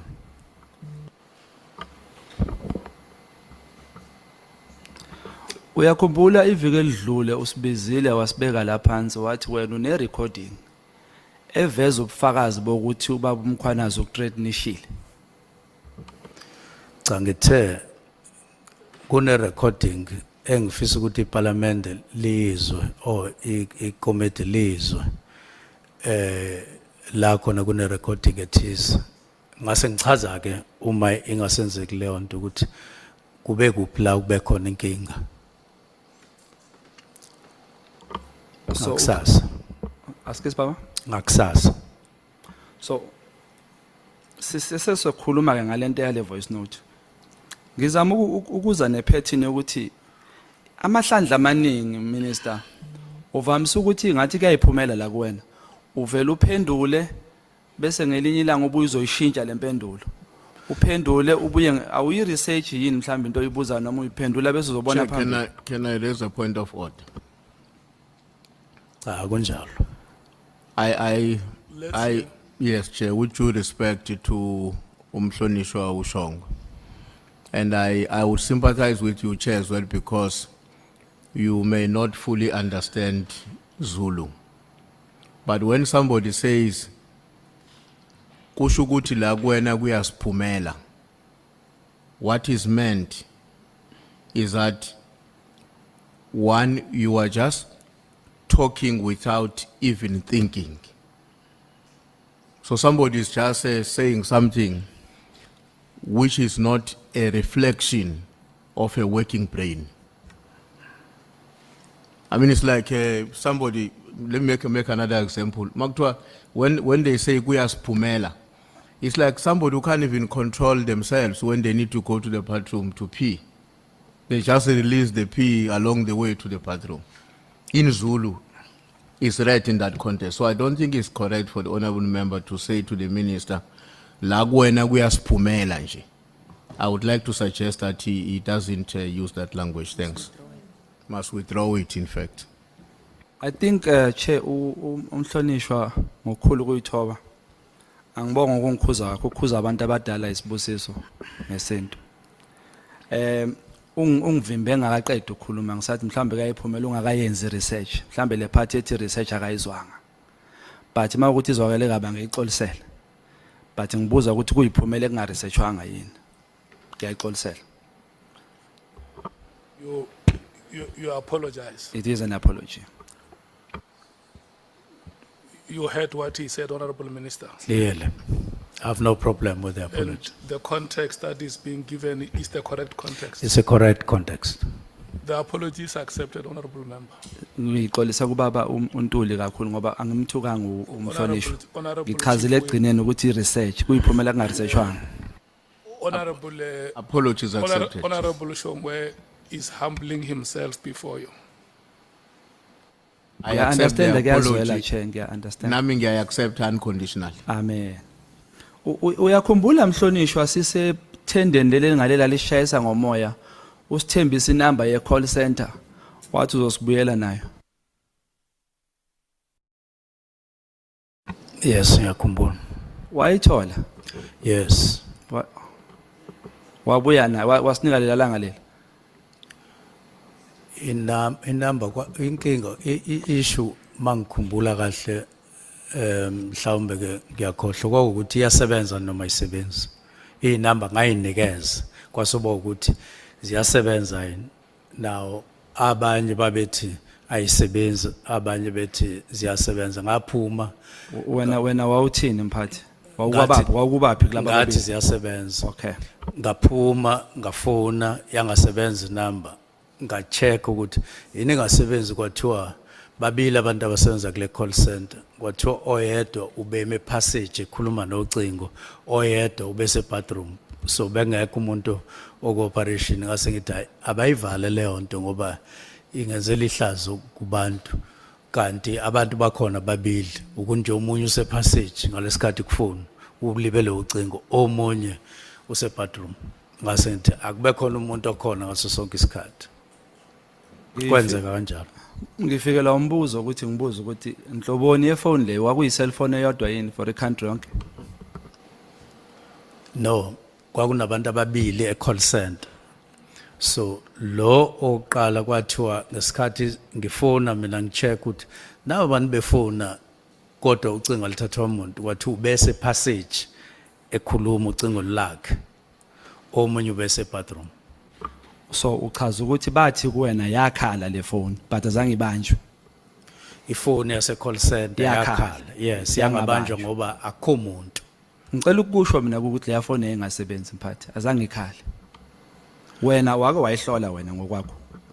Angithi ngiqale lapho ngayihlola yakhala yangabanjwa ngase ngifonela ke izikhulu zabo ukuthi nakho ngifona la umuntu engalibamba ucingo kanti ama members eParliament athi kukhona inkinga la sengiyaphuma ke ngiya ngemuva kwetende ngiyafona ucingo alithathwa umuntu sengifonela ke isikhulu kwenziwa yini ucingo lungasebenzi bathi hey bazocheck isikhashana base bethi hayi omunye ubese passage omunye ese bathroom, that's why belungathathwa umuntu kodwa belikhala.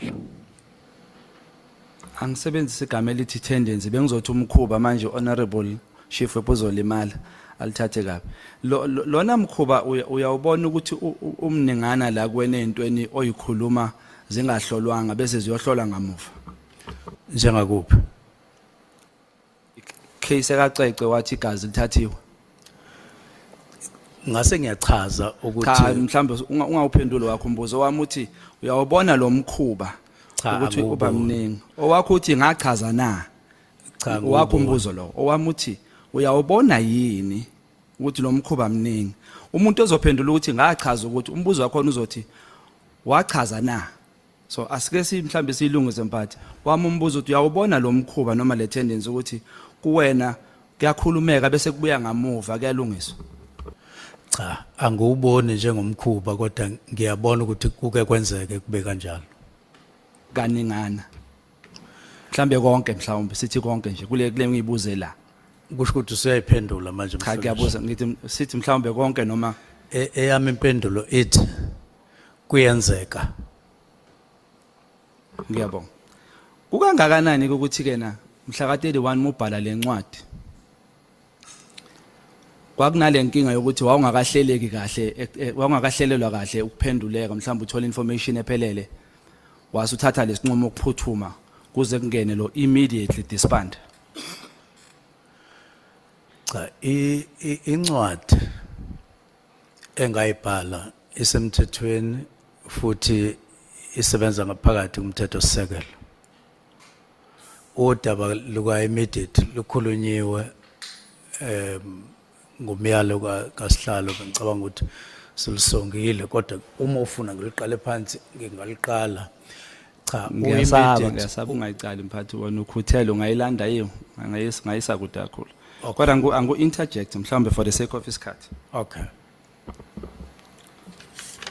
Uma ngicela ungisiza la ngescenario. Okay. Uma umuntu ezothi start a process of disbanding iPKTT immediately. Wena makuwukuthi wena uGeneral Sibiya uhleli lapho. No angasebenzisa uGeneral Sibiya ngisebenzisa umuntu ongathi uyacabangeka. Ubaba umkhwanazi mhlawumbe. uGeneral Mkhwanazi uthi lapho ngikunika instruction mina nguMinister Mchunu. Start a process of disbanding this PKTT team. What would you do? What does it mean to you? It means you have received. Mfakile immediately. Ngixolisa ungafaka immediately. Start a process of disbanding iPKTT immediately. What would you do? Angithi 5:20 ebusuku. Uzofunda incwadi understand ukuthi nayi incwadi isho njalo kodwa ke isikhathi 5:20 awuke office. Okusho ukuthi usuyifundile uyayizwa kodwa ayikho into ongayenza njengamanje. Uyenza until kube khona isikhathi ukwazi ukuyenza leyo nto. Manga kusasa kumhla ka1 ama office evaliwe kusho ukuthi akwakwazi ngoba kuvaliwe ukuyenza koze kube la khona kuba khona into ethi ingenzeka. Then umuntu mayezothi disband immediately. Buzo wenzani? Success or 5:30. Angithi yikho lokho engikuphendulayo ukuthi uphethe incwadi ethi immediately. Mhlamba ngiphinde mphathi wami mhlamba ngizwanga. Cha Nice. Okay. 5:20 ntambama mhla ka31. Yes. Ethola incwadi ethi immediately. Bhala bese ethi immediately. Oh okay. Akho team phela phambi kwakho ukuthi thatha ucelemba uhlakaza. Kumele uye office livaliwe umhla ka31. Lisazovalwa futhi nangomhla ka1. Mhlawumbe uzozuya office ngomhla ka2 noma ngomhla ka3. Bese uqala ke iprocess uqala ngokuqalwa ngakho uze ngokulandelayo. That is when you are doing a process of disband, right? That's a process. Yes. Immediately. Yes. And you have started immediately. Awulindanga. Yes. Siyavumelana. Ngoba nje bekuvaliwe Yes. office. So uma uyithole 5:30 namhlanje nge-31st iletha. Bese ke mhlawumbe sithi ngiyabekisa nge-2 iMonday and you are supposed to report at work. You get a letter that says disband the PKTT immediately. What would you do in that regard? Angithi ngizoqala iprocess. No. Ngangihlukanisa. Start the process of disbanding PKTT. That's a question on its own. Sidlulile kuleyo. The process is low. Now this one says disband PKTT immediately. Doesn't that make PKTT with immediately after the letter? Umuqala nje instructor give instructions with valan kuyavalwa lento kuyavalwa. Doesn't that give that qualification? Cha ngeke ukwazi ukwenza kanjalo. Kufuneka ukuthi uqale ungakwazi ukwenza ngeprocess. Uqale wazisa abantu aba relevant. Nixoxe futhi ukuthi nizoqala kanjani. Qhubeke kanjalo. Yiko nje ngithi ngeke nje uvela usuke nje. Ushuthi kwase kuphuthuma ngaleyo ndlela leyo ukuthi ubungalinda ukuthi uvule emsebenzini unyaka ozayo ukuthi ubhale lencwadi ethi immediately. So yiko ngabeka umhla ka20 ngathi kufanele kube ne report ebhalwayo esho ukuthi sizokwenza kanjani and so on umhla ka20 hayi ngakusasa. Ngibuza ukuthi wawujahene ungalinda umhla ka20 ubhange umhla ka20 ubhale lencwadi bese iqala iprocess emva kamhla ka20 kwakujaheke yini yayijaheke ngaleso sikhathi leso. Akukho la okubhalwe khona ukuthi kwakujahekile kubhalwe ukuthi ngomhla ka20 akube khona preliminary report. Akukho nje igama elithi but udisband immediately ukhona. Yes ukhona kodwa report ibe mhla ka20. Okay. Umuzoza la uzosinikeza lobufakazi mhlawumbe noma uzosibriefa live as parliamentarian. Yes. Ukuwahlangana nobaba uSibiya nathi ukushare ama notes enzosinika wona la. Ama notes ani? Mhlawumbe into enzosikhuluma le briefing sayilelo. Le report enisinikeza yona. Nike nahlala mhlawumbe nathi mase ngibuza imibuzo mina ngizophendula kanje nabakubuze lo na uphendule kanje nami ngizophendula kanje. Cha kaze sihlala. So kuza kanjani ukuthi eSouth Africa uwena nobaba uSibiya obhale ku statement sakhe uGeneral Sibiya. Ku statement sakhe ubhale ukuthi wamnikeze kukhona isinqumo esiphume lapha ya esithi must disband immediately and he even says now yena faka now yena. But uyabuya yena uyajika futhi useshintsha immediately usefana nowakho immediately uthi hayi immediately kamini uthi valani manje umina later. So kuza kanjani ukuthi no2 ikhuluma into ecishe ukufana kanti ecaleni ubeyibhale kahle uhamba nathi ama South Africans siyafana ngenkulumo sekujika mase kufika la. Ngikwazi ukuphendula okwenziwe mina nokuphendula umbuzo obhekiswe kumina mawusubhekisa kuSibiya nakumina ngesikhathi esisodwa kusho ukuthi phela ngizophendulela yena.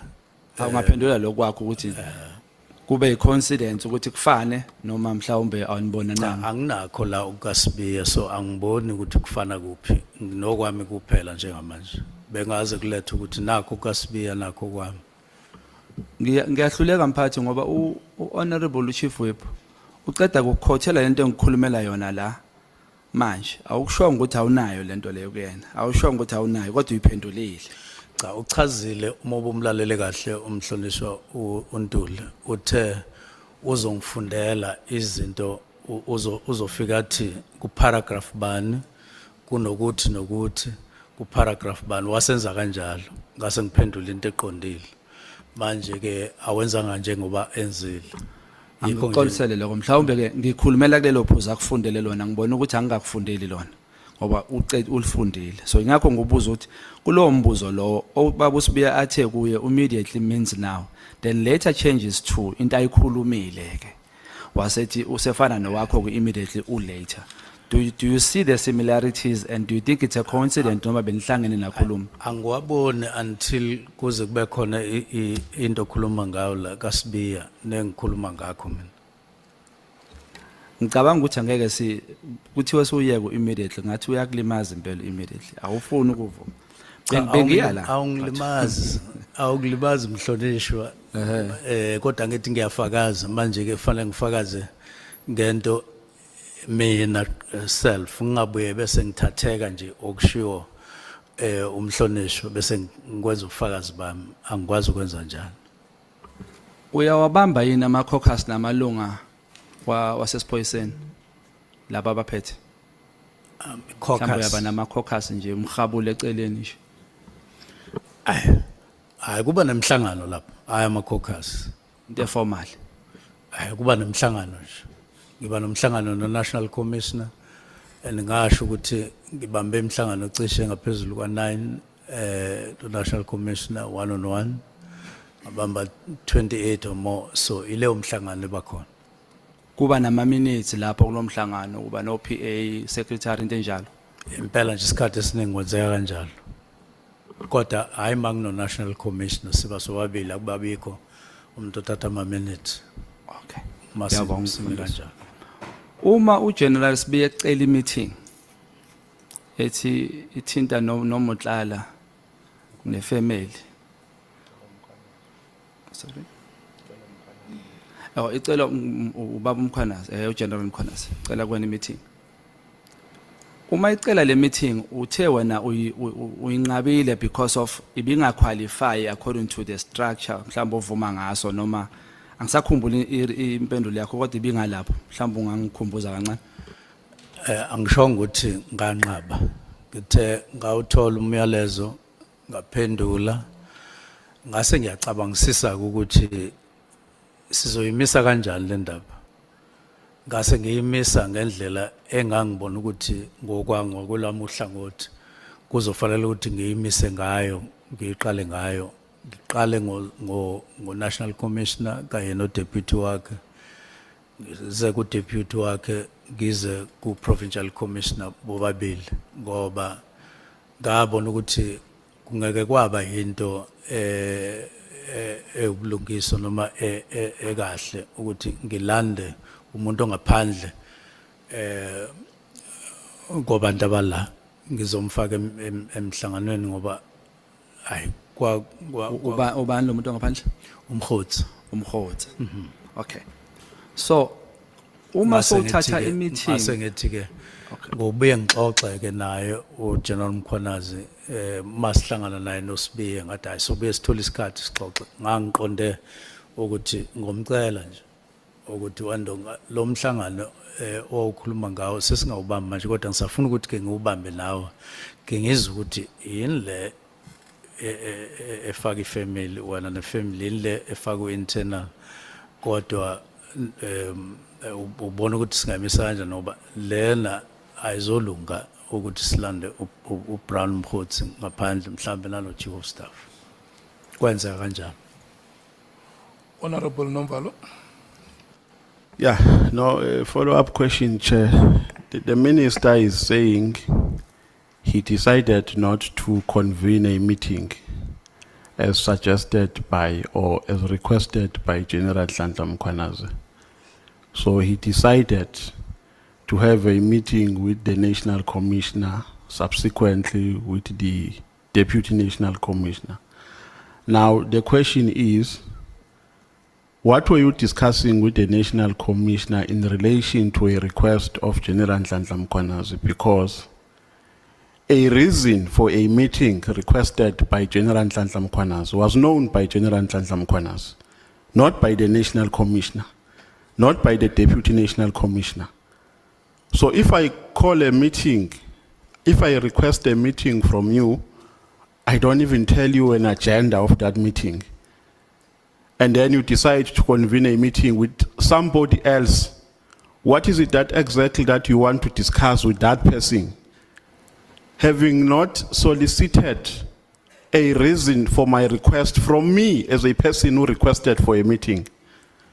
I'm trying to get a logic of the approach that you decided to espouse. The meeting, I didn't say that I decided to have a meeting with General Masimula and then subsequent, as you say, with Sibiya. I decided that the approach would be I would meet General Masimula and General Sibiya together because I was aware of the challenges and so on between them. That is my decision, that one. And then I would have a meeting with General Spear and General Mkwanas, which I did. Manje ke, General Mkwanas didn't say instruction that I must carry. It was a proposal that there are certain issues, let's have a meeting. I think decide to reconfigure ngalendlela engayibeka ngayo. Ngase ngithi ke so besihlangane ke mina naye bese sixoxa ukuthi what are these other aspects.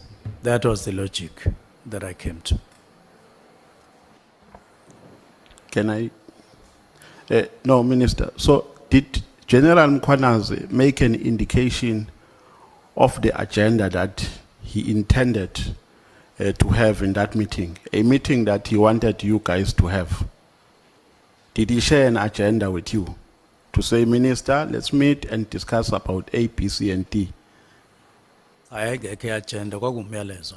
So why? Because according to the explanation that you have given, there is no nexus between a request of General Nhlanhla Mkhwanazi and a meeting that you decided to convene with the National Commissioner. To discuss what with General, with General Masemola in relation to the request made by General Nhlanhla Mkhwanazi. Because you didn't know, he didn't share the agenda with you. So you didn't know the items that he intended to put on the agenda during your meeting, had you consented to his request? No, I don't think you are following the whole thing. I am saying I was aware of other matters, other challenges between the National Commissioner and the Deputy National Commissioner. Now, two, I've said the request was not an instruction that do this, do it this way. So, ngibona ngathi umhlonishwa is asking me as if you are about to say I broke the law for not carrying out what General Mkhwanazi was saying. It was a request, it was a proposal. Then I said when I met him with, on that day, Ndonga, lo mhlangano loya okhulume ngayo sizobamba, namhlanje sizobamba lo. So, and there was nothing wrong with that. Nothing. No, Minister, I think you are not reading my mind correctly. I'm not about to accuse you of refusing to convene a meeting requested by General Nhlanhla Mkhwanazi. That's not even where I'm going. The point here that I want to solicit is, how did you anticipate what General Nhlanhla Mkhwanazi wanted you to discuss about, having not met him firstly to establish the intention or his motive for a request for a meeting? You decide without even hearing what General Nhlanhla Mkhwanazi wanted to meet you, wanted you guys to meet for. You just you ignore him and then you go to the National Commissioner.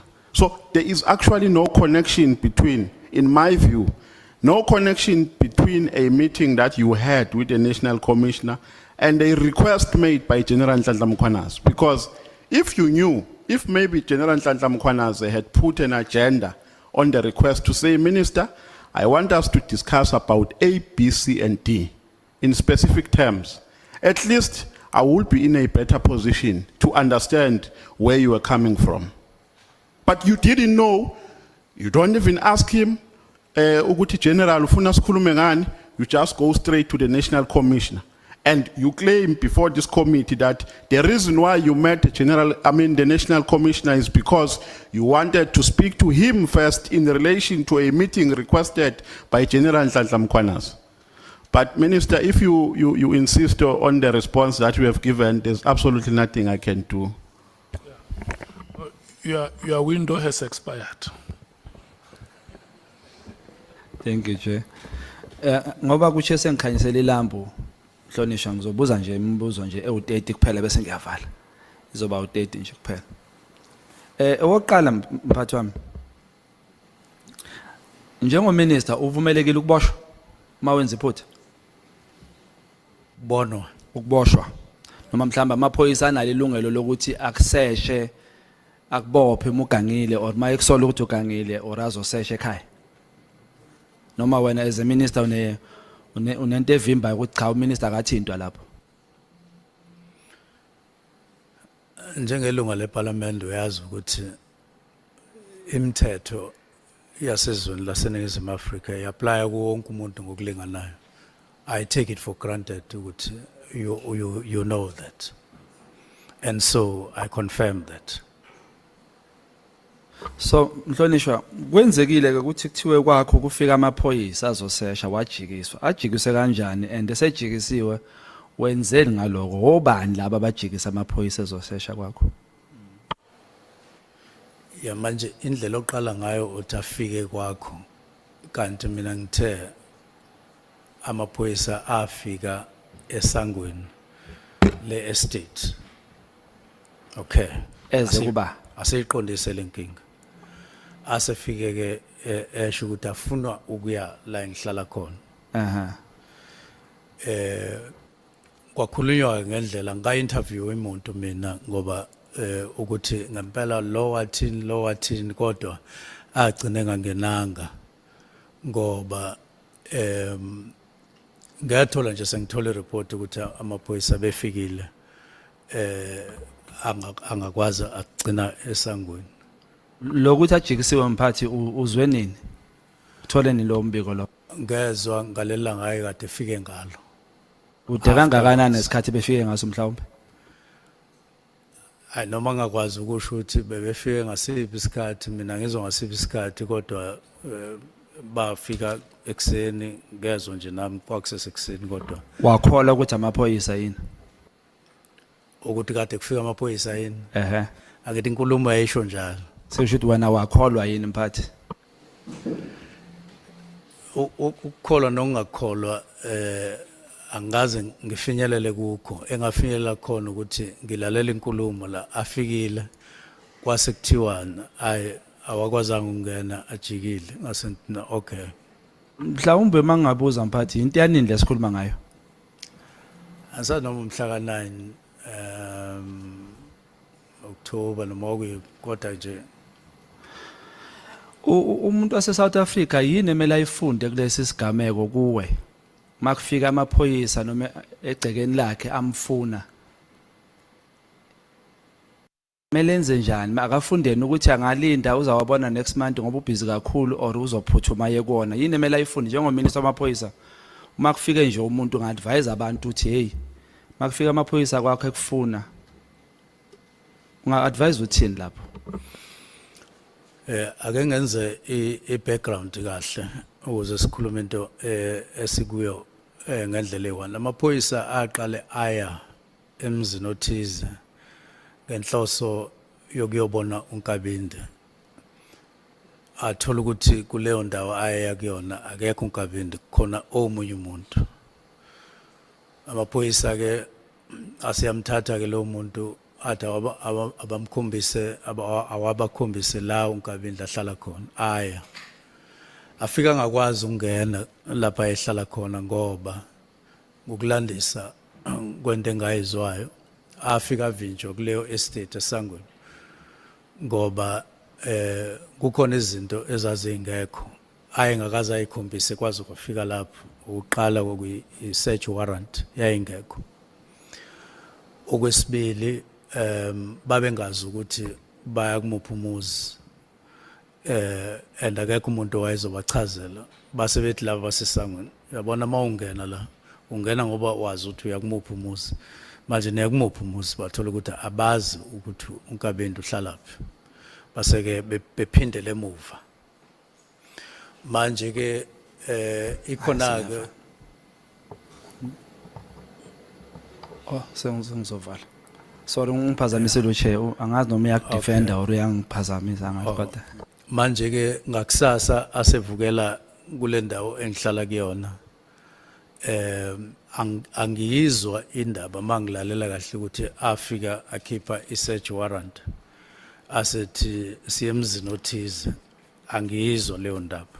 So kusho ukuthi ke isimo sodaba simi kanjalo Mhlonishwa sisonke akumina onqabayo akumina onayiphi inkinga kodwa kusho ukuthi uma kuukuthi babefike lapha engihlala khona njengoba babefike kwaNkabinde kusho ukuthi babe ngayiphethe incwadi bavumelayo ukuthi kumele bangene. So into efuna ifundwe abantu baseNingizimu Afrika ukuthi amaphoyisa awavunyelwe ukungena kwakhe yadini engayiphethe ethi azosesha engayiphethe search warrant. Uma ekuhloniphile wangangena awusayengani kuwona uyohlola uyobuza ukuthi ningifunelani madoda. Angifake mphathi wami umbuzo wami wokugcina. Kwathiwa ahambile. Excuse phathi? Kwathiwa sehambile. Wena wangaye police station. Kuyiphi police station? Akuyona police station. Abasho ngolutho. Akuyona police station ezongifuna kwakwamaphoyisa. Kwathiwa ahambile. Awasho ukuthi amaphoyisa akephi. Hayi cha bangitshelanga. Okay. Angibuze umbuzo wami wokugcina ushiye sengisuse esihlalweni. Lo nguthunywa abantu base South Africa. Bathe ngubuza ukuthi since waba uminister icondition yamaphoyisa injani since waba uminister wena, and do you think there is political interference? Sengivala, would you re-employ uGeneral Mkhwanazi njengoba icontract yakhe izophela? Ngiyabonga. Okay. Angiqale ngalombuzo ogcina uminister employ provincial commissioner. Would you recommend? Cha, uminister kanalo iqhaza lokurecommenda okusemthethweni. Analo iqhaza libambayo. Uma ufuna ukuchazela ukuthi ungena minister, uminister provincial commissioner appointa national commissioner a consult no premier. Uma bengavumelani la ungena khona uminister akafiki ke lelo thuba. Okwesibili injani condition angazi ke kahle ukuthi usho ukuthini ngecondition kodwa ukusebenza nje kukonke akuyona into engiyithatha ngokuthi isezingeni ongathola ukuthi lingaba kuyona. Kuningi okusafanele ukuthi kwenziwe ukuzama ukubhekana nenselelo zomphakathi mayelana nezokuphepha. Kusene ikhala ke iningi lapho njengoba nje abantu bekhala ukuthi abaphephile indawo ngendawo la eSouth Africa. Kwezinye indawo kufiwa nje kakhulu ikakhulukazi lama province amane iWestern Cape neEastern Cape bese kuba iKwaZulu Natal neGauteng. Ilawo ma province okufikwa kona kusho ukuthi isimo ke sethu sokubhekana nalengwadla asikho ezingeni elifanele okwamanje kusafanele sisebenze kanzima. Angisazi umunye umbuzo wesithathu bekuyi. Cha usuku wathatha wakho umbuzo umphathi ofaka kuwena manje wangaphenduleka lo wami. Angubuza mhlambe njengoba uMchunu, would you nje personally would you recommend, or without ubuminister would you recommend wena personally ukuthi aqashwa yini ubaba uMkhwanazi as a citizen nje? Do you think uyiphoyise la singachubeka simcashe noma as a citizen? Wena uphendulele uminister. Ngiphendule ngoba angikwazi ukuthi angiyena manje ufuna ungifake entweni wena engenalo iqhaza kulo kodwa ufuna ungifaka ngewind manje angikwazi ukungena kuleli wind lincane kakhulu lelo ngifaka kulo. Okay, no, thank you so much. Thank you, Honorable Shongwe. Honorable Cameron, are you ready? If I can please pass the baton to you. Yes, thank you, Chair. I wanted to start with a question of clarity on the word immediately, but I won't. No, I'm just joking, Chair. No, we're not going to go into immediately now. Minister, firstly, thank you for your patience and explaining the definition of immediately so many times, according to you. I'm going to jump to something that we haven't actually spoken about that much today, and that is the irregularity of the Medicare 24 contract. I want to firstly start by asking you when you first picked up on the irregularity regarding the Medicare 24 contract, so that for the record. And is it something that your office discovered internally, or is it something that came to your attention otherwise? On the 20th of December last year, we were due to fly from Cape Town to Durban. And when I left the house where I stay, I then read in my cell phone and found an article written by News 24. And it caught my eyes because there was SAPS, then there was a contract, as you mentioned. So I read the whole article. It was freely available. And the way it was written, it looked factual. I mean, that's the impression I got. And then on our way, with the National Commission and other people, I then shared the article with the national chair, with the national commissioner. I gave him my cell to say, are you aware of this national commissioner? And he read it. And he said, yeah, no, I know about this. And I did check whether everything was done properly. And the people said, yes, it was done properly. And then, or awarded properly. And then he said, but if minister wants to get a briefing, I can organize a briefing. And then I said, please, let's organize a briefing. And indeed, that briefing was organized. Thank you, Minister. In this specific case, and you'll see where I'm getting at now regarding procurement matters, can you share with us what has been the impact on police members, if at all, and whether they're still receiving the service that they should receive? Obviously, if you take the space of time that you've been, not been in office, been suspended, you don't need to comment on that, but before that maybe, and how has this gap been managed on the ground? Now first, so let me conclude. I left without saying whether it was discovered internal, but it's self-explanatory to what I've just said. Sure. Now, how they are closing the gap, I don't know, because surely it would take some time before another service provider gets provided, but I'm not sure about it. Thank you, Minister. So the reason I'm starting with the Medicare questions is just because I think there's a bigger problem with regards to procurement. Medicare is a very good recent example. In the recent Auditor General reports, we saw that SAPS incurred over 649 million rands worth of irregular expenditure due to non-compliance with procurement laws. That's a 140% increase from the previous year. Why, in your opinion, has there been such a sharp rise despite prior commitments to tighten controls for procurement? Irregular expenditure and other issues like wasteful expenditure are men and women made. And they show, or they are an example of less than required attention to matters of procurement and finances generally. It means that there's something that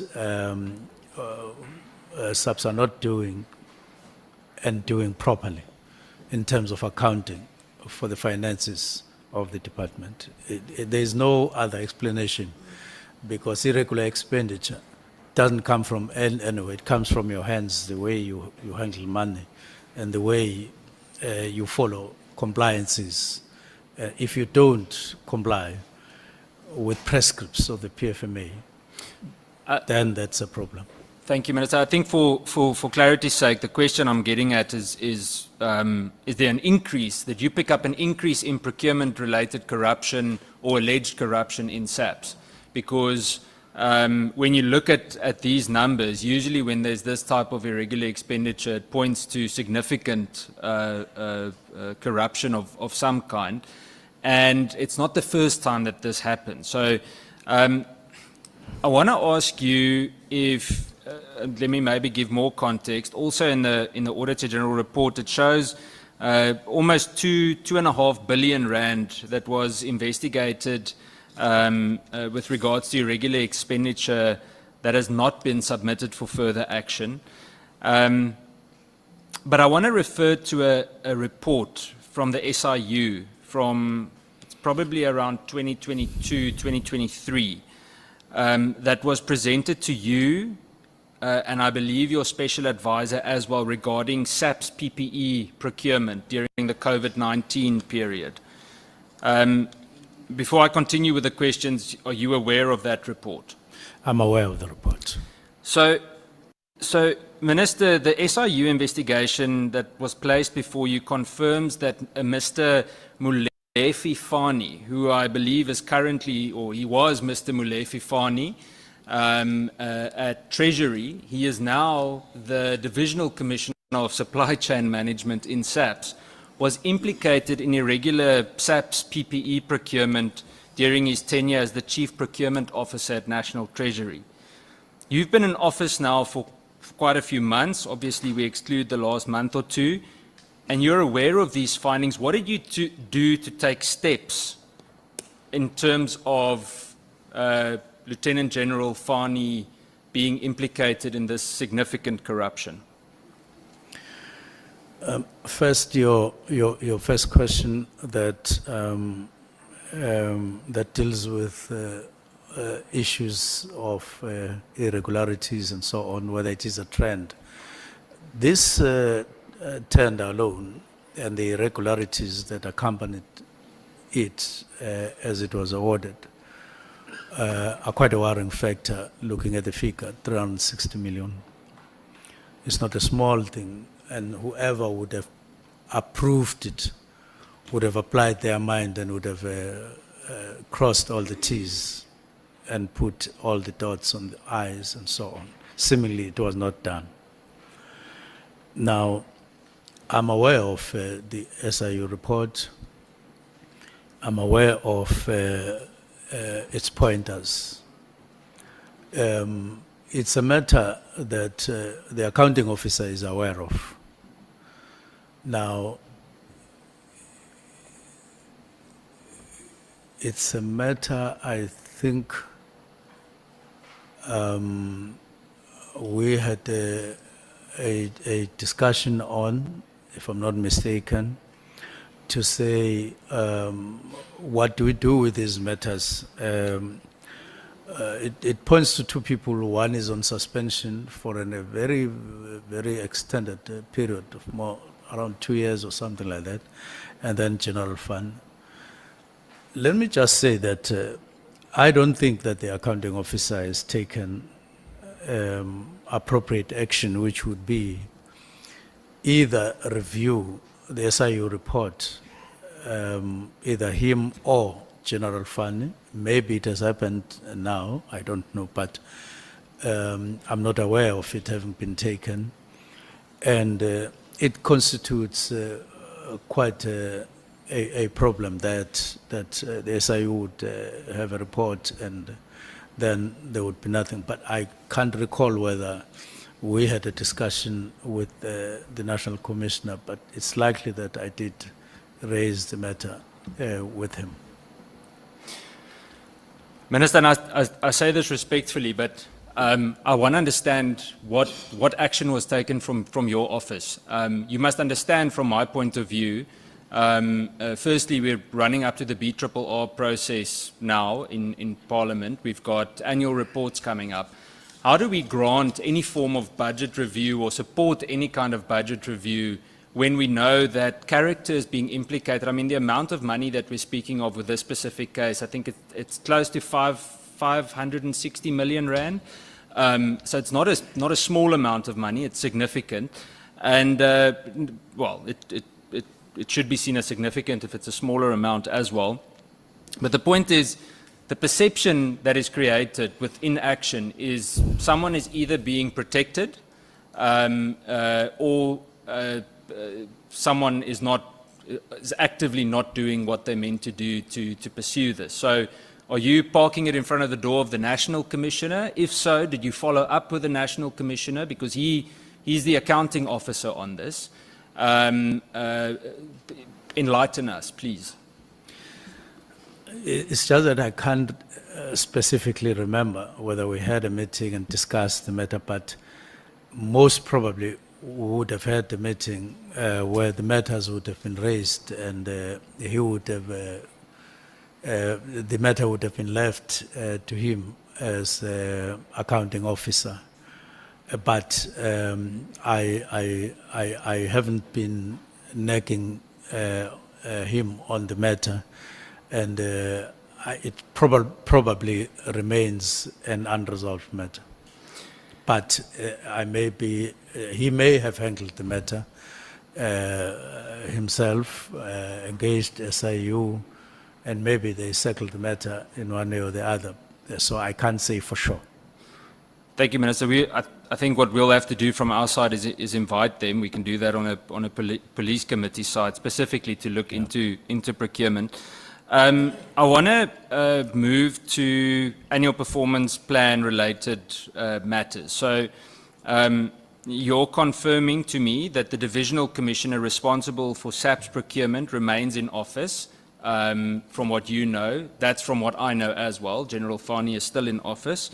Despite, while under him being under SIU scrutiny, and that no interim safeguards were put in place to protect the procurement system that you know of.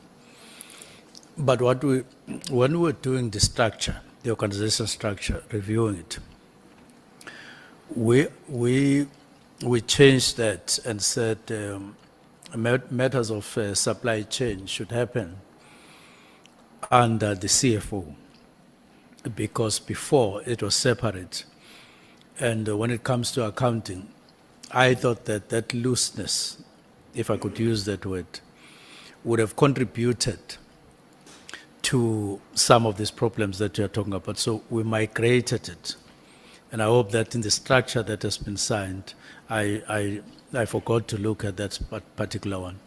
We said it must be under CFO, because she deals with matters of finances already, and she should have an eye, even if it's a sub-unit, on what is happening there for control purposes. That is what we did. Thank you, Minister. Minister, I think from my side, and that's why the reason why I use this as an example, is that the whole Medicare Kat Matlala issue, in my opinion, wouldn't have easily arisen had this type of thing been handled with urgency. I mean, you can imagine, 500 million rand. I got a message now, the members doing training at Rudapla Training Academy don't have enough food for the members doing training at the academy with the K9 members. Now, something as simple as that, making sure that money is managed properly, even in terms of the smaller amounts, could have stopped this from happening. I constantly try to think what could have been done to prevent us from having to zoom in on this. Given the repeat findings over 5 consecutive years by the Auditor General, do you feel that consequence management mechanisms in SAPS are effective? I don't think so, because I'm not aware of such steps or demonstration of such steps. But I know that there is commitment or determination to improve. That's why one of the days we held an efficiency and effectiveness meeting to say CFO safeguard and accounting officer safeguard the finances, because we can only optimize on what we have and then be able to do more. So I'm hoping that there's since been tighter management of finances in the department than what has been happening. So, Minister, now it comes to, and you can tell me if it's a mistake on your end or not, but in terms of the strategic plan and annual performance plan of SAPS, you signed on it, and there was specific mention of the professionalization of SAPS as one, and the eradication of corruption in SAPS. So, as 2, let's call them flagship priorities, or during your tenure. How do you reconcile those commitments with the failure from your office against a senior SAPS official like Lieutenant General Fani, to a certain extent Lieutenant General Vuma, who's been on suspension for a very, very long time? How do you reconcile those written commitments with these procurement irregularities shown in the SIU investigation? I want to understand if your anti-corruption agenda is real, and if it is, why is it so slow? Now, we were meant, as we started right to the end of the year and beginning of the year, to really focus, even though at the risk of operational vis-a-vis whatever ministerial powers. But it's something that you can't help in the light of those questions which we come across in Parliament. That's why I'm talking about one coin and two sides. It becomes inevitable that you engage, and depending on the response, matters become urgent, actions become drastic. It's one case, but we were meant to focus our attention on management of finance. And I think capacity is there to improve drastically on this. It's not like it's not there, but somehow it requires closer supervision, much more serious supervision, including from the side of the ministry, as opposed to saying, well, accounting officer is there and you leave it like that, because when things go wrong, he is not the only one. Questions like these ones come up and are in a corner. And therefore, we were meant to follow up on those points in our strategic plan, and particularly in our annual performance plan. Thank you, Minister. I've got one more question regarding this. I want to understand, if we're speaking about professionalizing the police, in my opinion, it starts with integrity, and specifically integrity in leadership appointments. That's the most critical. We can't expect things on ground level to change if we've got questionable characters supposedly leading in office. I would like to understand what message, according to you, does it send to close to 180,000 SAPS members, including administration, obviously, if a senior official, actually in this case several senior officials, are linked to procurement fraud and they remain in charge of those divisions? What message does that send in terms of accountability? It does affect it lower, pointing to a lower direction rather than upwards. In other words, it doesn't inspire, it doesn't demonstrate that you are serious about these matters. And for that to be in place, you need to be one. You need to believe in one thing, all of you, ministry and top management of SAPS, that there needs to be changes and they need to be taken seriously. And that is what, rather than going on and on, taking things for granted, especially with the fortunes of, on the financial side, decreasing as it's happening, and we're more and more getting to be found wanting in terms of the quality of service, in some cases services itself. Like, you are quoting one example. It doesn't look good that there would be such and so on, but don't forget that I'm on leave. I don't want to get on matters when the acting minister is there, but generally speaking, that's not inspiring. Fair, thank you, Minister. Minister, in terms of this whole procurement issue, I think that something that is frustrating to us is that we've really come to a point where we constantly hear the answer. We've actually heard this. General Sabia also pointed to that. The impression is created that we're okay with the current management structure. They are just minor oversight things that need to, let me make it clearer. We're okay with the individuals in senior management positions, and that there are, minor oversight functions that need to be improved. But I want to hear from you. Do you think it's time for the changing of the guard? Is it necessary for the South African Police Service, let's say the top 10, to be audited and possibly replaced? Well, I wouldn't necessarily put it exactly the way you put it, but I spoke earlier on about the need to overhaul certain aspects and sections of SAPS. There is a need just to refresh and the organization. How you do it, it's a different matter, but that, because I think that sense of, a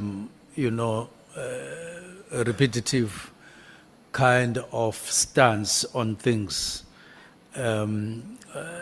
is now at odds with what is expected either in Parliament or elsewhere, and therefore there is a need for some kind of action, whether it is in that form or in another form. But it's difficult, it's going to be more and more difficult to leave just things as they are and go on just like that. Minister, if you were back in office tomorrow, figuratively speaking, what would you do regarding this specific matter, this SIU matter? If you know all of these people are still in their positions, what would you do if you're back in office tomorrow? Well, it's to call for a report. Where are we with the SIU report? Because as I'm saying, I'm sitting here talking. There may have been things that have been done since I left, but that would be something to be found out, and then act on them. And I do note that it does require solidity of a certain level to get into those matters and correct them. Minister, I want to jump to Mr. Cedric Nkabindi, his appointment. We've touched on it a lot. There are one or two questions, I think, for the record that are important. Just in terms of the process, I want to understand, did you go through any kind of do you know if there was any kind of a security clearance process with regards to Mr. Nkabindi? Did he get security clearance? Was there any kind of vetting process in terms of clearance? That is a standard practice, and I take it, I'm risking here because I am not called for it to see it. But that's a standard practice that there should be vetting. It's one of the standard practices. But you're not sure? In the sense that I don't remember asking for it to see it. But this is not managed within. The employment of these people is not, of the staff in the ministry, is not necessarily managed within the ministry. It's managed by particular people in SAPS, and they are the ones who ensure compliance. I would need to talk to them to find out whether there is 100% compliance. But I take it that there is. So, Chair, I think that's an important note for us for reporting on this, is that there is a serious gap in terms of due diligence being done, because, I mean, surely, Minister, you want to know you could be able to trust the person sitting next to you. And I don't want to cast an aspersion on Mr. Nkabindi, Yes. but his name pops up everywhere. So surely some kind of due diligence had to have been followed. In terms of his suitability to manage confidential policing and even intelligence information, did you have any indication outside of that security clearance that he was suitable to handle that he was trustworthy to handle that type of information? Yes, in the sense that, well, even without necessarily doing any specific check, but before he came to work with us as chief of staff, he was working at forensics in a bank. I would imagine that he wouldn't have worked there without being checked and being certified in terms of suitability to deal with confidential matters. And before that, he was at IPID. Now, normally, you would take that experience and passage of time and him as a sign that there would have been confidence when he worked there in those matters, because these are sensitive areas of work. Minister, respectfully, banks don't answer very positively in that sense anymore. I believe recently in Cape Town there were 2 cases of arms dealers that were found with large amounts of firearms in containers, and they were both employees, quite senior employees, I might add, of very well-renowned commercial banks. So my question comes back to that due diligence. I want to understand if he did not have security clearance, or if you're unsure about it, why was he granted access to such sensitive material? Well, I don't say he doesn't have security clearance. I'm just saying that I didn't ask for it. I don't remember asking for it. But we've been discussing clearances of other people, and I take it that he has. And I take it that he has what it takes to be chief of staff and to handle. I haven't heard anything coming out negative about him up until this kind of upheaval, where what you're talking about then similarly is coming here and there on him. But before that, there was nothing. Minister, yeah, the doubt, and it could be that SAPS or SSA slipped on it, and we'll be able to follow that up. But it can't be that a chief of staff comes into such a sensitive position, and we don't know whether that person has the clearance that they meant to have. And again, it's similar to the procurement issue. We could have potentially prevented a lot of the leaks and things that took place. Apart from a little bit of work experience at IPID, what skills specifically of Mr. Nkabindi stood out to you or convinced you that he should be capable of being in such a senior position in the ministry? In terms of, I'd say, more complex policing issues and even intelligence matters, because he would obviously have been exposed to that. He's really put into a position where he's in the belly of all the action. So, what specific experience apart from IPID stood out to you? Yeah, firstly, I wouldn't want us to create an impression that the leaks that you are talking about are referring to from his part. We just park it like that without suggesting such. But to be specific on your question, I did talk about my experience of him at IPID, when he was at IPID, in terms of investigating the complaint that I had laid with IPID. What specifically impressed me was the detail in terms of how he went about doing this job and bring it to finality. I was quite impressed, and it was the first time I had met him, and I felt that there was integrity throughout the process when it was done, and I was far from looking at ever working with him at that time because I was at home, and therefore that is what I picked up at that time.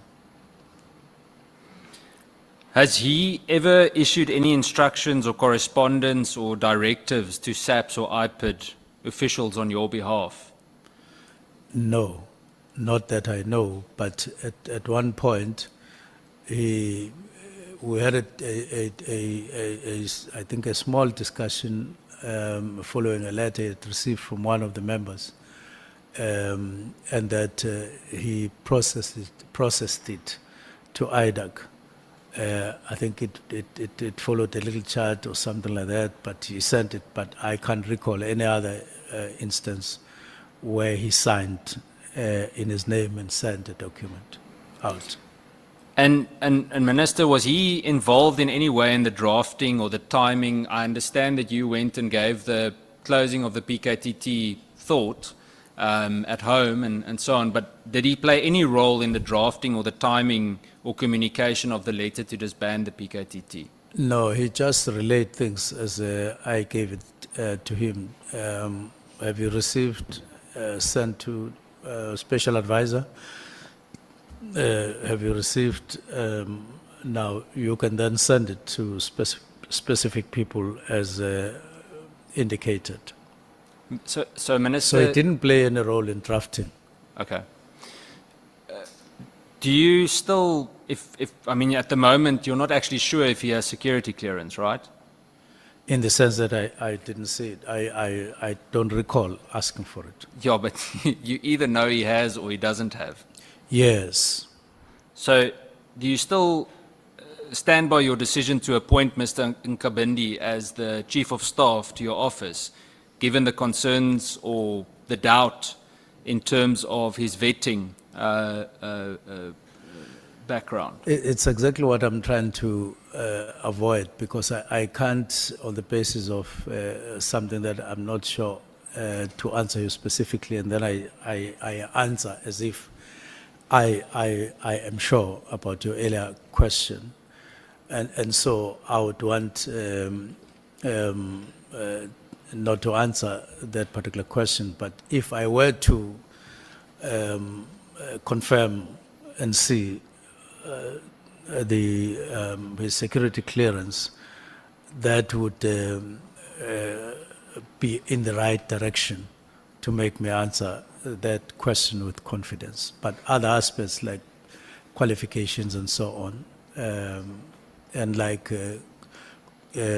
stability in terms of being present at work all the time and following instructions, and not lapsing for a day or something like that. Of course, there's room for improvement, but he has stability as far as that's concerned, managing staff and so on.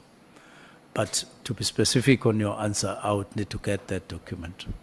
Minister, so we can actually remove his name from it. To me, the fact that there's any doubt regarding this key person, the fact that you don't know and that you're not sure, is a cause for serious concern, because it means that there's a breach in terms of vetting and security of your office. It means that the potential leaks, and I'm not, again, remove his name from it. The point is that there could have been several other people that also didn't have clearance. And I want to say to you that if it is so that he didn't have security clearance, then obviously there's a significant breach. But if it is so that he does have security clearance and all of these leaks still occurred, then I would be seriously worried about the clearance process as well. The point is just that a chief of staff, you must know, he's either cleared or he's not, because if you're not vetted in such a sensitive position, especially with this drama that we're facing at the moment. I take your point. Thank you, Minister. Minister, I've got 4 or 5 last questions, but they're yes or no questions. I see the Chief Whip here from the corner of my eyes watching me, glaring at me. I can hear him whispering in Zulu to me. But I've got brief yes or no questions. The first one, yes or no, your affidavit explicitly states that the President agreed to close the PKTT. Yes, it says so.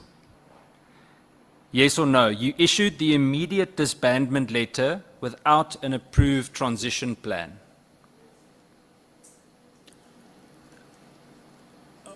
Well, you will excuse me, I can't use yes or no there, but I will say, yes, there was a directive, but it pointed at a preliminary report because I couldn't go to somebody and say, Fair. give me a transitional plan before I did that. Yes or no, Minister, you met or communicated with Brown Mogotsi or Kat Matlala in the 14 days surrounding the 31st of December? I definitely didn't communicate with Mogotsi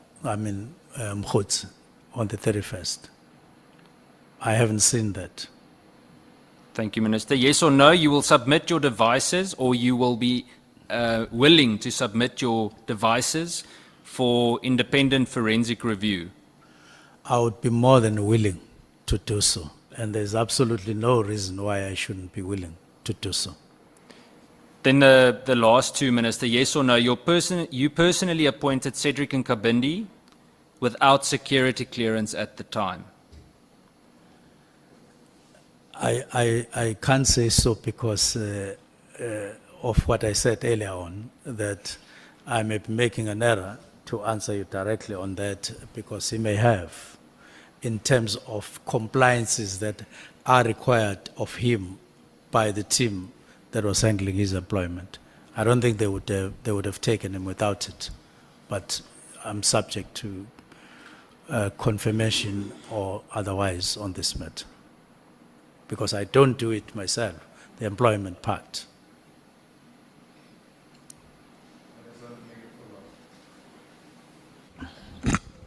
Let's check with Honorable Cameron, because he was concluding. Yeah, just on the question before of handing over the gadgets to whatever independent, you are willing to hand over the gadgets even to the police who were turned away at the gate if they've got the necessary requirements? Yes, my yes applies to them, exactly. Okay.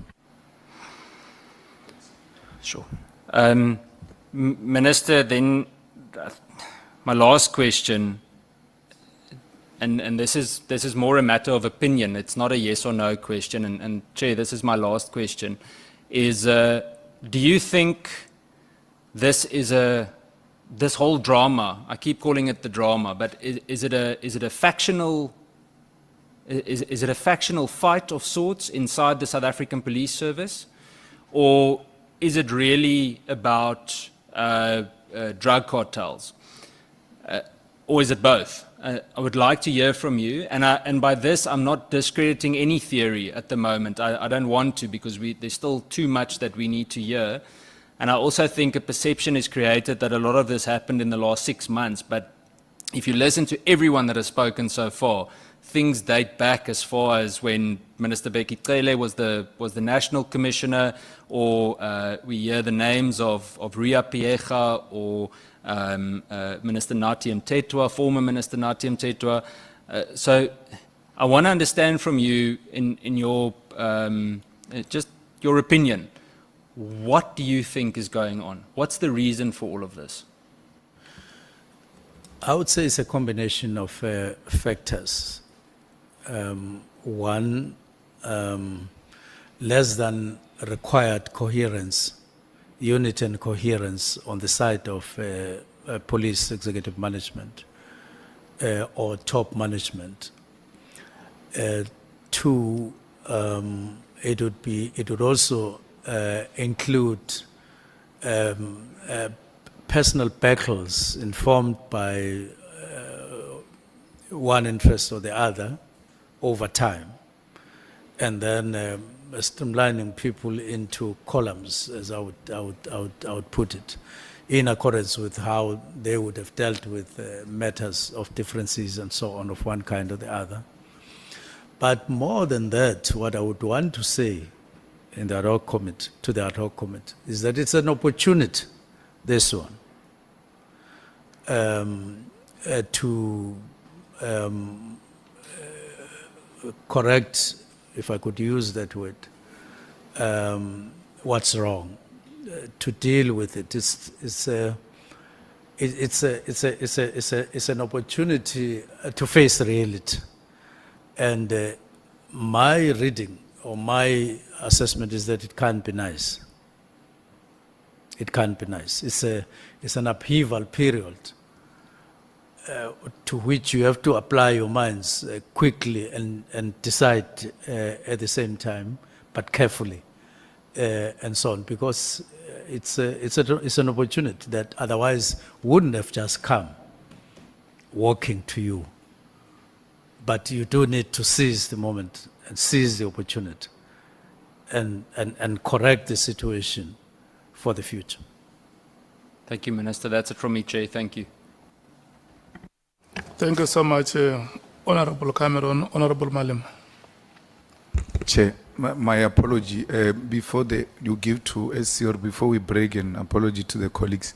You know, I forgot to ask the Minister if you know a guy called Jerry Boshocha. The mother sent me a message. He has been kidnapped from the 18th of November last year. And the allegation was such that Matlala had to do with it. And this case has been going on for some time. It's almost a year now. A person disappears, a high profile linked to Matlala, that Matlala is involved and all of that. And police seems to be helpless about the whole situation. I'm sorry if you don't know it, but it's a guy who has been kidnapped from 18 November 2024 until today. And the mother asked me to ask you, where is her son?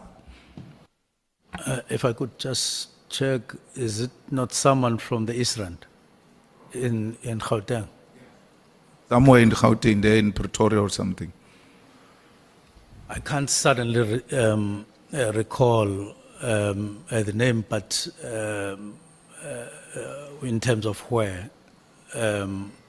But the name isn't unfamiliar, and the incident, I wanted to link it with the East Rand, a case that I would say I at some point came across it. Now, then to say that from where I sit, there's been progress on most of the cases. And I wouldn't have expected that we have an outstanding matter like this one for so long. And I know that in some cases, really, they've done a sterling job, these teams that deal with these matters, often risking their lives and so on. So they generally have been performing well. And so this one would be an exception. I would make an effort as a report back on your side that I would inquire with the minister to check for us, and I would revert to you. But I would need your number to revert. Thank you. Thank you so much, Honorable Malim. I think this is it's a very, very serious matter. It's a matter of national concern, and we must take collective responsibility, all of us, that the police commissioner was here. And it escaped us. What we should do, SC, let's write back to the police commissioner and request an explanation or a progress report. Even if it's just one paragraph or one page, I don't think it will be wrong for us to make that follow-up. These are some of the things that South Africans want to hear us doing, demonstrating that we can act on their behalf. Thank you very much, Honorable Member, for that decisive intervention. Honorable Skosan. Thank you, Chair. Just before the SC, the Minister, in that recording which was played here, it said it is a common cause that General Khan, who has previously been accused in drug operations, if you can clarify, because it was played here, being accused in a... Let me check with you. because I thought you are asking a clarity-seeking question based on the matters that Honorable Cameron was raising. Because if you do this, it means I must now open to all members to come back with any matter that. Let me make things easy for you, Chair. We will ask the next one. Okay. Yeah, because the person who was quoted here is still coming as well beside the minister. Because that recording, which we didn't get that thread, there was an issue as well in that. So I wanted clarity, but if you say that you will open up, it's okay. Yeah, thank you so much. Minister, Honorable Minister, before I give to the SC, just to pass the following. General Mkhwanazi, when he appeared before us, he stated here that he could not conclude that you were a corrupt person. And secondly, that the Edward Senzo Mchunu that he knew would not have signed the letter to disband the PKTT or the NPKTT. The Edward Senzo Mchunu that he knew. So when a statement like this one is put to you, is it your understanding that General Mkhwanazi had a high regard for you? Number one, he says that, look, where I am, I can conclude that Minister Mchunu is a corrupt person. Number two, the personality that I know, sitting here, I'm still not convinced that he could sign or put his signature on a document like this one. Do you understand him to be a person who had a high regard for you?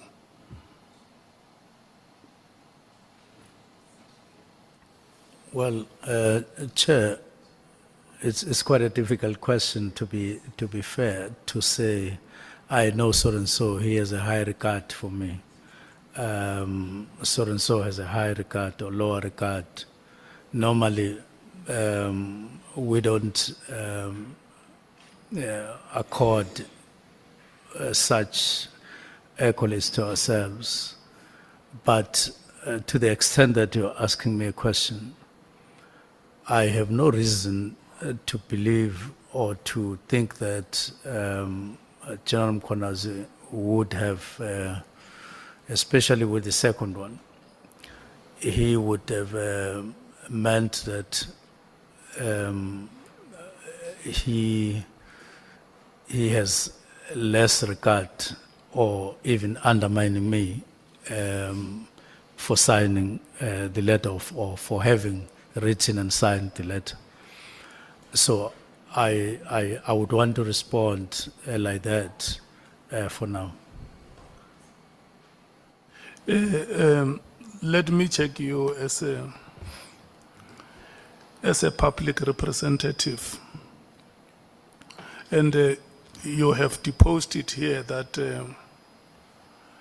the intervention was publicly announced that there are political killings in this province who are going to do something about it.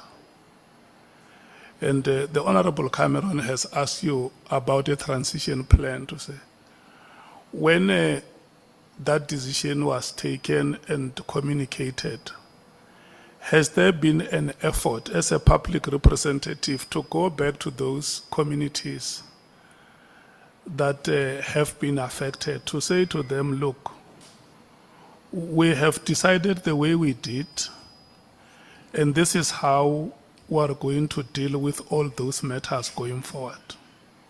Has there been any initiative like that one?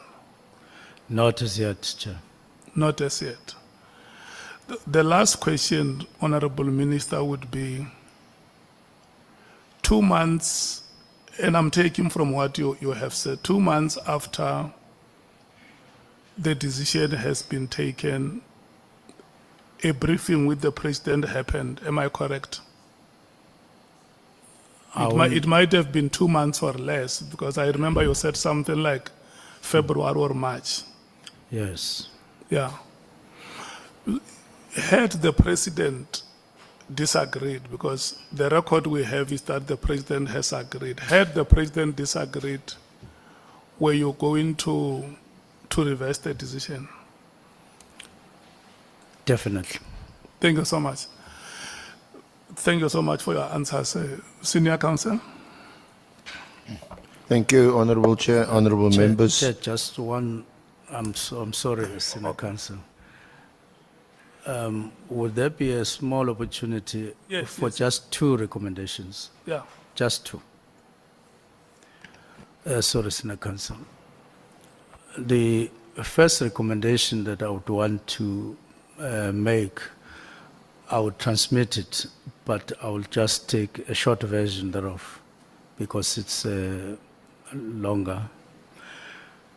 I'm requesting or recommending that the Auditor General be approached and appointed to conduct a full and independent audit of the National Political Task Team's financial matters. There are some detail that's the first one. The second one is that we as a country, that it be recommended, I know that we're going to go to processes, that instead of having what we have now currently, your SIU, your IDAC, TPCI and other agencies, we consider recommending strongly that a transparent and accountable, no, not this one, that a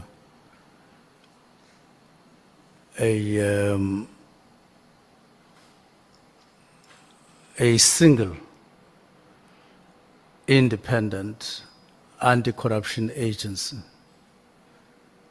be seriously considered, because standing as we are, all of us in the security cluster know and acknowledge that we are very weak in the light of the kind of criminality and including corruption and complexities thereof that we are facing, that these matters be considered urgently. Thank you very much, but I will transmit the whole thing. No, thank you so much, Honorable Minister. Senior Counsel. Thank you, Honorable Chair, Honorable members, Honorable Minister. The first 2 questions, and again, I'd also request that you answer a yes or no, or give a short response so that I can get through my questions. The first 2 both relate to what happened on the 5th of March when you appeared before the Portfolio Committee. At that, I can read back to you what you said, but would you agree that at that meeting, that appearance before the Portfolio Committee, you did not mention to the committee that PKTT was an unlawful or illegal structure? Yes, I didn't mention that. You didn't mention it, notwithstanding the fact that there was a presentation which was on the agenda. The presentation was made by Brigadier General Kumalo in response to your directive, and he then mentioned that he spoke about how the unit or the task team would be phased out. Yes, that was the content of the presentation on the 5th, the phasing out. Related to that, You're not aware that the Auditor General, whom you've now requested to conduct an audit into the PKTT, as ironically, there's no report from the Auditor General that you're aware of that accuses or finds that the police have incurred unlawful expenditure because they've been funding or budgeting for an illegal unit or structure? The report is just on standard criteria, or like pointing at irregularities. It doesn't point to a particular area of SAPS, just irregularities and other findings. In other words, the Auditor General has proceeded on the basis that the PFMA and other procurement policies and prescripts have been complied with. Well, I wouldn't know what the findings assumed or not assumed. Yeah, I think that question is too broad and perhaps unfair, but particularly in relation to the PKTT, there weren't any adverse findings. Well, Senior Counsel, nor was there any finding in any other particular area like procurement, like this. I don't think the report would have been specific in a particular area. Okay. Now, we heard from you that one of the reasons that informed your decision of the 31st of December, that's the directive of 31 December 2024, was inter alia hearing complaints from Professor Mary Das, and also from Ms. Mashali. But also from... Yes, I said amongst others. They were. You also received other WhatsApps, and so some have disappeared. But you mentioned, I'm asking specifically about Ms. Mashali, and you said that you, because she's a serial complainant, isn't it, in the police, very well known. You referred her complaints to the Inspector General for Intelligence. No, I said I just wanted to know who Patricia Mashal is, not the complaints, but just her. I asked this. Well, did you get the response from the Inspector General? He did respond. What was his response? His response was that, yes, Patricia Mashal, on some cases, reliable, but in some cases she takes things that are factual and sometimes changes them and so on. So he gave a picture of somebody. I concluded that when you receive something, read it, but how you process it, you need to think carefully. Following his response, did you conclude that there was substance in some or all of her complaints? In some, I would take that, but not all. Now, this is how you responded to the committee.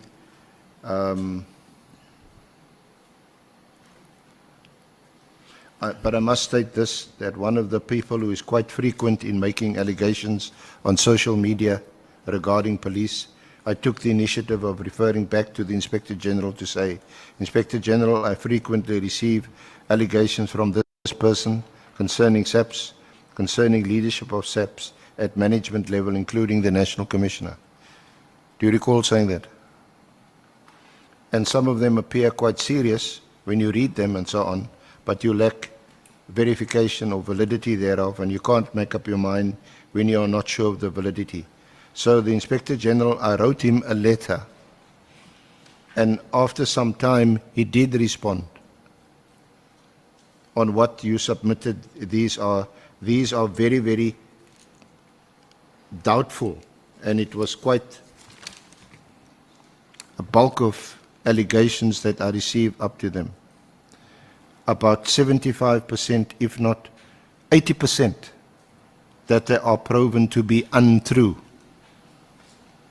And then the remainder could be or could not be subject to investigations and so on.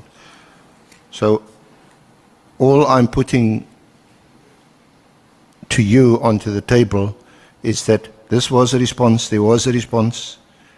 It appears to be the case from your answer and what you got back from the Inspector General that this is a person who makes mostly 75%, 80% unproven allegations against people in SAPS. That's what the Inspector General would have said. Well, the point is, she, Ms. Mashali, and the House, with amongst two of the people whose complaints you relied on to inform your decision to issue the directive. No, I think that's where I've been insisting that there's an error there, and I don't know why. I said there are people, some of them officers who had served in the National Political Killings Task Team, some of them are still there.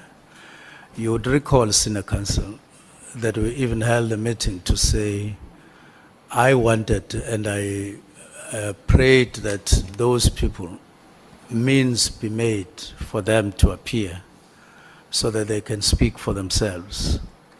And I said there's a high risk and therefore it would mean a detailed plan or meeting conditions. So I would want to really avoid just highlighting those two. I even said just because they are able to write and so on, then we take them alone. Yeah, Please, Minister, let's not do that. sorry Yeah. to interrupt you. Yes. I've got limited time.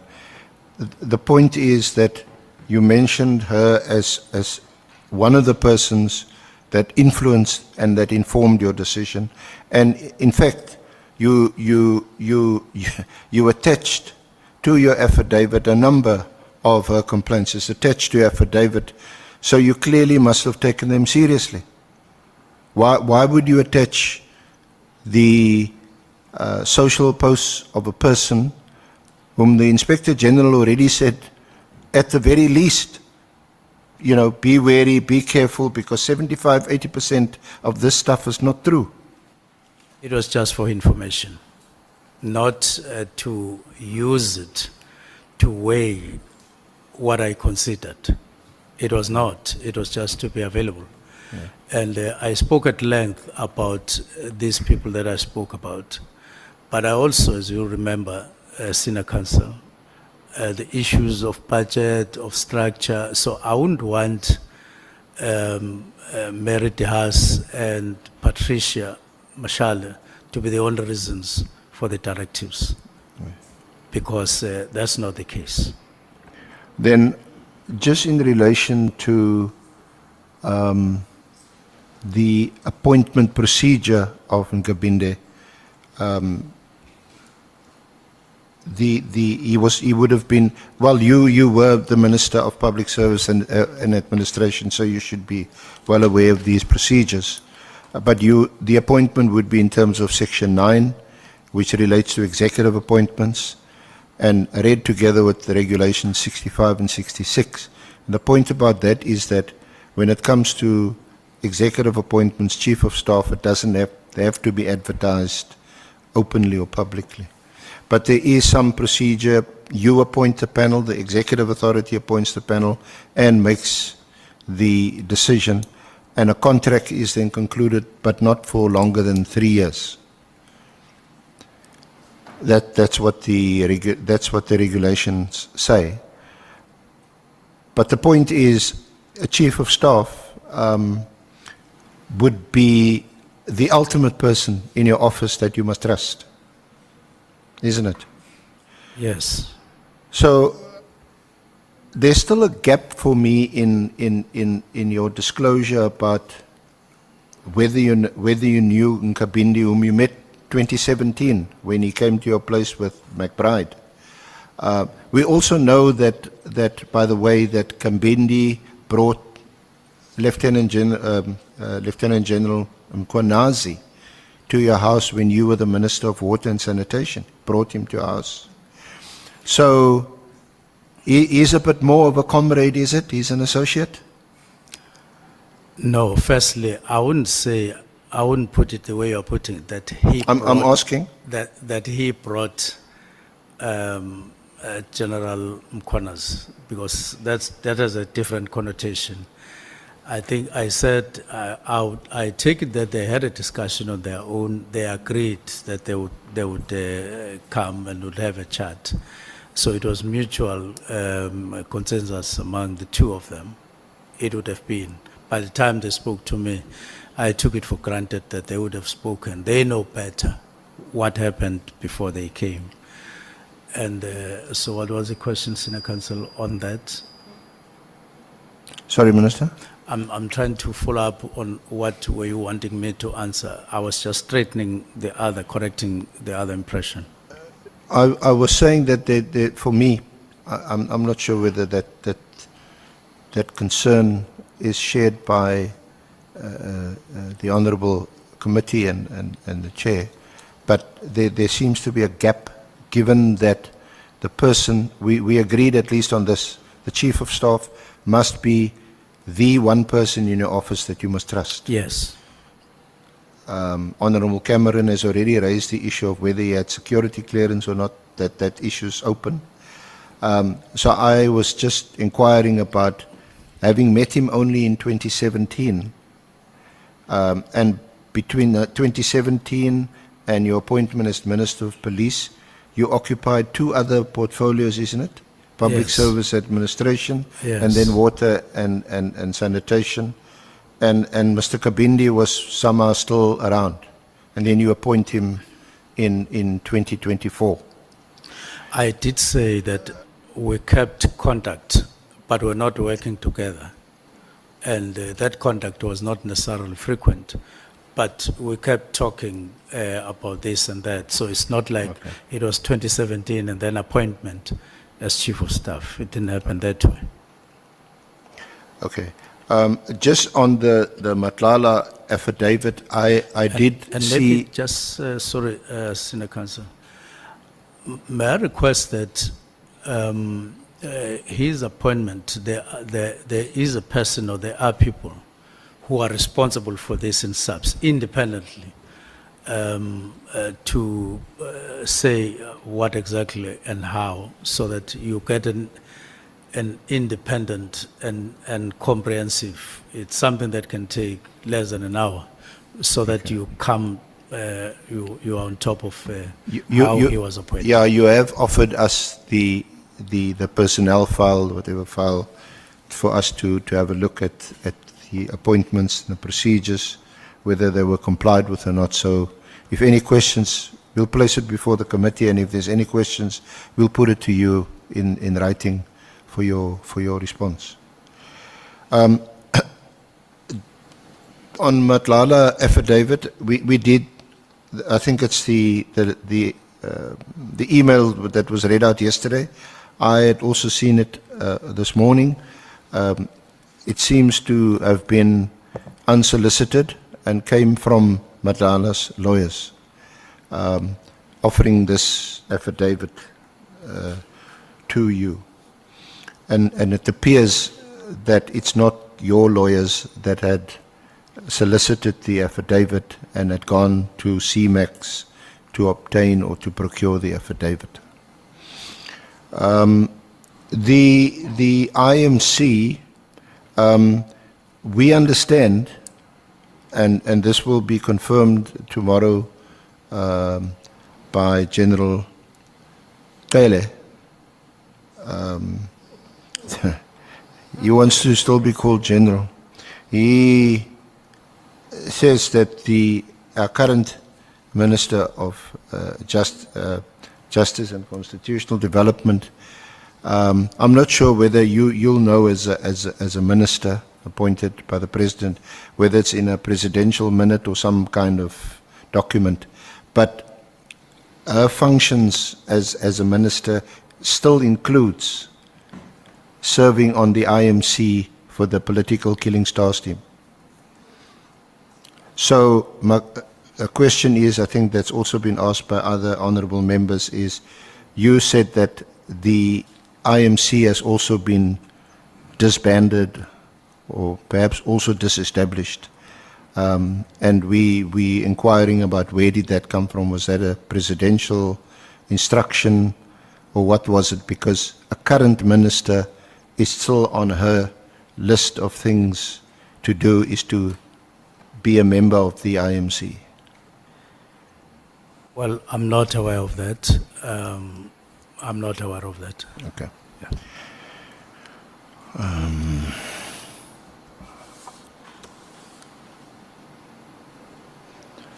Oh yes.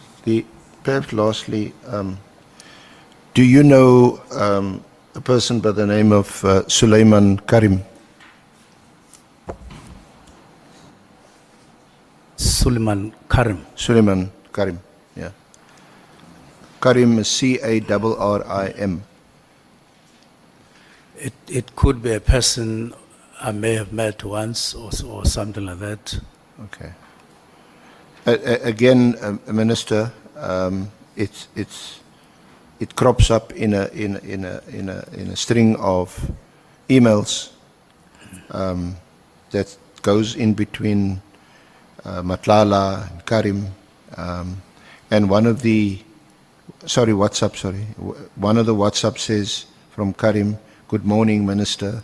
This is dated, what's the date? 6th of May, 2025. "Good morning, Minister. Just received a call from our guy, who is a service provider for our health risk management project. He's got very serious concerns. Apparently, you gave a directive to scrutinize his contract, and while they at it, they must stall as much as they can to release purchase orders until you guys come up with something that can warrant the termination of the service." Then Karim says to Matlala, this is what he sent to you. And then Karim says to Matlala, "Then he called," referring to you calling him. Any comment on that? Now, I think I remember receiving such a message, but I didn't respond to such a message. Okay. Is that it? Thank you. Thank you, Minister. Thank you, Honorable Chair and members. Chair. And thank you for your cooperation, Minister. Chair. Thank you, Senator Council. Honorable Malema. No, Minister, there is a Suleiman who's a treasurer of the ANC or something in Mafeking. Would that not refer to the same? Or put differently, do you know the Suleiman who's the treasurer of the ANC in Mafeking? Regional treasurer. That's why I'm saying it's somebody I may have met, but I can't say this is a person who I would know or identify when he comes here, because I may have met him not more than once. Honorable Ngola. Thanks, Chair. No, the text read by the SC also suggests that there was a call made by the minister after the text. So just to confirm with him, did he call after having received the message from the guy mentioned? Thank you. I don't recall making a call to him, but I may need to look at what you are talking about. But I remember getting a message.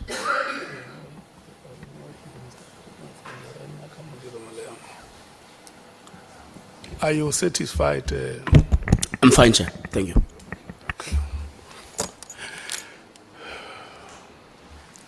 Honorable members, I want to thank you so much for your patience and your cooperation. It has taken us 2 days. You can imagine the honorable member who started questioning yesterday having to sit out for the rest of the day and the second day. I want to thank you so much for that. Honorable Minister, the last 2 days have been the longest of the days for you. And we want to thank you. We have arrived at the point, at the end of our proceedings, and we want to thank you for having stayed the course.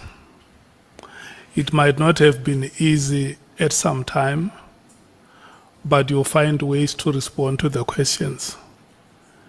And thank you for your resilience. SC and your team, the staff of Parliament, the members of the media, we are meeting again here tomorrow at 10 o'clock. The SC had requested that he may need about 4 to 5 hours to lead evidence. And members must come prepared immediately after we go past that phase. We are going to take questions. I don't know the number of members we will be able to take tomorrow, but I just want to advise you to be ready, time permitting. We are going to start with questions. Honorable Skosana, Honorable Malema. Thank you, Chair. I'm not sure whether these air conditions works here, Chair. We are working under difficult. You know, see, this aircon is hot here, Chair. I'm not sure whether the other venue is ready. If it's ready, we can go back there, Chair. Thank you. The reason why I'm announcing this venue is because the other venue is not available. Or we change the dress code. Yeah, it's really hot. We may have to change the dress code. Just be honest. Honorable Malema. Honorable Khusela No. is having hot flashes. Chair, I was saying we hope as the proceedings proceed, we'll have an opportunity to also see junior counsels leading evidence. Thanks. Yeah. Yeah, no. It's an arrangement between the three of them. They will tell us when they are ready. It will be very good, especially I think SC just to one day have. You remember we commended you for bringing 2 young South African females. Yes, this is the cause of justice that we champion. If we are conscious to the difficulties the women of this country have gone through. We have discussed it, and Yeah. it's entirely up to them to take up the opportunity. Yeah. I suspect We're not we'll see rushing. them in action next week. We're not rushing you, SC, and Advocate Zika. We're not rushing you, Advocate Mokhais. We just say at the time we're not saying immediately. We're saying at the time you feel you are ready. Just let us know that. It's I'm discussing them along the lines of the ministers immediately. Okay. Next week, immediately. Thank you so much. We have come to the end of today's proceedings.